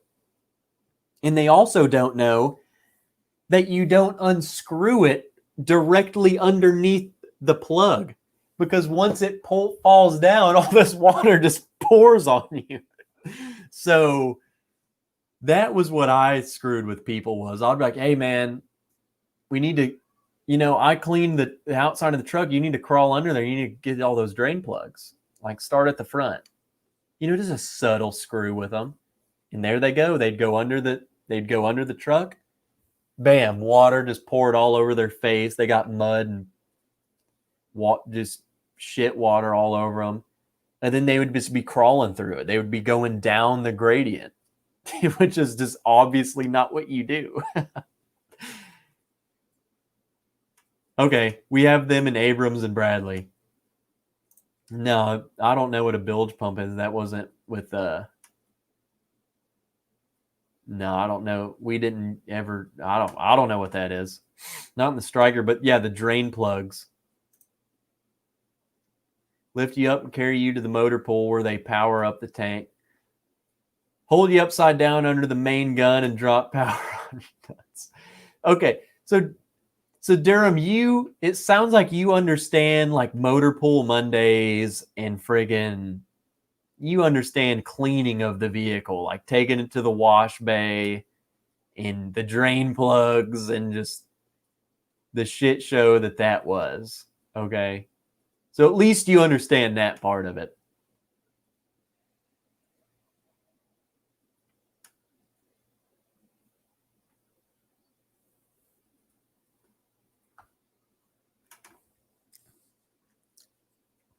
Yeah, man. I wish I would have poured something a little better for all this talk instead of this blend of just whatever. I mean, it just tastes like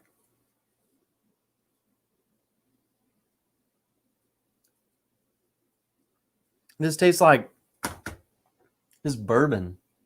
It doesn't taste like anything. It doesn't taste. I would have much rather had each individual thing than this.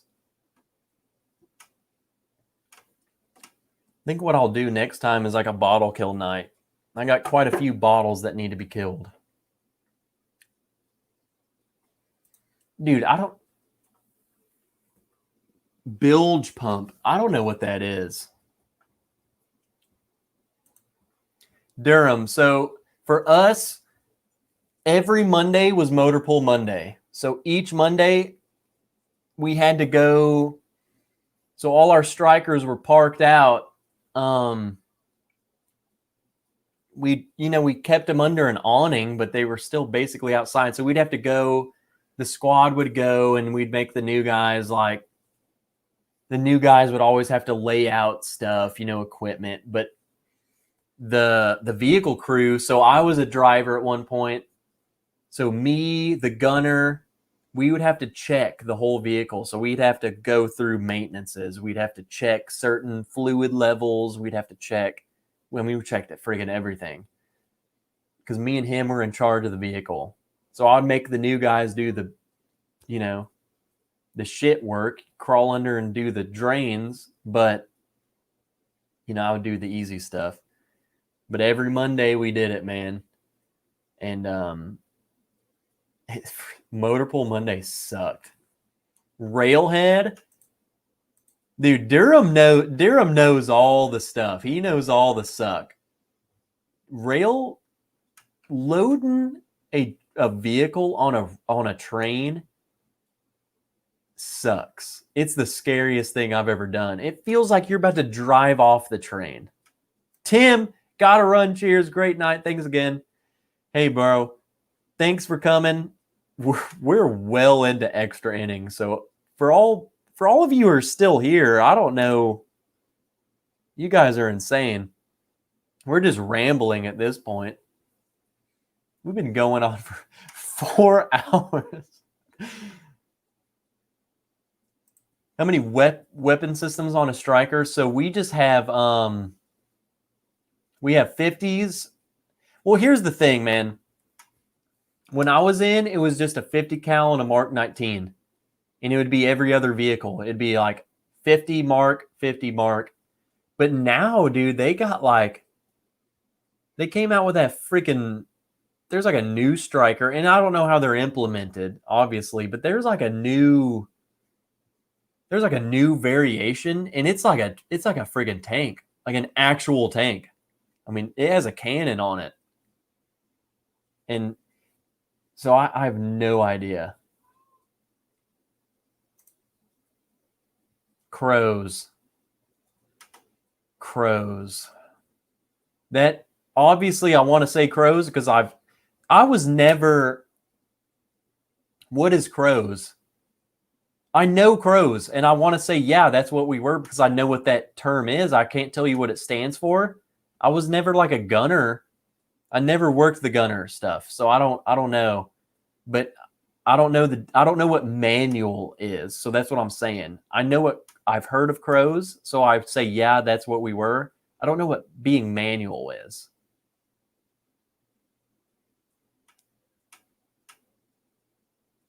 Oh, okay. Oh, yeah. Yeah, so like you have to stick your head out to top off. No, we were crows. And that's what I figured. I knew it was with the gun. But no, it was like freaking it was like flight simulator joystick. And then we had the infrared freaking screen. And then my gunner would just be on the joystick watching the gun,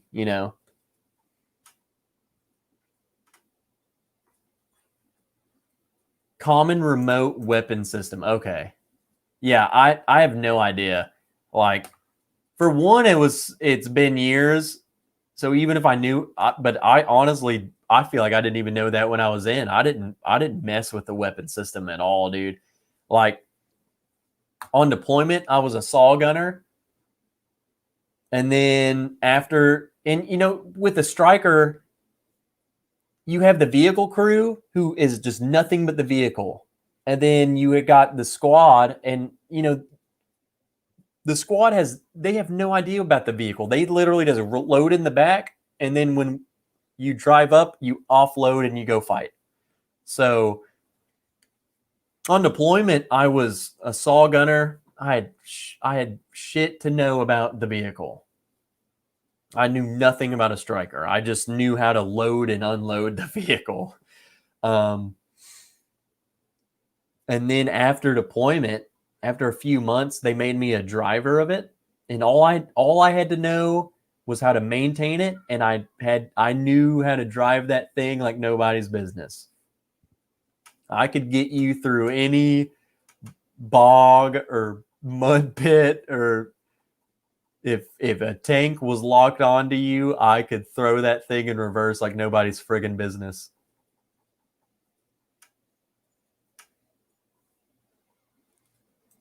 Well, Richie, we're giving you the inside look, and it's late. We have, shoot, there's still 23 of you.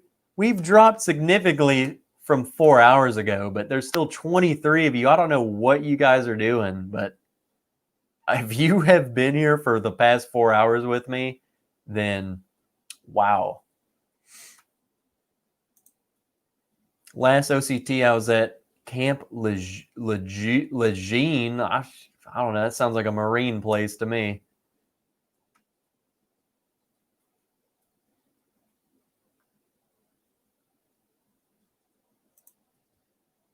F it, send it. I love, that's what's awesome. Clifford and Durham, man, you guys are my vets, man. And we have quite a few vets, but you guys are talking systems. You know, Cool 62 Chev, he is too. But you know, Durham and Clifford, you guys were kind of, you've experienced like you the systems and stuff you guys worked with, and you know, the lingo and all that stuff is kind of the same. You know, that's it's kind of the same. Like my truck, my vehicle that I became in charge of was that vehicle was in freaking Mosul. So the you know, during the beginning invasion of Iraq, when these people were going into, these fools are going into friggin' Fallujah and Mosul, like the Wild West, man. It's the same equipment. So in the back, and them fools etched Mosul, like welcome to Mosul and all this stuff in it. So it was kind of like, man, this old breed, in my eyes, like these guys were in Mosul, these guys were in Fallujah, and they're carving stuff in the truck that now I have. I mean, it was kind of cool. But you were kind of there, you know, you were you know, similar experiences at least.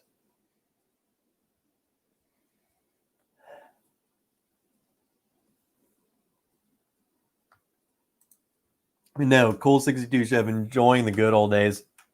And you know, that's what I like about, you know, the guy, you know, his name's Murray. He was like he was my best friend when I was in. I mean, we were through the shit together. And he called me, you know, a few weeks back, and me and him just talked on the phone for hours and hours, man. And you know, it feels good to reminisce, you know, just any stories, you know, any stories when you're in, and it feels good to talk about it, you know. Like you said, enjoying the good old days. The good old days weren't always considered the good old days. Well, I'm sure when you were there, you said this sucks. But once you're out and you kind of look back on it, you can kind of find the good in it. Yeah, unfortunately, with war comes pain and leads to innovation and equipment. And that's the thing. It takes a failure to learn what succeeds. You know, you see that didn't work. I mean, that killed a lot of people. What can we do to make sure that doesn't kill more people in the future? So, I mean, that's through everything. You look at World War One. Them fools really had nothing. But World War II, yeah, here's you a steel helmet, but no armor. Just here you go. Here's your ammo and your helmet. You don't want to get shot in the head because that'll kill you real quick. But freaking no armor. And then you get into Vietnam, the same thing. You know, the helicopter was invented.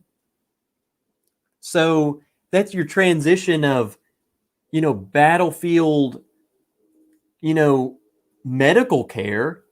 It was like, hey, you still got this shit helmet, and here's you some minimal armor. If you get shot in the chest, that freaking sucks. But we got a helicopter now, so now your chances of survival goes up because now we can at least get you some help, you know. And then they're like, someone along the way is like, you know what, like maybe maybe we could put something here so if you get shot in the chest, maybe it doesn't just kill you. You know, like you gotta have some pain and failures to kind of get to where you get. Any Air Force guys or gals? So, really the only experience with Air Force. So for one, my brother was Air Force, so I've had experience with that. The only base we have in Arkansas is an Air Force base, so I've met plenty of Air Force guys. But as far as when I was in the service, like combat controllers, PJs, so your pararescue guys, as far as like actually working and dealing with other people, not really. Basically just your pararescue dudes, like the badass. It's like if you look at like Navy SEALs and Green Berets and Rangers, you look at the Air Force, you look at friggin' PJs, okay? They're just, it's universally, if you're in the military, you respect everyone and who's in the military. But at the same time, if you're in the military, you also look at other people. And I'm speaking more of from a combat arms role. You look at people who aren't combat arms and you say, yeah, you're a pogue. You're not fighting, and that is part of it. If you're not combat arms and you look at someone who, if I'm combat arms and I'm looking at someone who's not combat, you're talking shit, period. And we can beef at each other and hate each other and make fun of each. I'm like, oh yeah, friggin', you suck. You don't do anything. But at the end of the day, we're on the same team. And I feel like we're the only ones who can do that. We're the only ones who can mess with each other. It's like big brother, little brother. But in combat arms, we consider ourselves the big brother. But Air Force, Army looks at them like, yeah, we look at them as friggin' chair force, okay? They're not living in tents, burying their shit in the woods and, shooting bad guys and having bad guys shoot at them. Like, we don't look at them like that. You guys are in your mechanic's bay or you're in your airplane or you're freaking at a desk. So yeah, that's why we kind of do that. The pararescue guys, the infantry guys and combat arms guys kind of look at them different because yeah, that dude is coming to save my ass when I get shot. If an Army medic crew isn't there, that's who's coming. So in any infantry dude is going to tell you right now, if you're a medic of any sort, of any branch, MOS, if your medic's MOS. But if you're an Army medic, if you're pararescue, if whatever, Navy friggin' corpsman, you are welcome. You're one of the bros, okay? You're either shooting bad guys or you're stitching up wounded dudes. And that if you're not one of them, then infantry guys make fun of you.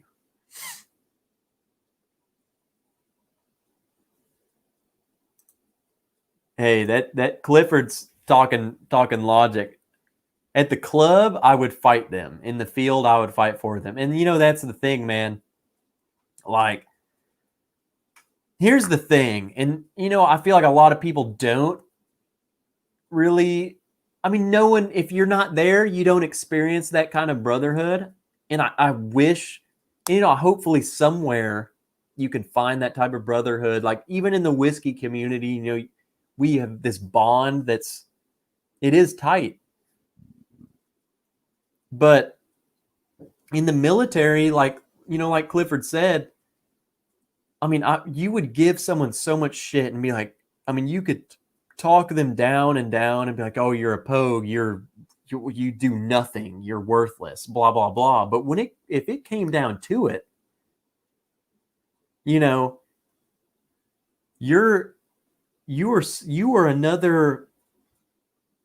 just another person in the military, and that's all I needed to know. You're getting shot at, I'm getting shot at, I'm going to fight to the death for you. I don't need to know who you are. You're Clifford, and you're next to me in uniform. You're getting shot at, I'm getting shot at. If Clifford, this dude, I have no idea. Clifford, I don't know who you are. If you're getting shot at, if you get shot and you need help, I don't need to know where you came from. I don't need to know who you are. I'm going to get you. And that's how it works everywhere in the military. Oh, I think I might be lagging a little bit more.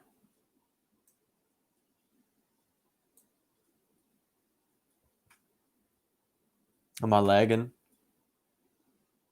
On my screen, I'm lagging again.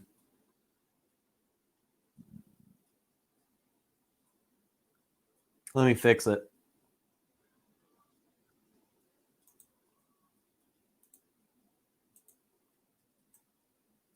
Hello? Shoot, it's like the OBS. Hold on. I'll fix it.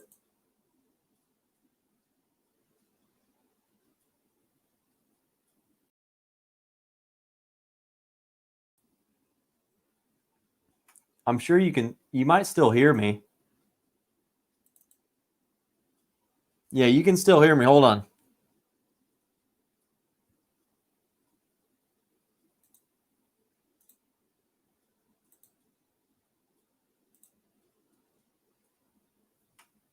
All right. Are we back? I think we're back. I think the audio is fine the whole time. It's the video.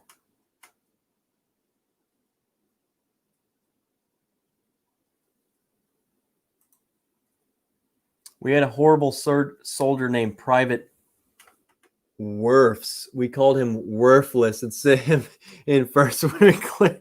Oh, dude, that's messed up. You sent him in first? It's kind of messed up, brother. Oh, shoot. Hey, okay, before I get to this next thing, dude, Durham, come on. If you're gonna shoot, I mean, that's messed up, bro. Honestly, like clearing when you go to clearing as infantry, that's all we did, man. Clear buildings. You put your best man, and that's the catch. The front man in, you're the most dangerous, vulnerable position. But you don't want your worst man going first, because the first man is the first man seeing the bad guy. First man, it's like you want them. It's weird. You want your best man there, but you also don't, because you don't want your best man to go down, but you also want your best man to be able to see the enemy first and engage and neutralize. It's weird. He somehow lived. No, it's weird clearing buildings and stuff. I think it's just more of, and maybe that's just, I know you're a different MOS, but as a infantry, we did glass houses, and I mean, we practiced clearing buildings for hours and hours and hours on ends, where you could almost just clear a room with your freaking eyes closed. Like, everyone knew where everyone was going, and especially as a team and a squad, man, that's just how the military works. It's just like a football team or baseball team. You practice the same things with the same people, so you know how each person is. I know how the number 2 man, if I'm number 3 man, I know how number 4 man and number 2 man, I know what they're going to do. I know which way they're going to turn. I know when they're going to kneel down. I know what they're thinking. I know what food they want to eat once we're done clearing this house, okay? It wasn't the worst of his training, just his personality. And I know there are shit heads who get in, and I get it. We had Diaz. That's all I got to say. We had Diaz. Stanley, what do you think about a live or Google chat once a month or quarter where vets can come have a drink, relax if need, get things off their chest, open-ended? Stanley, yeah. So for one, I wanted to do like a Google chat anyway for like my Patreons. But I think it would be cool, Stanley, like you said, to do,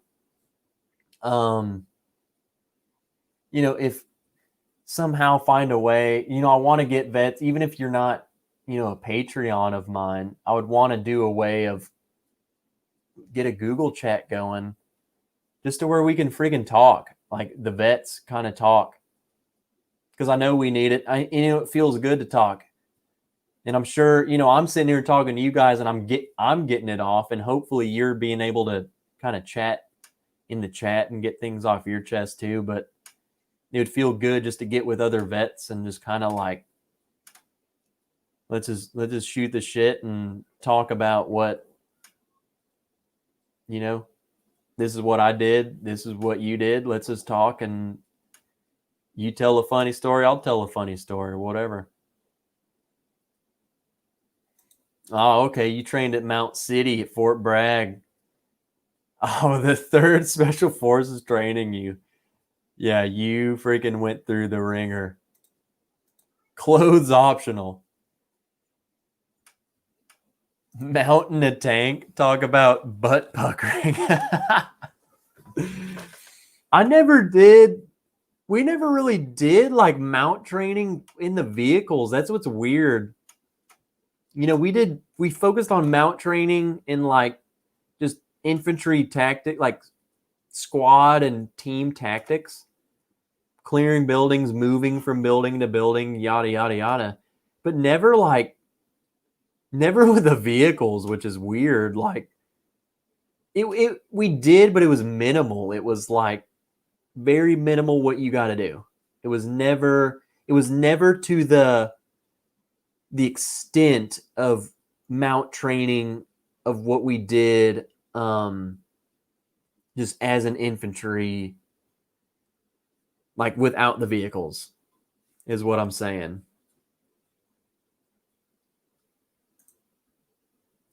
Where was the striker when clearing? Just far off support. So what we would do, in Estonia, we did this. I feel like a lot of people don't realize the things that have gone on over there. Kind of like fighting. I feel like people think of fighting as just localized to Iraq and Afghanistan. But it happens it happens in Egypt and wherever. But when we were in Estonia, it was total mount. It was total mount fighting. Well, I would say some of it was either total woodland or total mount. But a striker. So what would happen? Basically, a striker is just is almost just an APC, just a friggin' just to use to transport troops to where you need to go. And the gun on top is just to protect people from getting in and out. Okay. It's not for aggressive. I mean, the strikers have 50s and Mark 19s. A 50 and a Mark 19 is not going to fight off a friggin' any kind of armored vehicle coming at you. Period. I mean, you're done. So where I'm going with this is, especially when clearing buildings, what would happen, Bubble Bath, we would know the location that we would clear. So it would be, say, hey, we're going to go clear this apartment complex. Striker, you never pull up to the building, period. You would pull up, we would know where it is, we'd pull off in a distance, unload the guys. The guys would maneuver to the building. Strikers kind of move up to Overwatch.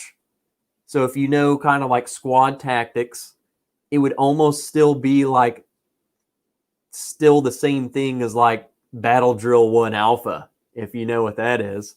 You got Squad A going here, Squad B comes up here and freaking looks this way.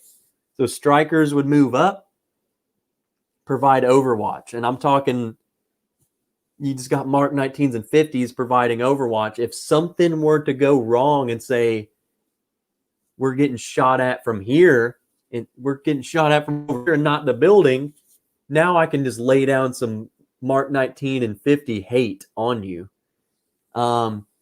And they would just stay off in the distance when we'd just be chilling up there. And then whenever the guys are freaking, whenever we're ready to exfil, we would know, okay, we're leaving the apartment. This is where we're going to go. Strikers would freaking, I'm talking haul ass, freaking wherever they need to go, whip down in. We're dropping the ramp as we're driving to where the meetup location is, and we're talking dudes are just jumping in as the ramp's coming down. Ramp's coming down, dudes jumping in. As soon as they come, you know, our TC, the squad leader, is in the truck saying, okay, that's it. I'm hitting it and flooring it. Because usually exfils are hot. The dude's jumping in the back. They say they're all in. I'm flying. They're pulling up the ramp. Striker's gone. A striker cannot engage in combat with any heavy anything, to be honest. What we would do, especially over in Eastern Europe by Russia and Estonia when we were over there, because we wouldn't be able to fight, you know, any kind of Russian up armor. We would not be able to fight it. So we would have javelin guys in the back.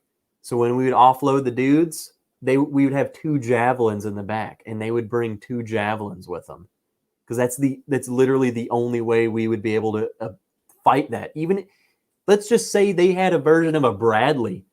If a striker was going head to head with a Bradley, there's no freaking way. I mean, a striker's literally just, if you think about it, it's literally just a freaking, it's a 4-wheeler versus tanks, okay? It couldn't take it. And it could handle its own. If you get shot, especially on deployment, and you have the armor cages on it, it could handle an RPG rocket or something.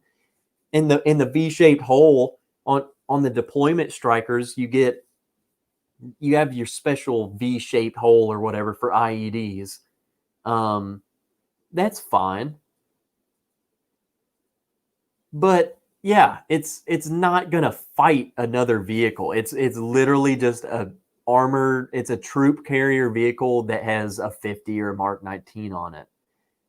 Now some of the newer versions that have these huge cannons on them, I'm not familiar with them. I don't know what they're able to get to attack.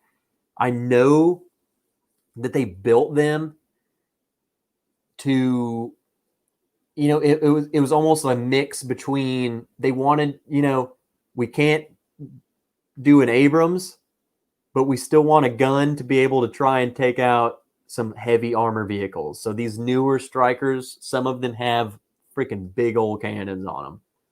And I'm sure those can handle running into something big. Jason friggin' Busey, you're up late, but you're up late. I've been going almost 5 hours at this point, but that's exactly what I needed.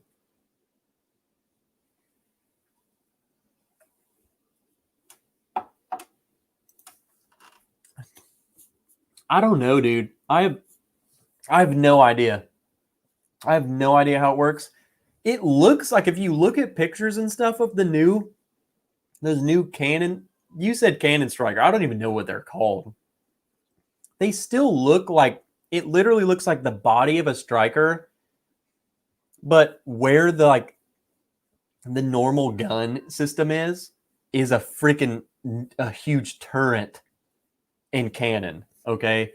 So it still feels like the back of the striker still can hold. Like, I feel like the body of the tank, the striker itself, still holds like the back of the striker holds, I think it holds 8 guys. I think it has four seats on each side, and you can squeeze more than that in there. I can assure you we did it. But I think it has 8 people in the back, plus the gunner, plus the TC, plus the driver. That's 11. I don't know. Those shit. I have no idea about that new Canon tank. The Canon Striker. I have no idea. Blah, blah, blah, blah is the Russian equivalent to the Bradley. I have no idea what that is. Okay, so this is what we'll do. We'll go for another 18 minutes, but to do that, I have to go pee. So if you want to go another 18 minutes, I'll be here, but you have to wait until I go to the bathroom.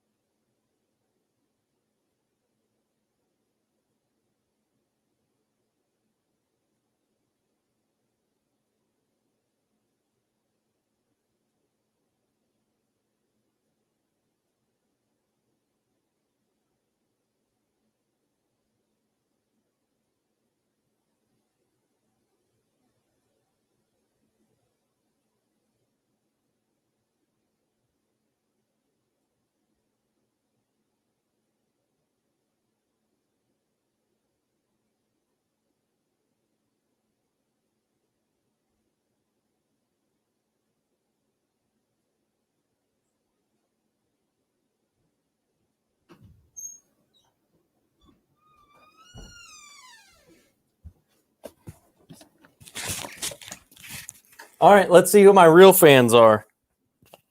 Who's still here?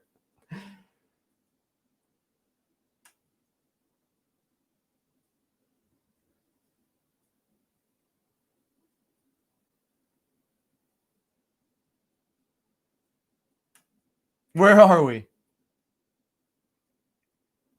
Bubble Bath, Clifford, and Durham. Of course, we're all still in here. Ben's still in here. Stanley, all my vets are still in here.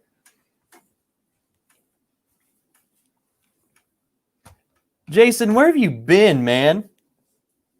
You missed the giveaway. You missed the blind. You missed everything, brother.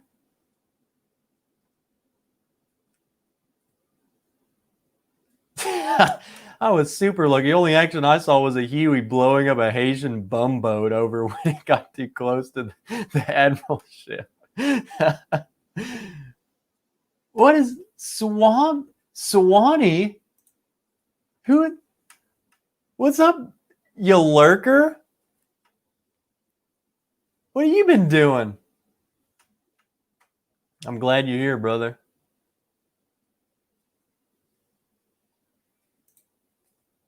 Hey, you still know enough. That's like my battle buddy, man. So I had in basic training, I actually I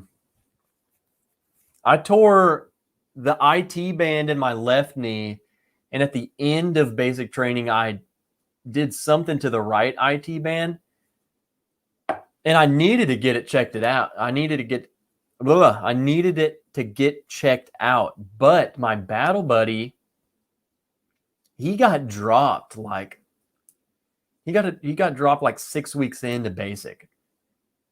He went to go get a minimal problem checked out. Bam, medical dropped.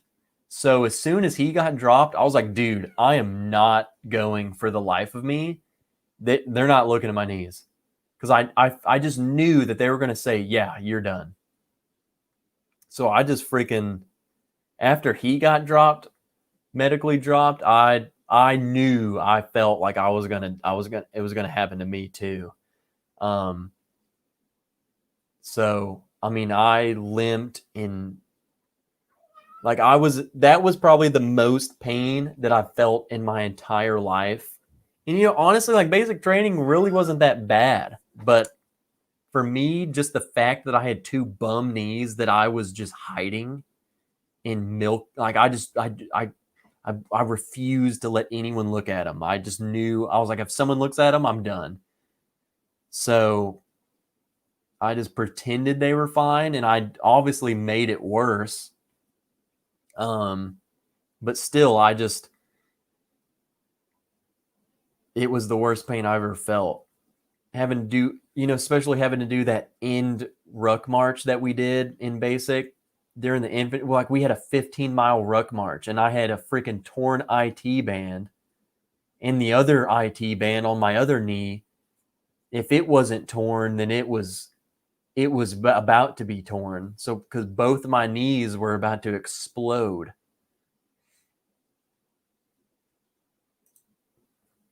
Tolv Thomas, yep, don't go to sick call in basic. I bruised my rib and couldn't breathe during sit-ups and running, but sucked it up. Dude, yeah. So we in my basic, you had sick call where you went to an actual doctor, and then you would go what we called WAT, which was called the Warrior Athletic Trainer, which was just a freaking dude. I don't know what he did. He wasn't in the military. He was just a civilian, like a sports medicine dude. Then that's where you'd go. Like I went to him, and you could choose. You could say, yeah, I want to go see a doctor, or yeah, I want to go to Watt.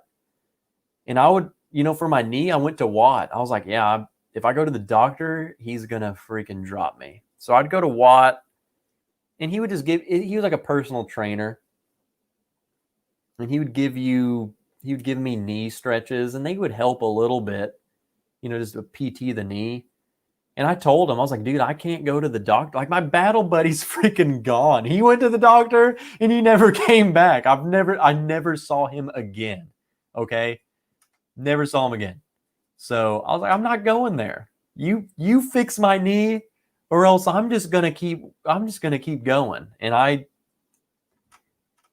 kept going. I was in the Army, dude. What were you? You've missed the whole talk, brother.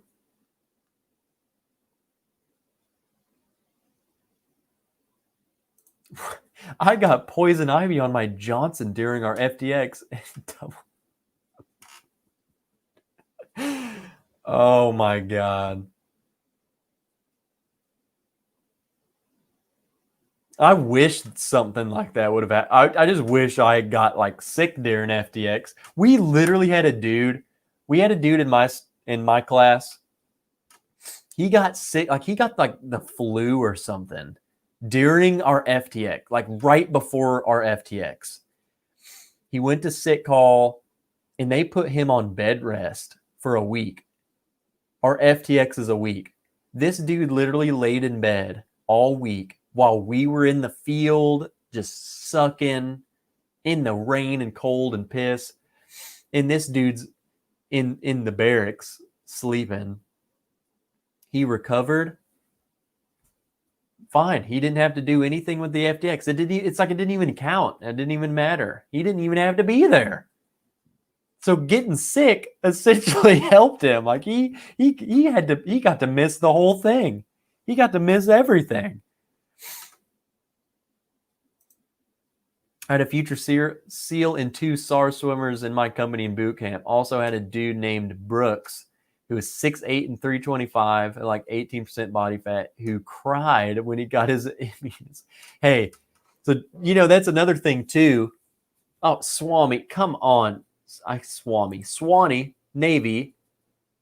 You and Jason Busey, you guys are probably rocking the boat together. Come on now. Friggin' seaman. No, Jason, you bring up a good point. Like, I never really saw anything like that, but I did see like the people who you look at and you're like, dude, that dude's freaking jacked. That dude's it. Hold on, I'm lagging again. Man, I don't know what it is. Am I better? Okay, it looks like I'm better. No, we had dudes who were just jacked and chiseled, and I mean, they were just PT looking studs, and they would struggle. The skinny dudes would be able to keep up in runs. The dudes would be able to keep up in rucks, but your big dudes, they would suck. So that's the thing. It's just, it doesn't even matter who you are or what you look like or how tough you are. It's whoever wants it more. You'd see the biggest dudes cry and you see the smallest dudes succeed. So, and that wouldn't be always the case. You'd have skinny dudes who would just genuinely be pieces of crap. You couldn't do anything. You're so small you can't even do a pull up or push up. You just suck. But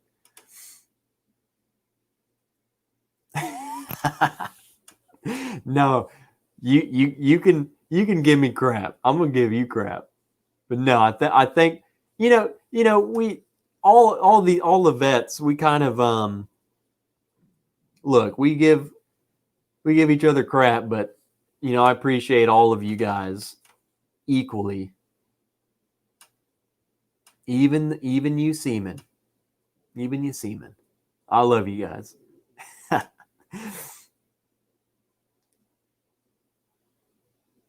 Yeah, it's all about durability. It's honestly, it's more about who wants it.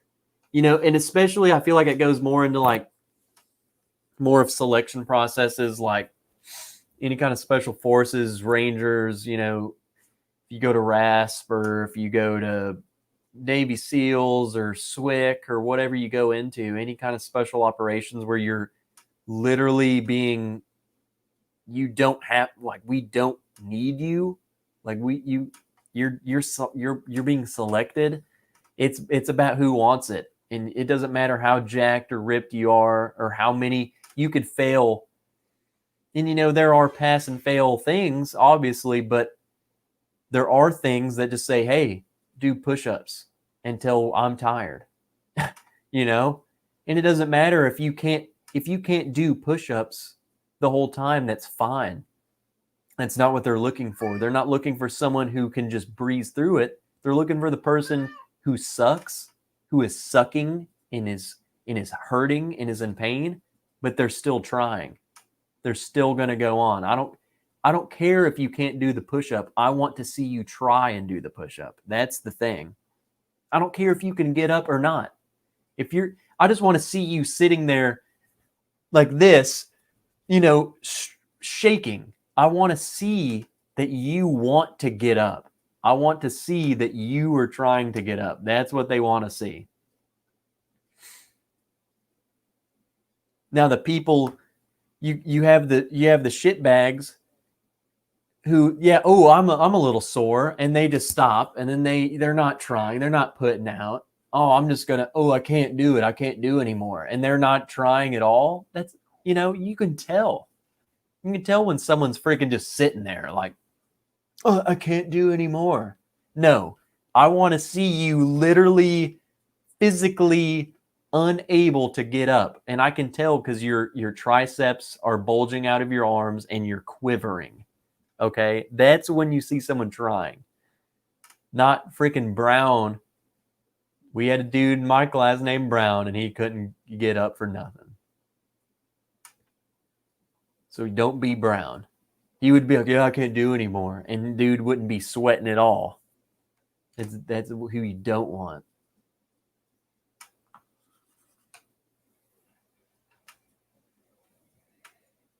I freaking love you, Richie. You're a legend, man. And I'm glad you've stuck around this whole time. You've kept asking for one more hour, and I've given you like 3 more hours, bro.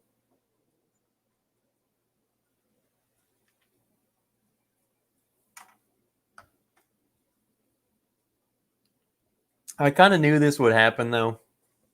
I didn't plan on streaming for 5 hours, but this kind of always happens. Anytime I talk with anyone about veteran stuff, anytime I start talking about my service or whatever, I just tell stories and stories and stories. So no, I was never at Lewis.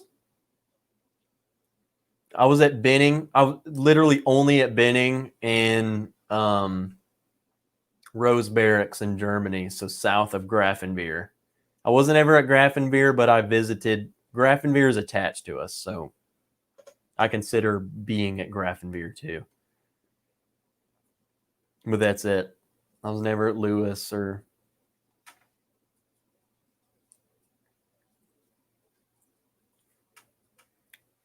Yeah, I'm going to finish this. So I feel like this is a good wrapping up thing. We've been going on for 5 hours. Let's finish this and we'll wrap it up. But no, especially, man, I feel like all we've had left, we've had Richie Z and a bunch of freaking veterans talking in here. You bunch of legends. Jason, I don't know where the heck you've been, man, but I'm glad you showed up right at the end. You at least catch a tail end of it.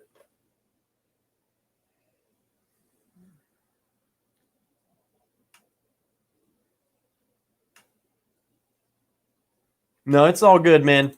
You missed a lot too, but hey, you caught the end. You caught the important stuff. I felt like the more we went, the more we talked, the longer the stream went, the more Army stories and just military stories we got, Mike Franklin, you've been here the whole freaking time too. That's what's crazy, man. Like, we had significantly more viewers in the beginning, but this number that we are at now has literally stuck. I mean, we have been here at this number for the past hour or two. So you guys have been here for the whole time that I've been here. So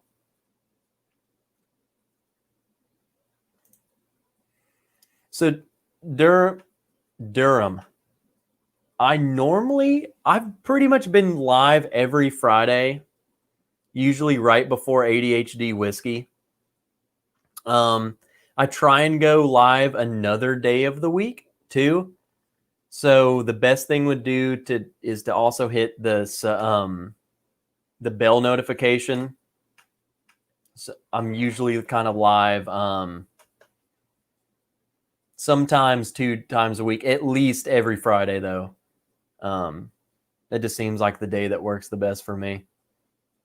But for a while there, I've been live on Monday, Tuesday, Wednesday, Thursday, so and Sunday. I've been live every day of the week. So there's no telling when else I would be live. Yeah, just like when I was in the Army, up all night drinking and talking. You know, that's the thing too, that it feels good. It even though I'm just reading your chats, you know, it feels like I'm actually talking to you. So, and you know, that's what it helps me. I read what you say, and I feel like you're actually telling me this. So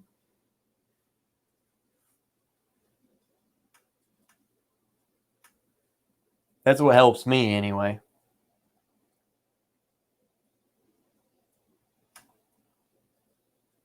Here's the 1 more hour. Jason, no. No. Look, man, I got enough super chats tonight to where I can say no. You missed it, dude. Jason, you're usually always winning freaking super chats. Or giveaways. We did 3 giveaways tonight. I feel like you would have at least won one of them. You freaking crazy.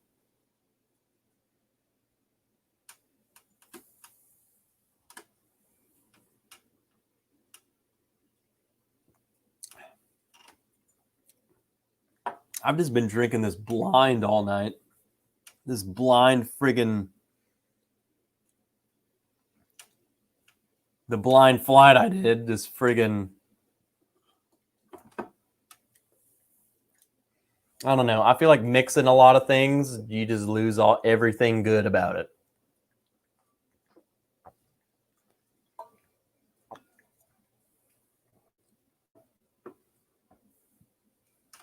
Stanley, it's only 11 p.m. here, brother. Yeah, you West Coasters. No wonder you guys are sticking around. It's 1 a.m. here.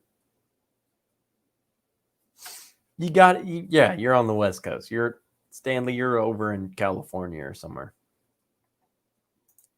Yeah, hitting the bell, dude. Like I said, usually, I mean, for the past several weeks, every Friday I've been going. Usually at 7 p.m. Central. So I don't know what time zone you're in. But usually from 7 to 9 Central. It's 2 here.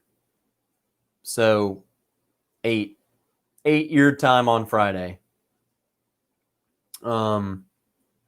Is usually when I go on Friday. But other days of the week, it's kind of just random. Richie, I freaking love you, dude. Richie, you're a legend, man.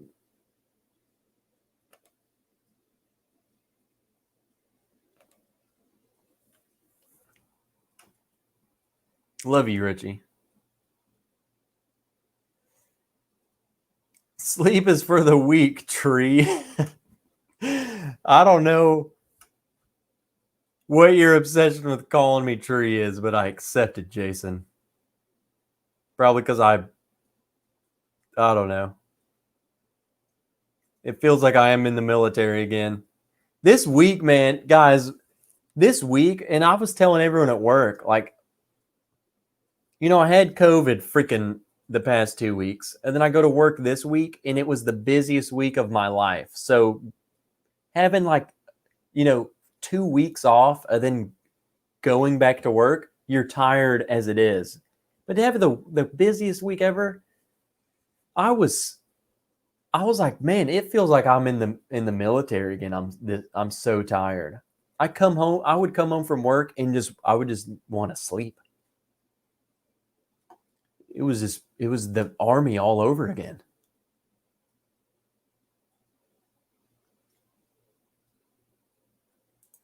Well, I freaking love you, man.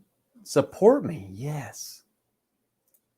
Trees were anyone in camo when I was in the Navy, except for jarheads. They're always jarheads. All right, Clifford, I am going to a mountain bike race in the morning. Not racing, but need to be there. Hey, go get some rest, man. You need to be there. And seriously, dude, thank you, Clifford. Dude, it was awesome hanging out and talking with you. While you're still in here, Clifford, we'll try and do, I want to try and set something up to where we can kind of do like a Google Meet and actually kind of talk with each other and stuff. So we'll figure it out. You added me. We'll find a way to message each other and figure it out.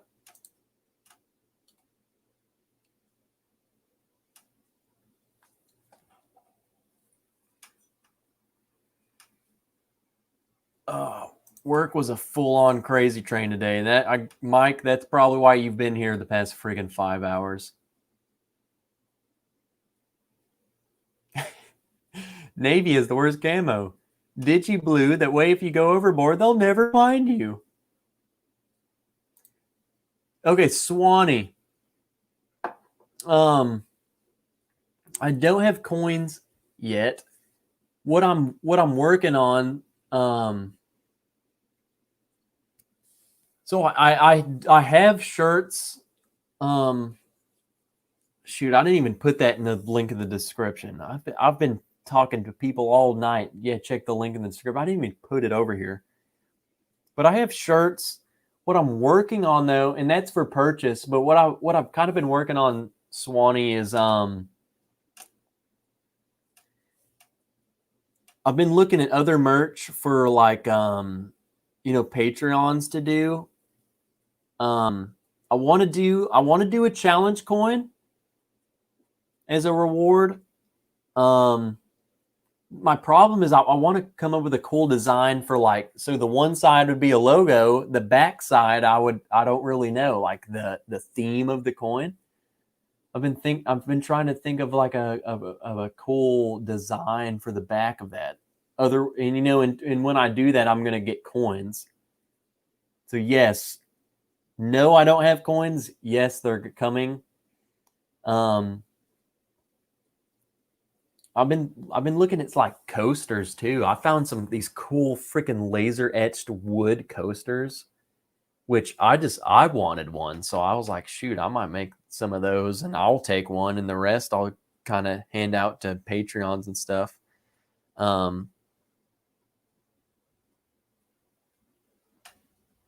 Yeah, that would be cool. Like make like a veterans coin. And because everyone, I feel like everyone would support that. Even if you weren't a veteran at all, just having like my logo on one side and then like just a military themed thing on the back. I was kind of thinking about that anyway. That would be cool. I mean, because anyone would support that. That would just be cool. Just having even if you didn't like my logo, you could just keep it flipped over and have all these military branches, because the military branches logos are cool.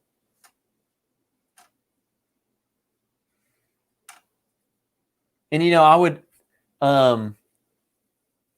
really what it would be, I'm trying to work out the Patreon page to where like certain tiers I would just be able to, if you're at a certain tier that I would just send you that anyway. It's hard to figure out, like, because I know some people aren't Patrons, but they still want that. But I don't have means of like selling. Like, I wouldn't have a means of selling the coins. I'd have to just figure out a way to do that. If you're not a Patreon, but you still want a coin, set up a way for you to purchase it. I don't know. It's crap. We're after hours. You guys you get to know the behind the scenes. This crap's a lot harder than it seems. Just figuring it out. Because I'm not a businessman. I shot guns and killed bad guys for a living, and now I take x-rays. I don't do business. But I'll figure it out. I'm trying to do it. I might just do like offer and part of me, I want kind of like the Patreon thing to be exclusive. Like, if you're Patreon, you get this. So I've kind of wanted to do like Patreon gets their own, and then if I sell them, I would be able, email me and, PayPal me and I'll send you the coin. But I would want it to be a different logo than what I'm offering my Patreons, if that makes sense. I would want like a Patreon exclusive coin and then if you want to buy one coin.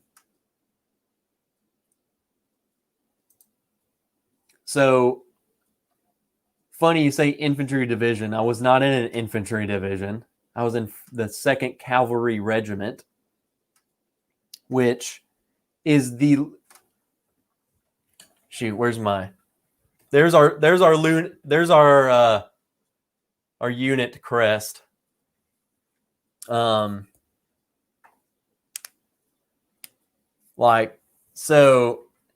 the 2nd Cav is like the most no one even knows who we were. No one knew we even existed. Everyone knows 1st Cav. It's okay. Durham, 1st Cav. They're in Fort Hood. You know that they're primarily infantry guys and they're just called 1st Cav. They're a cavalry they're not. They're infantry dudes in a cavalry thing. There are Cav scouts there. So yeah, there's that. That's what we were. We're the 1st Cav of Europe. That's what we were. Emily, look at all these people show after hours, man. Nick Foles, I passed out for 3 hours and Trev's still going. Jason, yeah, do color for Patreon, black and white for sale.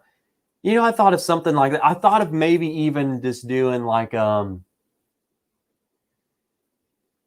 because I design. I have so many freaking designs, dude. Like all I do is Photoshop and Adobe Illustrator. Like on my free time, I'm just making stuff. But I've thought about doing like a Patreon only, like incorporating the word Patreon or exclusive or whatever for Patreons, and then just doing a totally different design for else. I don't know.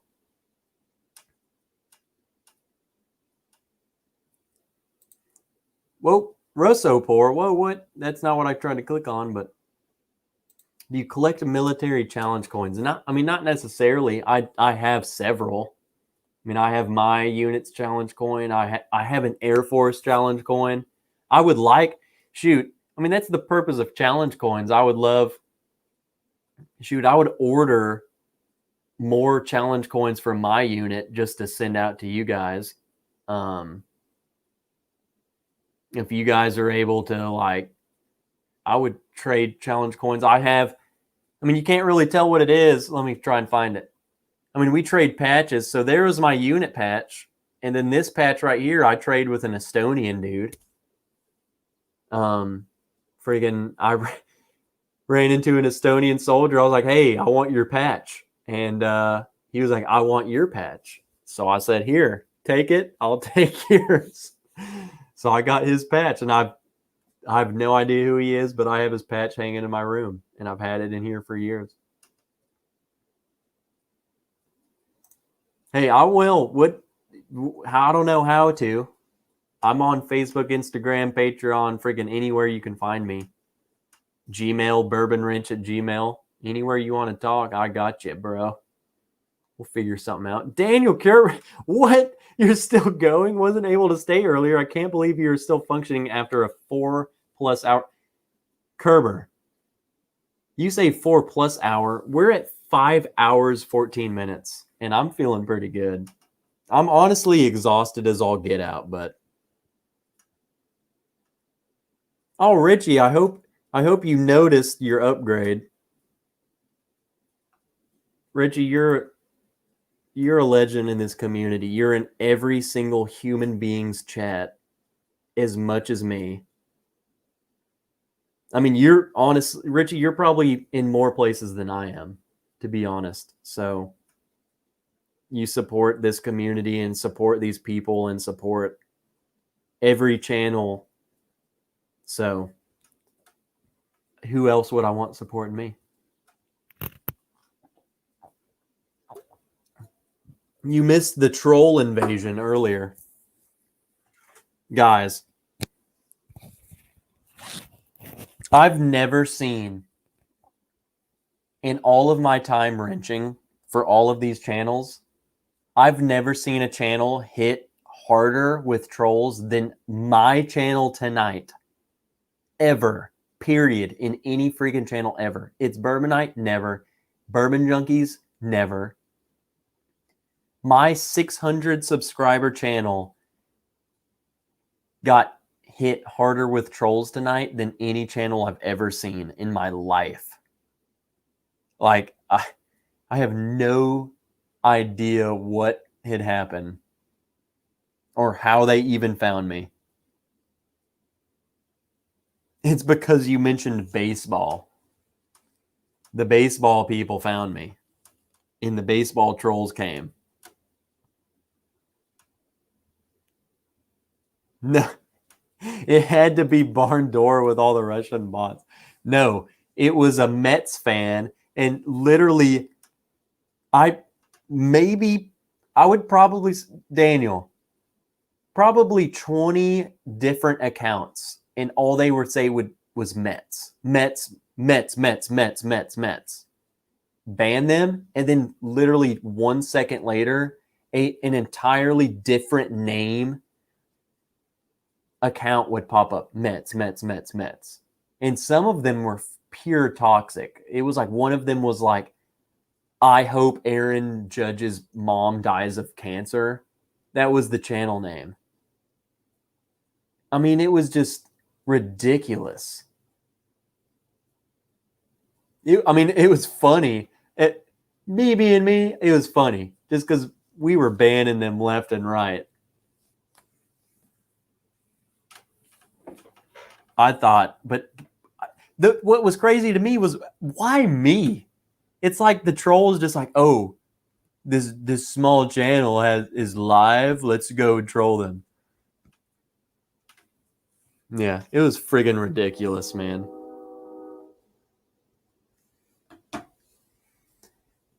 All right, guys, I'm gonna close her up, mainly because I'm starving and I need food. I'm trying to gain weight, so I'm trying to eat multiple meals, and I've missed like 2 meals at this point. I've been going for 5 hours. But man, this was fun as heck.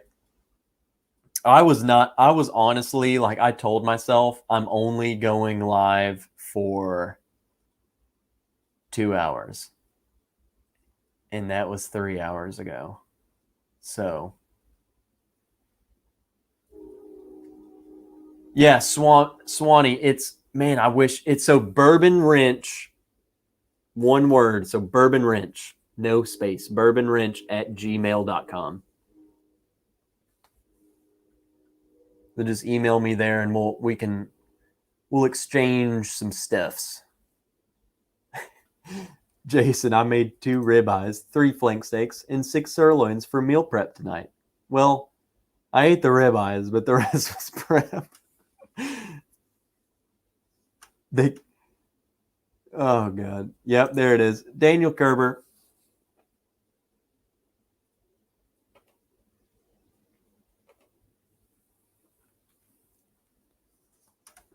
Another Daniel Kerber, you are, for one, here's the thing. Kerber, you know how to wrench. And we work together. We wrench together. You know how to drop the links. So there you go.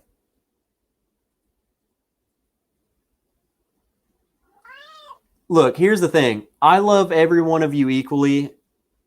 And basically the wrenches go to the people who just know how to wrench. That's all it is. I love you all. Biggin, stop, man. You know how to drop the links when I didn't even ask to. That's just how it works, bro. You got to live up to my reputation. When I mention Gmail, bam, Kerber coming in with the link.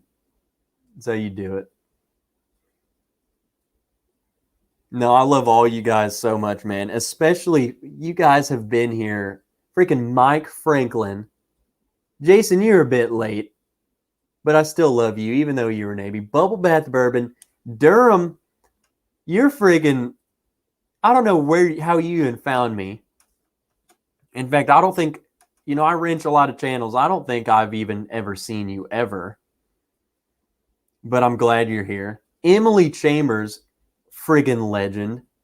You've been in here all friggin' night. Jerry Black, also in here all night. Stanley hasn't been in here all night. I mean, you guys have been freaking, I don't know. It feels good.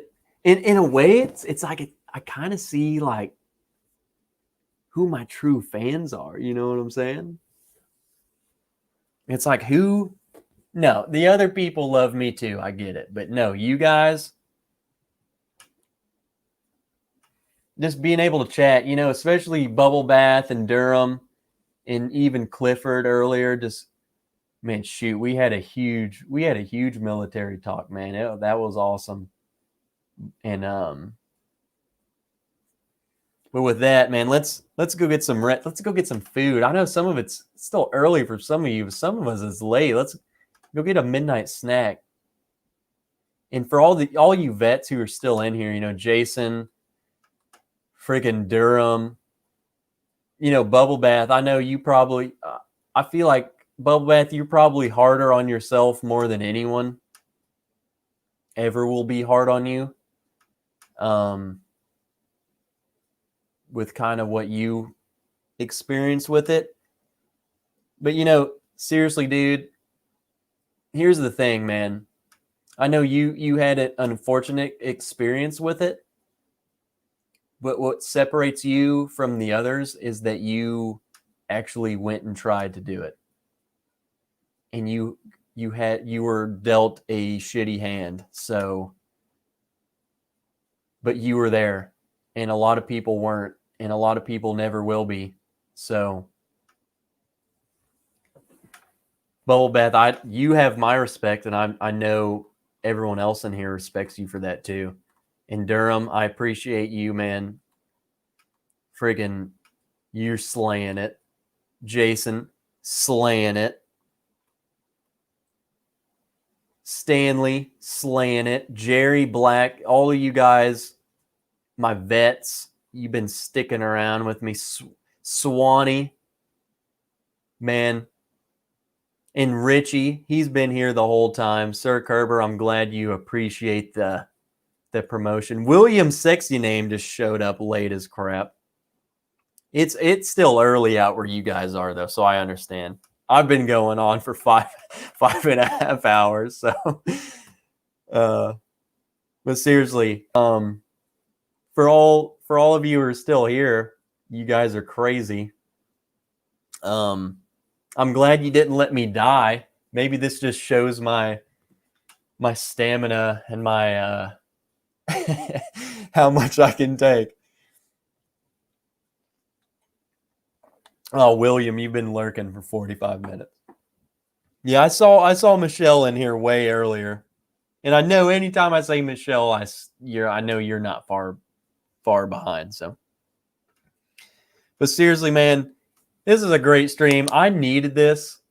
Honestly, the whole 5.5 hours, that's insane, man. But honestly, it was kind of more so for me, with Veterans Day, you kind of lose touch with a lot of your Army friends and just military friends. And you guys kind of know, I'm sure you guys have experienced too. I keep up with some people, but not as much as I want. So everyone that in my life that I talk to about it doesn't really understand a lot of the stuff I talk about. So it just feels good.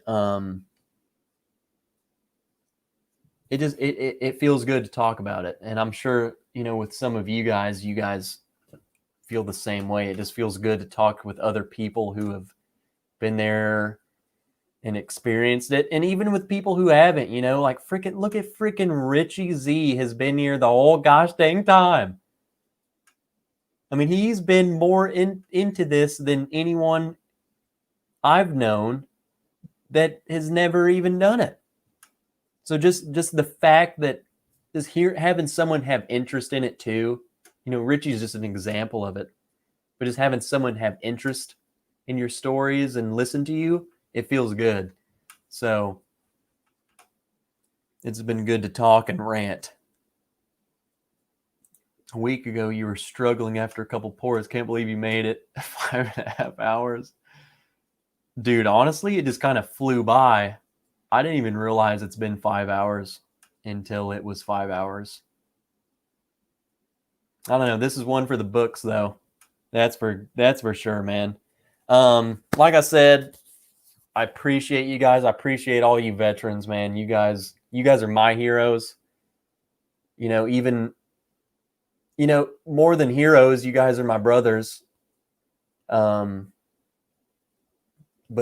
you know, ultimately you are my heroes, and I appreciate all you've done, the journey that you took, the things you've seen and the things you've done. I appreciate them.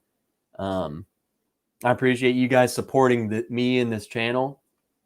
All my Patreons who are in here, if you're Patreons, people who, even if you're not, just you watching this, subscribing and liking the video, all that, man, is just it's awesome. Everyone who entered the giveaway and have sent the PayPal super chats and all that crap, man, it's just, it blows my mind, and I will forever be thankful. And I'm trying to kind of do what I can to give back and create merch and stuff to give you guys, and go for 5 hours live. Alrighty. So those of you who are still here, I will say the next time I probably go live on this channel will be probably next Friday. I think, fingers crossed, the next time that you might see me again, though, will be live with Jason the Mash and Drum on Wednesday. You know, that's in the talks. It sounds like that's what we're going to do. Is we're going to do another like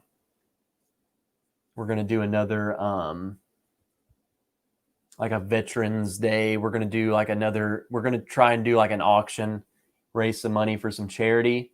So that will be Wednesday. We're going to do a blind flight, and that'll be fun. So again, thank you all. Good entertainment is priceless these days. Yeah, heck yeah, Mike Franklin. And I appreciate you sticking around this whole time, brother. And seriously, Durham, you're new to me. And seriously, I'm glad you found this, and I'm glad and welcome aboard, man. It's been awesome, you know, getting to know you. But all right, with that, see you legends. Hopefully Wednesday. If not Wednesday, then I will see you next Friday. Shoot, probably for another fight. Who knows? All right, stay tuned. I'll be hitting you updates on Patreon and stuff and whatever. So I'll see you guys when I see you next. Go get some food and drink some water. We had a long night. So cheers, my friends. Happy Veterans Day to my vets. And I'll see you.